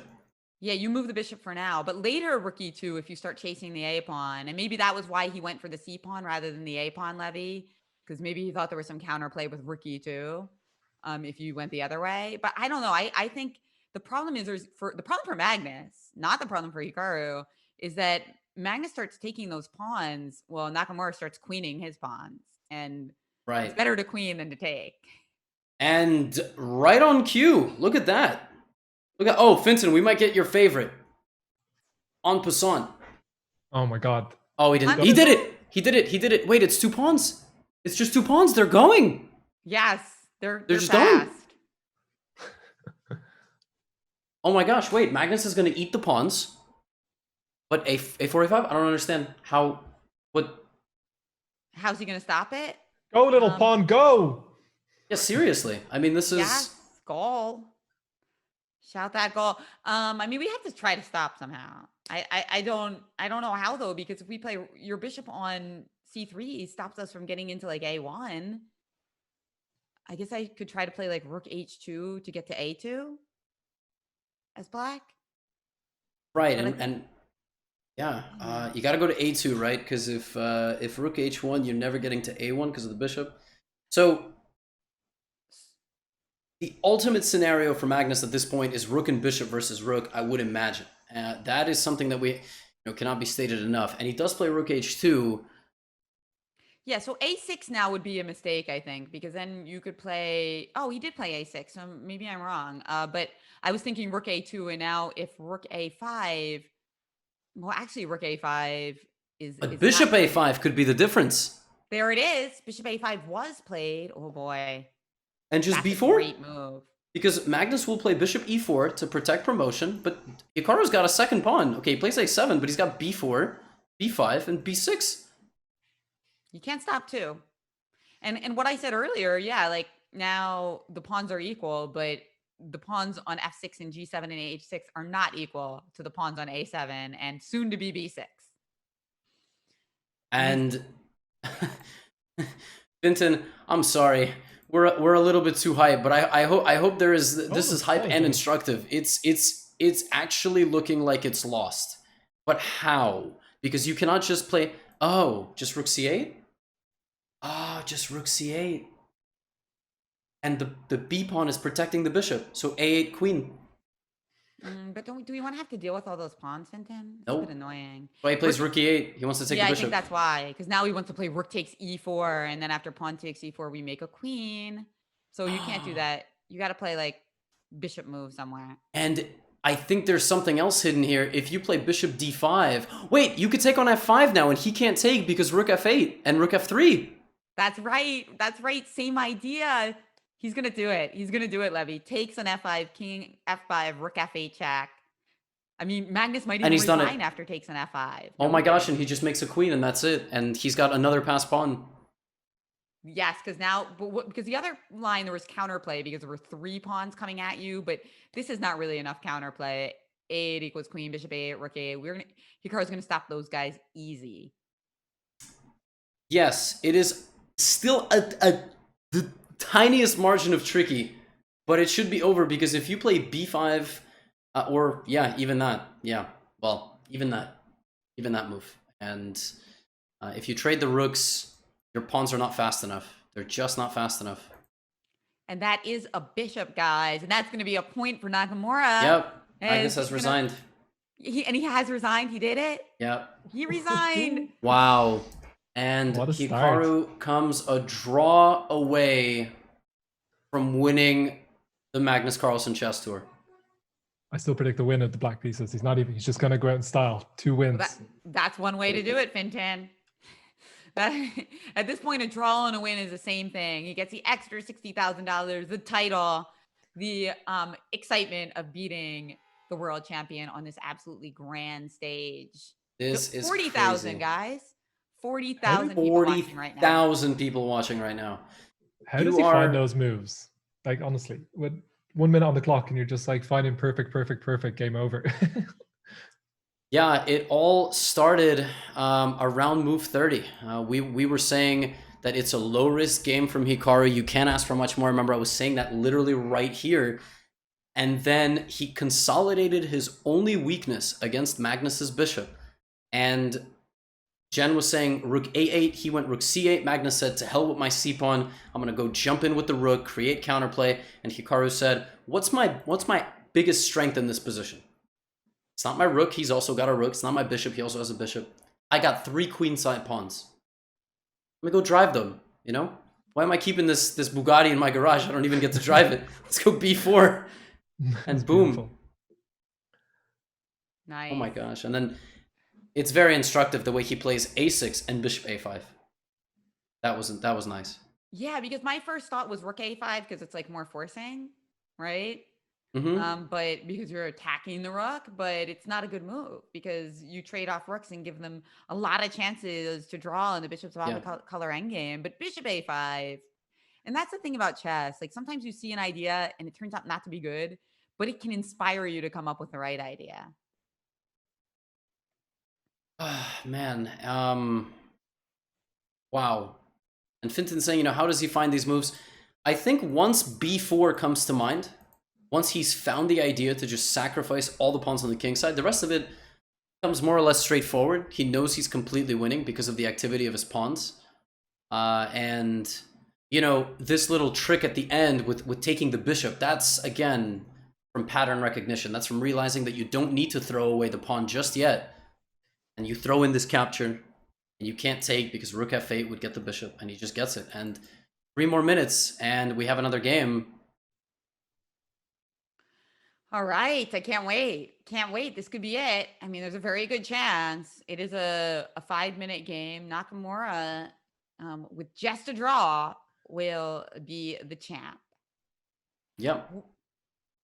Draw. Would this be Hikaru's greatest ever achievement in his illustrious chess career? Because obviously he's played at such a high level, but would this be the pinnacle if he managed to convert this huge opportunity he has right now, if he can just get a draw? How about we ask him that Yeah. when he joins?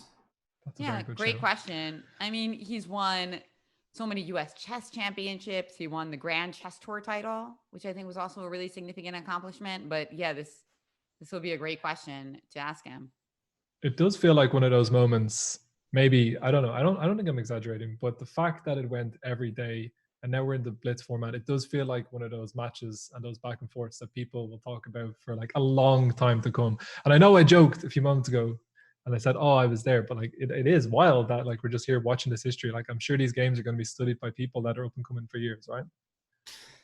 Yeah, a lot. There have been games in this match that people have questioned. They've questioned these early repetitions from both players, basically saying, I don't want to play this game. Either I want my rest or I'm winning in the match. But that's something you have to do. That happens in sport. You got to take a few minutes off. You got to take a game off. Sometimes you can't go all out every single game. They have played a ton of really interesting opening ideas. You know, Finton, you say it from that perspective. I don't know. There could be some super GMs watching like, bums playing these stupid ideas, you know, but we don't know that. Like what I'm seeing so much interesting chess being played on the part of Hikaru, all these H-pawn attacks from both of these players, a lot of Spanish theory potentially being paved. That's my perspective, and I hope that's the right perspective. And they are playing, by the way. It's game on. All right, let's check it out. Let's go, Hikaru. I need to get the pom-poms. This is the time I need to go full fanboy. And C4 again. So another English from Magnus Carlsen in this must-win situation. So this is basically like an Armageddon game for Magnus Carlsen right now. Yeah, he's essentially playing an Armageddon game with bonus time, but at the same time, yeah, he's got to win this thing. He's got to win this without the bonus time, right? Sorry, he's playing sorry. an Armageddon game without the bonus time. But he does have the white pieces, so yeah, he's gonna try his hardest. And again, I do like the opening choice for Magnus. I think the English is a smart move because it immediately creates imbalances and asymmetry. Pulling up the little board. Guys, this is it. I mean, if Hikaru wins or draws this game, he is the tour champion. If Magnus finds a way to fight back, wow, look at what Magnus is doing. I mean, he is leaving the opening theory very quickly. A quick d5 from Hikaru with f5, bishop e6, active pieces. He's going to castle Magnus's queen passive, but he's keeping pieces on the board, which is what you got to do. You got to win the game. Yeah, although, I mean, I just love the way Nakamura is playing this. Such classical chess principles here, occupying the center. I mean, just exactly the way that you want people to be playing if they're your students, right? Like, this is just classical chess, and Magnus is doing the stuff that is certainly fine, but it's more strange, right? Like b4, with the idea of playing bishop to b2. But Naka's only real piece here that I'm not crazy about is that knight on c6. Notice that it protects e5, which is great, but it doesn't really have anywhere to go. Can't move forward, but he plays a6, so at least Magnus can't play b5. Now if bishop b2. And now I want to play bishop f6 and try to get e4 in. Remember, if I trade now, just because you need a draw to clinch the huge victory doesn't mean that you should just like always play to trade, because that philosophy can get you into a lot of trouble against an endgame genius like Magnus Carlsen. So notice that actually Nakamura played bishop d6, not even going for what might seem more obvious, bishop f6, knowing that if you make a lot of trades, you could just win the match. All right, Vincent, what's the game plan? You like that move from Magnus? I feel like Magnus is going to potentially overextend, trying to push it. Counter attack from Hikaru, 2-0, no questions asked. It's beautiful. That's what I predict. The next Bayern Barcelona situation. Exactly. Unfortunately, this time we only get 2 games. That might happen. That very well might happen. Hikaru wants stability. He's got stability. By the way, Hikaru spent 5 seconds. Can we just... can we talk about that? Okay, now it's a little bit more, but it's 20 moves into the game and he's got 440 on the clock. Like, huh? Who taught this man this Super Saiyan mode of speed. I mean, he's not in prep anymore, right? Like, he's just playing. So Do you think bishop it's the thing that G4. he's trying to do in terms of time? Again, because it's going to be Magnus that needs to pull out the win, right? Magnus is going to have to find something that's a little bit more awkward rather than just defending. And if he has less time, like that's, of course, going to be to his advantage, right? So conscious Yes, effort, you'd imagine. I do think so. And don't forget that now sometimes ideas like bishop f3, rook f3 could come into play. And any kind of perpetual that we notice is just game over. So that's an additional thing that Magnus has to worry about. Yes, exactly. That's a great point, is that, we said the queen can't checkmate on her own, but the queen can guarantee a draw, at least, on her own, constantly creating threats. Bishop g4 is a great move, and it's also a great move because if he takes the knight and then plays knight d4, what's going to happen is he's probably going to get into an opposite-colored bishop endgame, which is still good for him because he doesn't need to win. He just has to not lose. Yeah. I don't think Magnus is coming back this game. I think that, I know some people believe in jinxes. I'm like, Fintan, I don't. I really like this move, bishop g4. I'd actually maybe rather play black, but playing white in a must-win situation, it's very difficult now. And look at the clock on top of it, half the time for Magnus. Half the time for Magnus, indeed. Wow. This is so crazy. It really did seem after the first game today that he was getting the better of Hikaru in the rapid the last few days. And then in game 3, everything flipped. I mean, everything. G4 on the board in that third rapid game. Basically checkmate on the board at the end. And yeah, Magnus thought for a while, plays knight e1. He's trying to keep pieces on the board. That's what he's trying to do. He wants Hikaru to take. Hikaru might just say bishop d7. I mean, I don't know, just go back, or queen d7. Just to... like queen d7, by the way. Oh, and he just goes back. Wow, he just goes back. Rook to d1, okay. Now, what should Hikaru do here? He's played queen back to f6. Okay, notice that pawn on b4 is doing a great job, because I would love, as Nakamura, to get my bishop on that a7, g1 diagonal. That would be nice. Bishop on c5.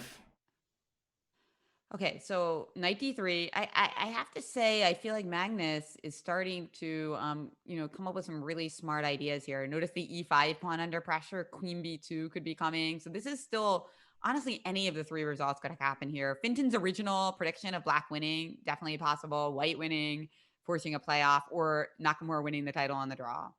All possible. Fintan, you're still like black win? 100%. I believe, 100%. Like I said it, I was there. I believe. I might not be saying much. This is not a moment for a man who knows nothing about chess to be talking too much, but I will tell you that I believe in Hikaru. I think he's going to get it done. All right, he believes. That is important. You gotta have belief. And Queen h4. Queen h4 wasn't. It wasn't a beloved move, and I think that's why chat freaked out a little bit.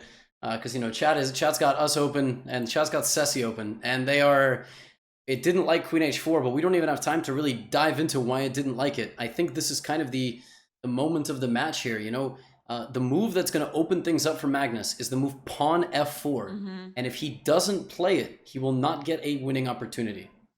So but he's waiting. He's biding his time. He's going to start by playing. Yes. Oh, I thought he was going to play queen b2 to create a battery, but he played queen d2 instead. Looking for, I'm not sure why he did that, but you're right. He's still going to try to play for f4 eventually. He's got to. If it's not f4, the position is just too close. Bishop on e2 out of the game. Rook f2, rook d1. All these pieces are not playing. The only move that will set them free is f4. Let him loose. And Hikaru's got to find a way to also use his time wisely and not allow either the move or the after effect of the move. He needs to negate the power of the move f4. So a move like bishop c4 maybe, just to take the knight so it stops guarding the pawn.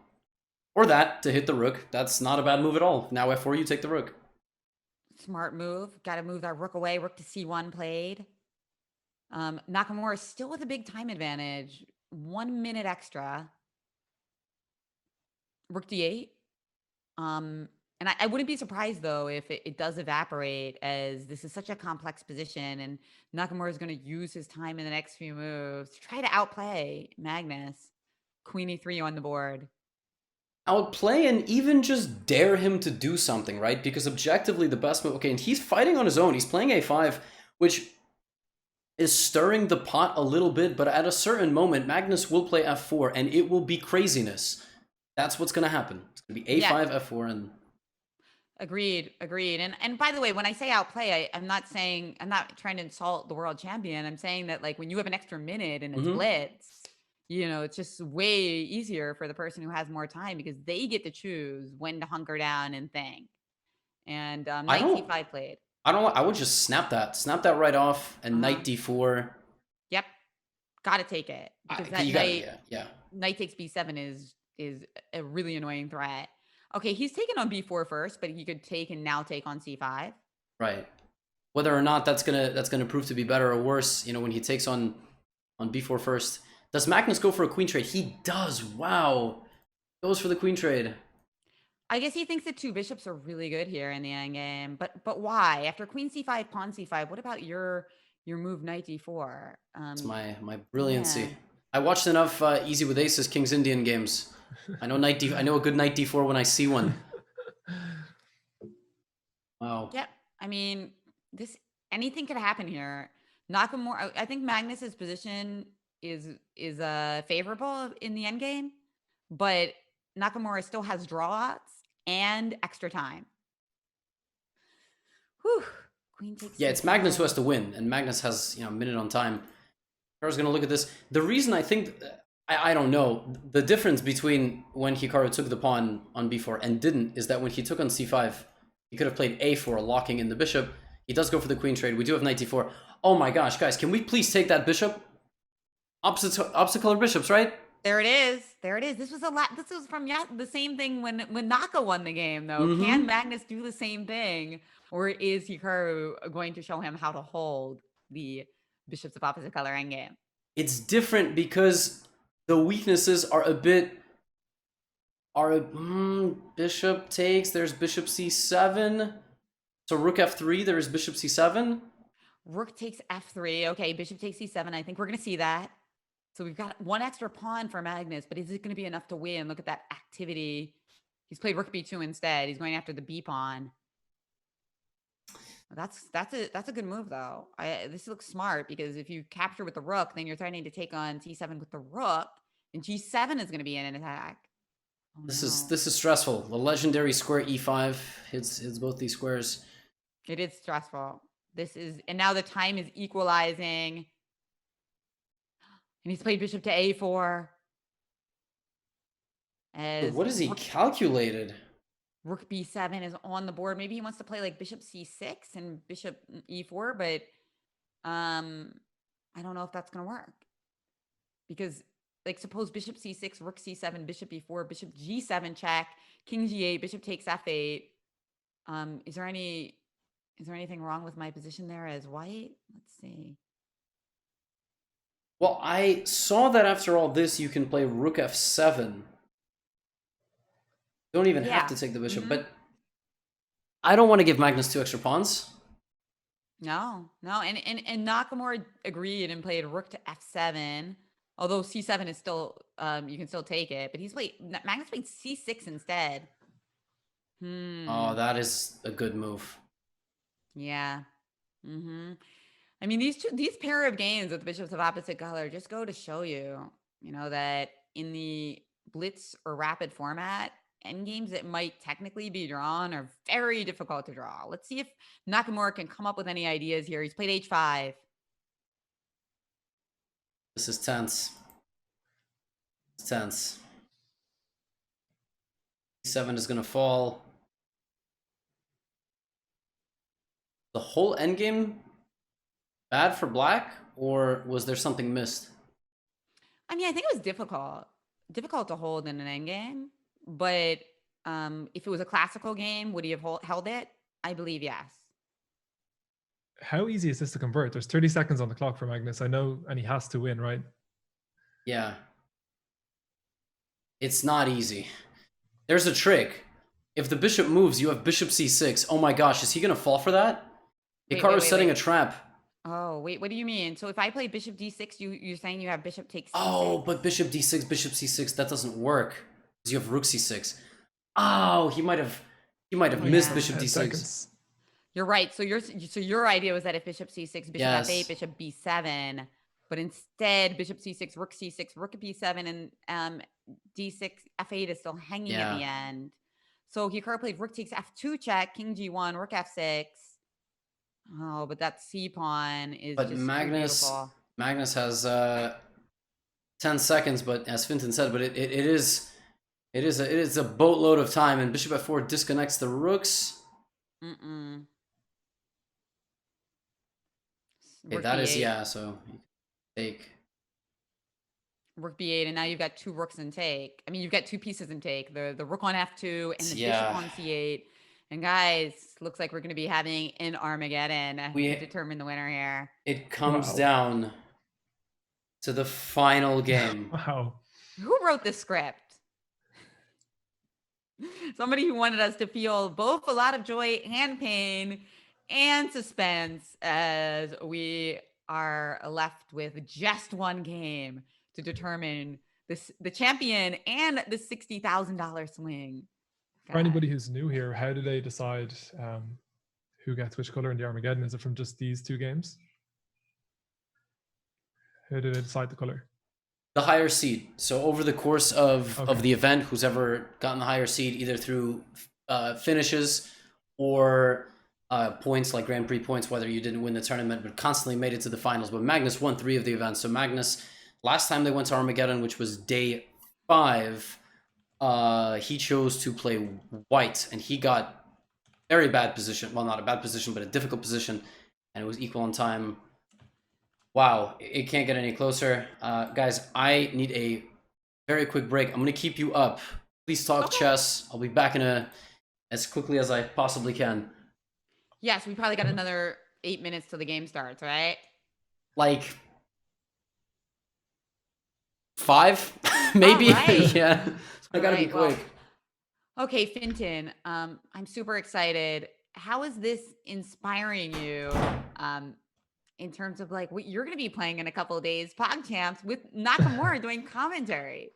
I know, it's crazy. It's a massive opportunity just to have a lot of fun and play a tournament where the level of chess won't be quite up to the same standard as we were watching here. And I know a lot of people in the chat are wondering what I'm doing here, why I'm not saying anything, but this chess is like so high level. Jen and Levy are in a position where they can commentate on it and give insight and explain what's going on. But I just feel like I shouldn't be saying anything because I don't know. I came in here to have a little bit of fun, and now we've got into this situation where it's a crazy Armageddon game to decide 7 days of chess.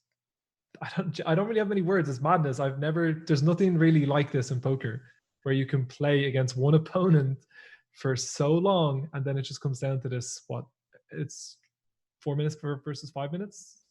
Yeah, it's crazy. I mean, it really is just like the best script you could write for it to have the maximum tension, the maximum amount of slings. And now, of course, we are probably going to see, I think, like Levy, that Magnus is going to switch it up now and pick the black pieces with the draw odds. That's my prediction, but we're going to find out really soon. For Nakamura's sake, I kind of hope he just picks white again, because I think it's not the right choice, but far be it for me to criticize Magnus, because he's like a genius not only in chess but also in math and predictions. So if he does it, there's probably some logic behind it, but part of me just wants him to pick it because I think it's wrong, and I think it'll be good for Hikaru.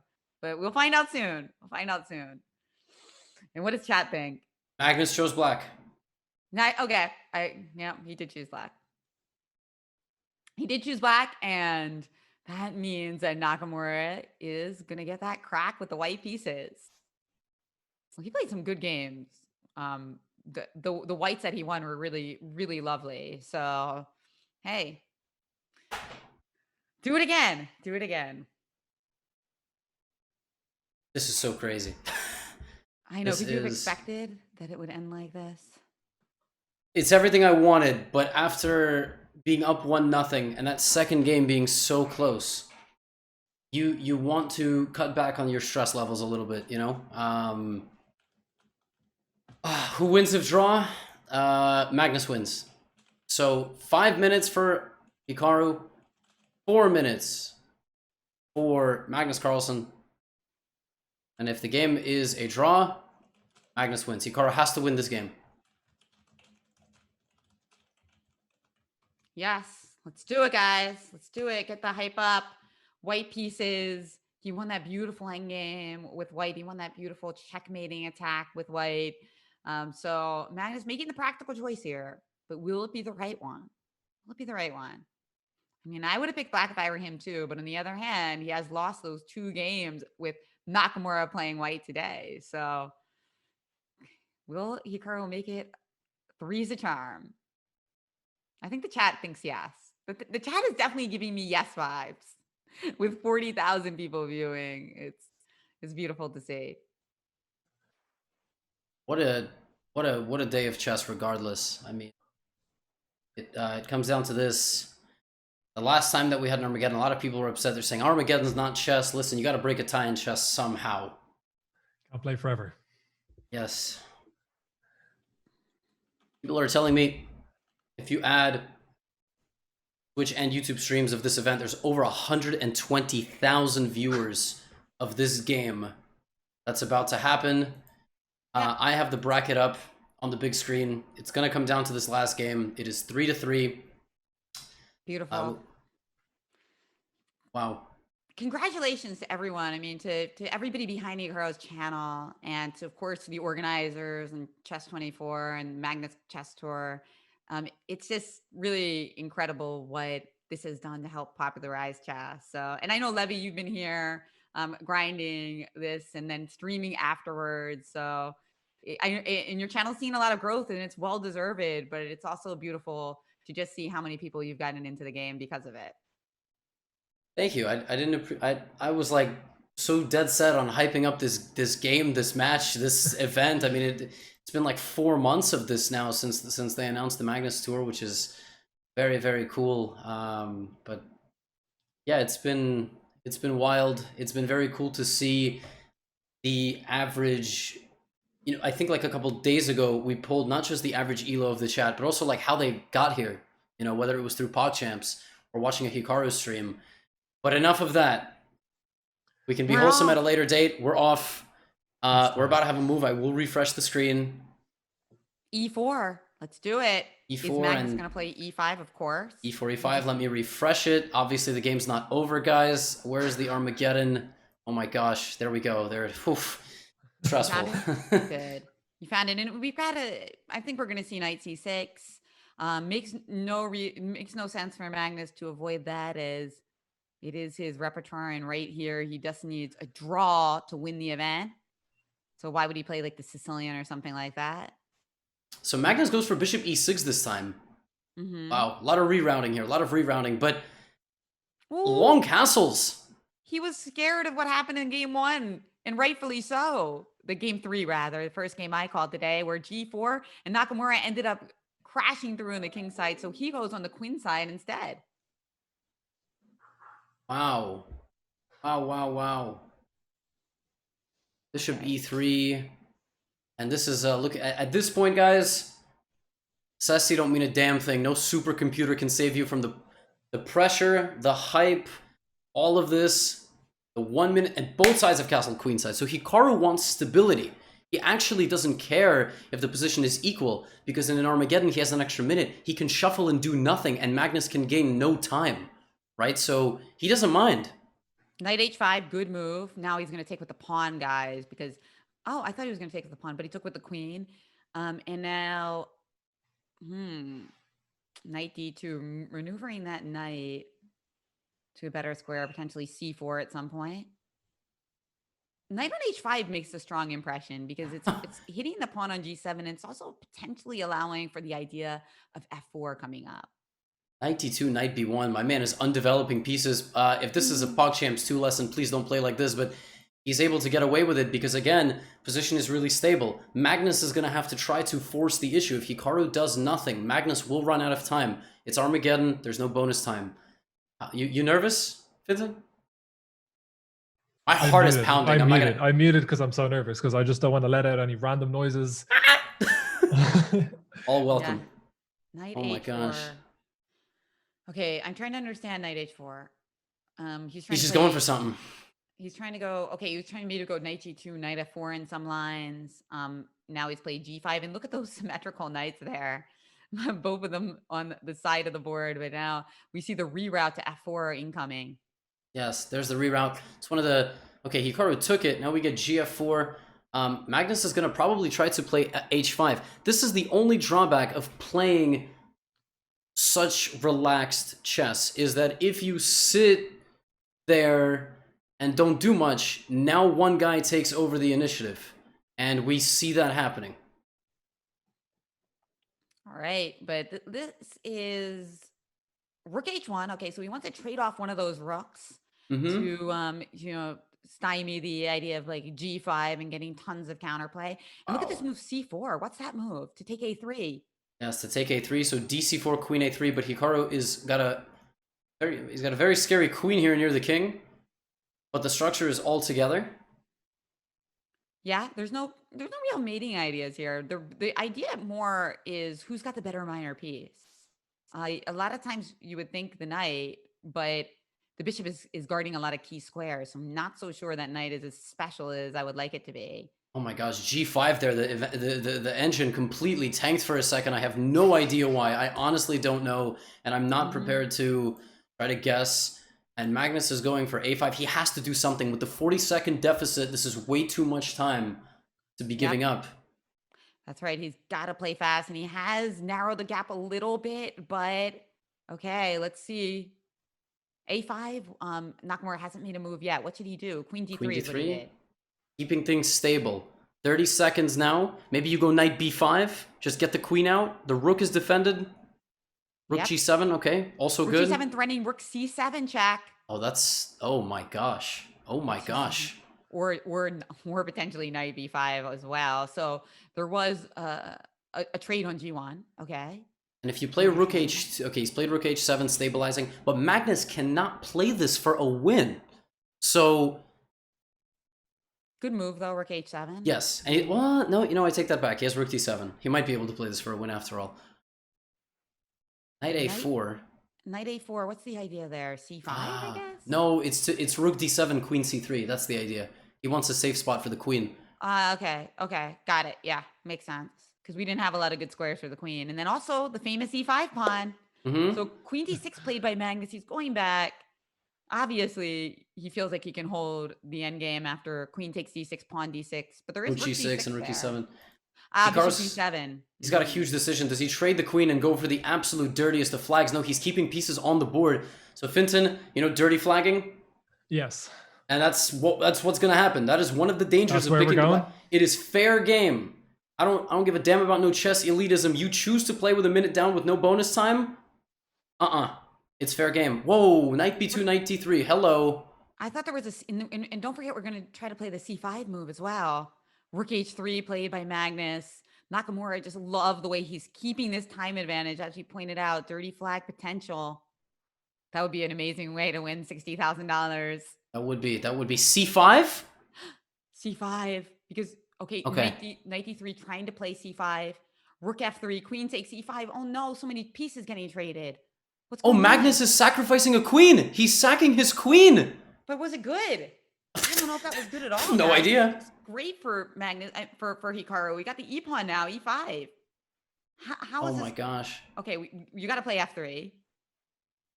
Okay, and then you play Rook to D2. E6, F2. My gosh, that is terrifying. I mean, who are you terrified for, Hikaru or Magnus? I don't even know who I'm supposed to be terrified for. This is just terrifying. What's going on? I think Rook E2, we stopped the queen, but now Magnus is trying to play like what, Bishop G2 or something? Oh, we can always... Oh, wow. He's taken the pawn, and now he's going to try to build a fortress. Oh, boy. This is crazy. This is crazy. He's got to play really, really fast, because the problem with the fortress is that Hikaru has the queen. He can just keep making moves, guys. Yeah, moves are literally going to teleport is what's going to happen, because Magnus is playing moves instantly, and so is Hikaru. Magnus has a minute. Oh my gosh, this is crazy. This is CB5, bishop b5, queen d5 check, bishop goes back to c6. My pieces are teleporting. I mean, I can't even keep up. The 16-second time advantage for Hikaru. It's a fortress, but oh my goodness, this is actually going to come down to who plays faster with the mouse. You gotta love online chess, but it's so easy for Magnus because he just plays rook d6, rook b6. That's right. He's actually gaining some time because of that. And he famously said he doesn't believe in fortresses, but clearly he believes in his right now. As Nakamura actually taking his time here to see if there's any tricks he can pull, as he does have the queen. But yeah, just what's happening? He's thinking. I don't know. Or it seems like maybe. Oh, is it over? It's over, I think, guys. I think Hikaru offered a draw. Well, what an incredible game. I mean, just the fact that these guys can play at that level, with 1 minute on the clock is like a superhuman feat almost to me. I'm blown away by the quality of that last Armageddon game. Big congratulations to Magnus Carlsen for winning his eponymous tour. But wow. That doesn't really feel like a loss for Nakamura, does it? No, it doesn't. Wow. I mean, you just cannot get any closer. I don't know what the exact protocol is. Like, I don't know if they're both going for some sort of interview. But yes, because the Armageddon is drawn, Magnus Carlsen wins. Heartbreaking. Wow. That is wild. Heartbreaking. It is, but it was just such a good Armageddon game, such a great match. I mean, look at this. I think we were built up to almost 50,000 people in the chat, and they are all sending mad love for Hikaru and his performance. It doesn't look like there's almost any haters in this chat, guys. No, of course not. I mean, it's an unbelievable performance. Oh, it's going to hurt a little bit, but I mean, what a spectacle it was for everybody watching it. Couldn't it came down anything closer. 1 minute left on the clock and the game is still up for grabs for both players after 7 days of chess. It's absolutely incredible. When's the rematch? I can't believe we don't get to see more of this, guys. I think so. Hikaru is going to join any second. So I think the plan is that we'll be doing. Oh, yeah, I'll interview him. So actually, both Finton and Jen said that they thought that it was best that Hikaru jumps in and we interview him one-on-one because I don't intrude on this one. I shouldn't have even been here in the first place. So I thank you very much for having me, and unbelievable for Carlsen and his reactions to Nakamura, but great performance. Hikaru is joining now, and Jen, Finton, guys, wish you all the best, both with poker and with chess. Hikaru's jumping in. It's gonna be tours for a second, guys. But bye-bye. You guys drop off when you. Oh, there's. Thank you guys so much for watching, and great game to Hikaru. Hey, how's it going, you guys? Hikaru, how are you? Pretty good. I mean, I'm just mad that at the end of that last game, I played this knight d3 move, because I think practically speaking, I probably would have won that if I could have just gotten the knight to d3 and kept the rooks on the board. Because when I allowed this rook d3, rook d1, which was very smart by Magnus at that point, I mean, it should be a draw. Like there's very little that White can do, I think, in general to try and win. I mean, maybe I could have press a little bit more in the queen versus the rook and bishop, but I mean, objectively, it's a draw. So yeah, I mean, it was unfortunate, but I don't actually feel like I really lost this match. I mean, it came down to an Armageddon. And if you look at the whole course of the events, the two black games that I had against Magnus and Armageddons, I think I won both of them. I mean, winning doesn't really matter, win or draw, whatever, it's the same thing. But I got it done with black, and then one time Magnus picked black, he also held. So it's the nature of the event, and it's a little bit unfortunate, but I thought I played very well, and I'm especially proud that today, when I had this horrendous first game, that I was able to come back in the third game and play a great game. So I don't actually feel like I lost the match. I mean, it came down to an Armageddon. I think it's just somebody had to get black, and it happens.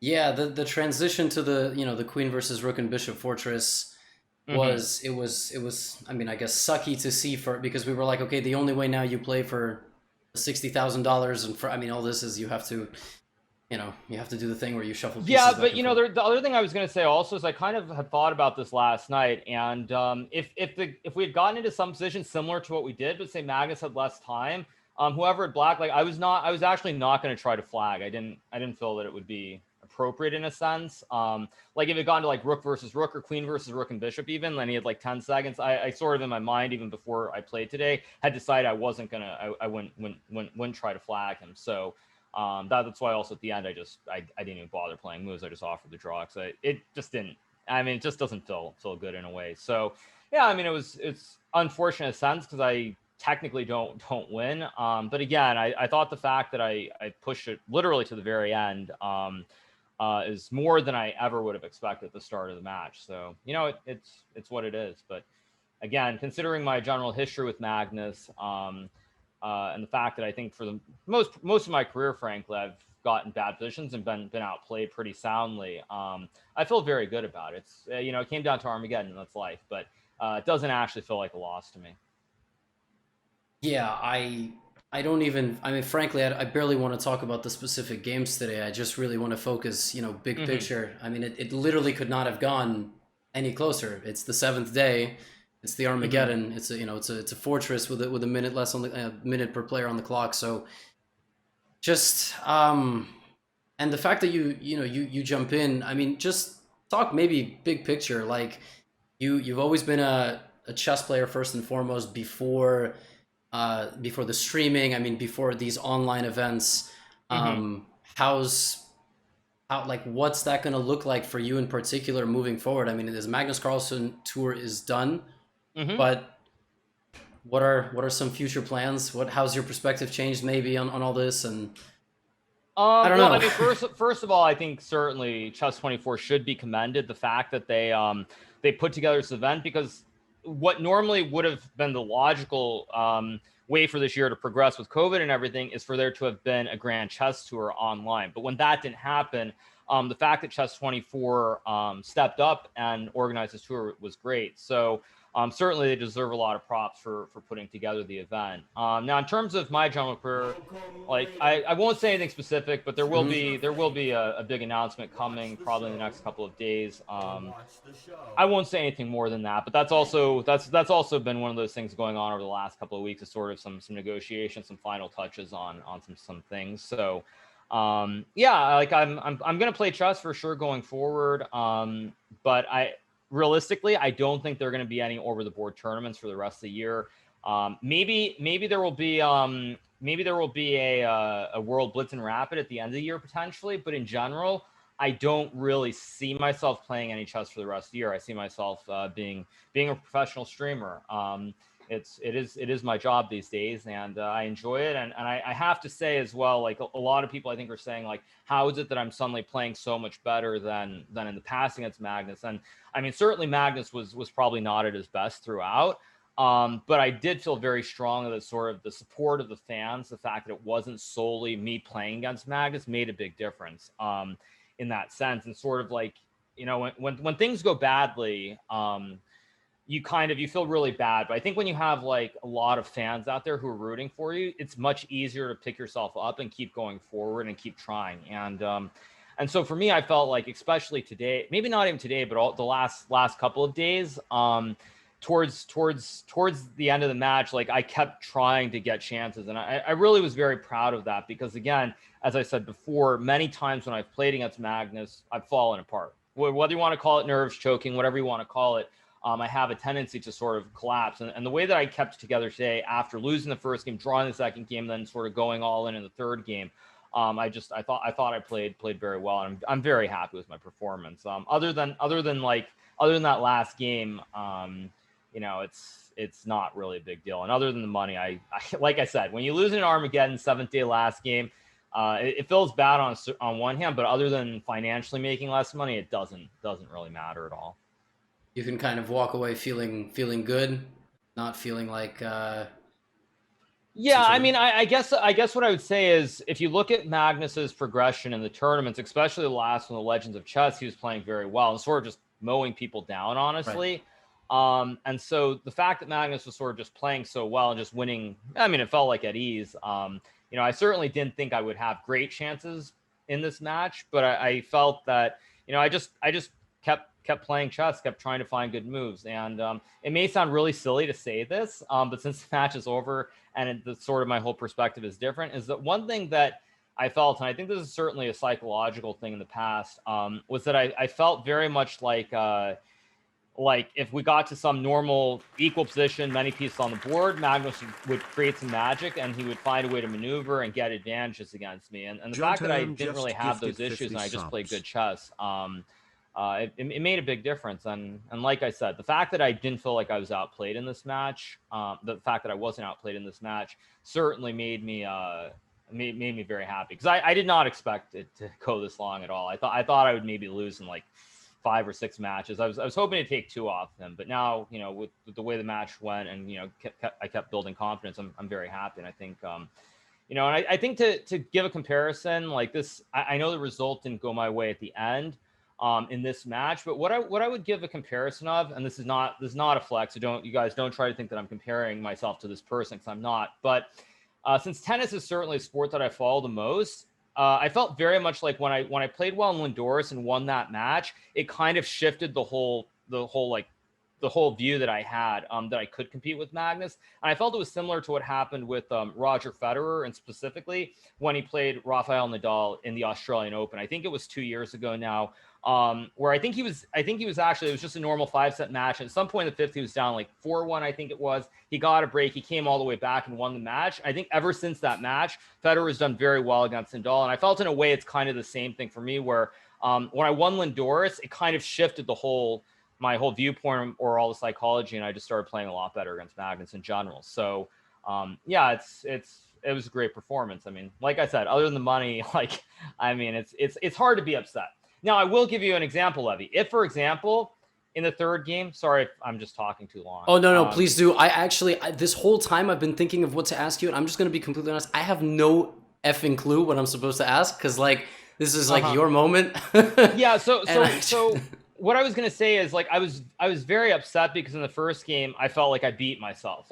Much like yesterday, when I played this crazy move, what was it, Queen F2? I saw B4, and then I didn't play B4 for some insane reason. And so, I felt that I beat myself in that first game. And so to pick myself up and then win that third game the way I did, kind of just go all in and just attack, I was just very happy, because generally that doesn't happen and when I played Magnus in the past. So it's been a great run of tournaments. And again, I mean, the finals, other than that first final that I lost to Magnus, I lost in Armageddon to Dubov in the final of Lindores, and I mean this one against Magnus as well. So pretty insane stuff. But again, I mean other than the money, it really I don't feel like I lost, and I think that above and beyond is probably what's most important. Well, I don't think there's much else to discuss in terms of the tournament. But what can we expect? I mean, thanks for great. Yeah, I mean, well, obviously, as you guys know, there's is there PogChamps tomorrow? Oh my God, I think there's PogChamps that I have to do commentary on. So PogChamps starts tomorrow. I think it's running from August 21st to September 5th, and then I think a couple days after that, there's going to be the St. Louis Fisher Random event, which Magnus is also playing in. I'm playing in. A bunch of other guys are playing in. So a lot more chess coming up with PogChamps, and then a couple more professional events as well. So it's just great to see, and I think the fact that there's so many events online, it's filled the void, and I think in many ways it's also exposed chess to a lot more people. So it's been a great ride, and we just keep going forward. You gonna stream after this? Oh yeah. Well, I don't know if I'll stream right away, because I mean I am a little bit tired. I will say, up until probably yesterday's match, I felt pretty good overall, but it really started to wear on me. I felt 2 nights ago when I went to bed, and then last night I started feeling more and more tired. So I don't know how long I'll stream today, but I'm definitely going to stream at some point later on. But unfortunately, it's going to have to be chess for the moment, because I have some technical issues with my computer. So probably just going to be more chess. Maybe a 24-hour stream later, but we'll see. What? Well, well, I mean, I crossed 500K, so I have to do a 24-hour stream sometime. But I haven't decided yet. I'll go like relax for maybe 25, 30 minutes, and then I'll figure out what I'm doing.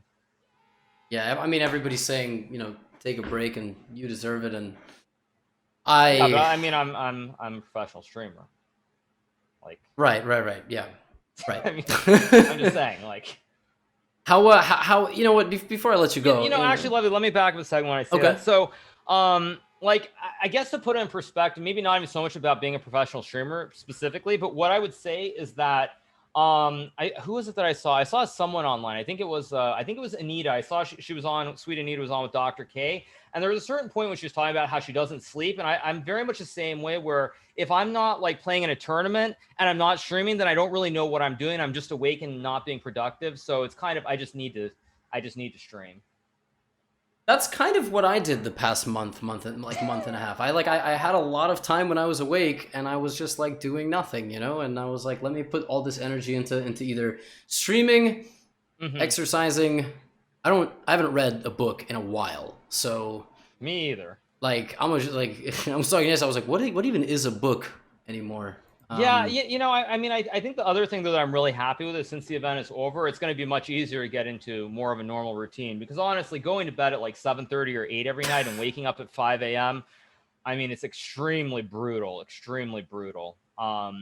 it's just very, very difficult to do. So I'm kind of glad that I'll be able to sleep in a little bit more, and just kind of get on more of a normal routine. But it's been a lot of fun, much more than I ever could have asked for. So I'm just very very happy with my performance, and I'm glad for the fans as well. Like I think at the start, more than anything, I just wanted to put in a good performance, and the fact that I came so close to winning, and at many moments on the various days, I was able to come up with some clutch performances.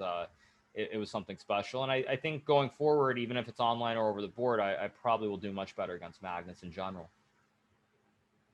Well, I have already been struggling to find some words, so I think we'll sign off one last time. Anything for the road, or you'll just be back really, soon? I guess. I mean, I'll be back later. I'll do some commentary, play some chess, and of course tomorrow we have PogChamp. So just the show keeps moving along. Time doesn't stop, and it's what it is. But again, thank you to all the fans. I mean, you guys certainly were the inspiration, giving me a lot of motivation to keep putting in good performances and try to win the match. So it was just great, and I had a blast. Like I said, I don't feel like I lost, and that I think says a lot about my performance, and I'm sure I'll get more chances going forward, and we just keep going on with chess, keep going on with Twitch, and just keep the show going. So again, big shout out to the fans. Thank you to you, Levy, as well. You are amazing. You've gotten up every morning at 7 a.m. or 10 a.m. Sorry, not quite as early as me.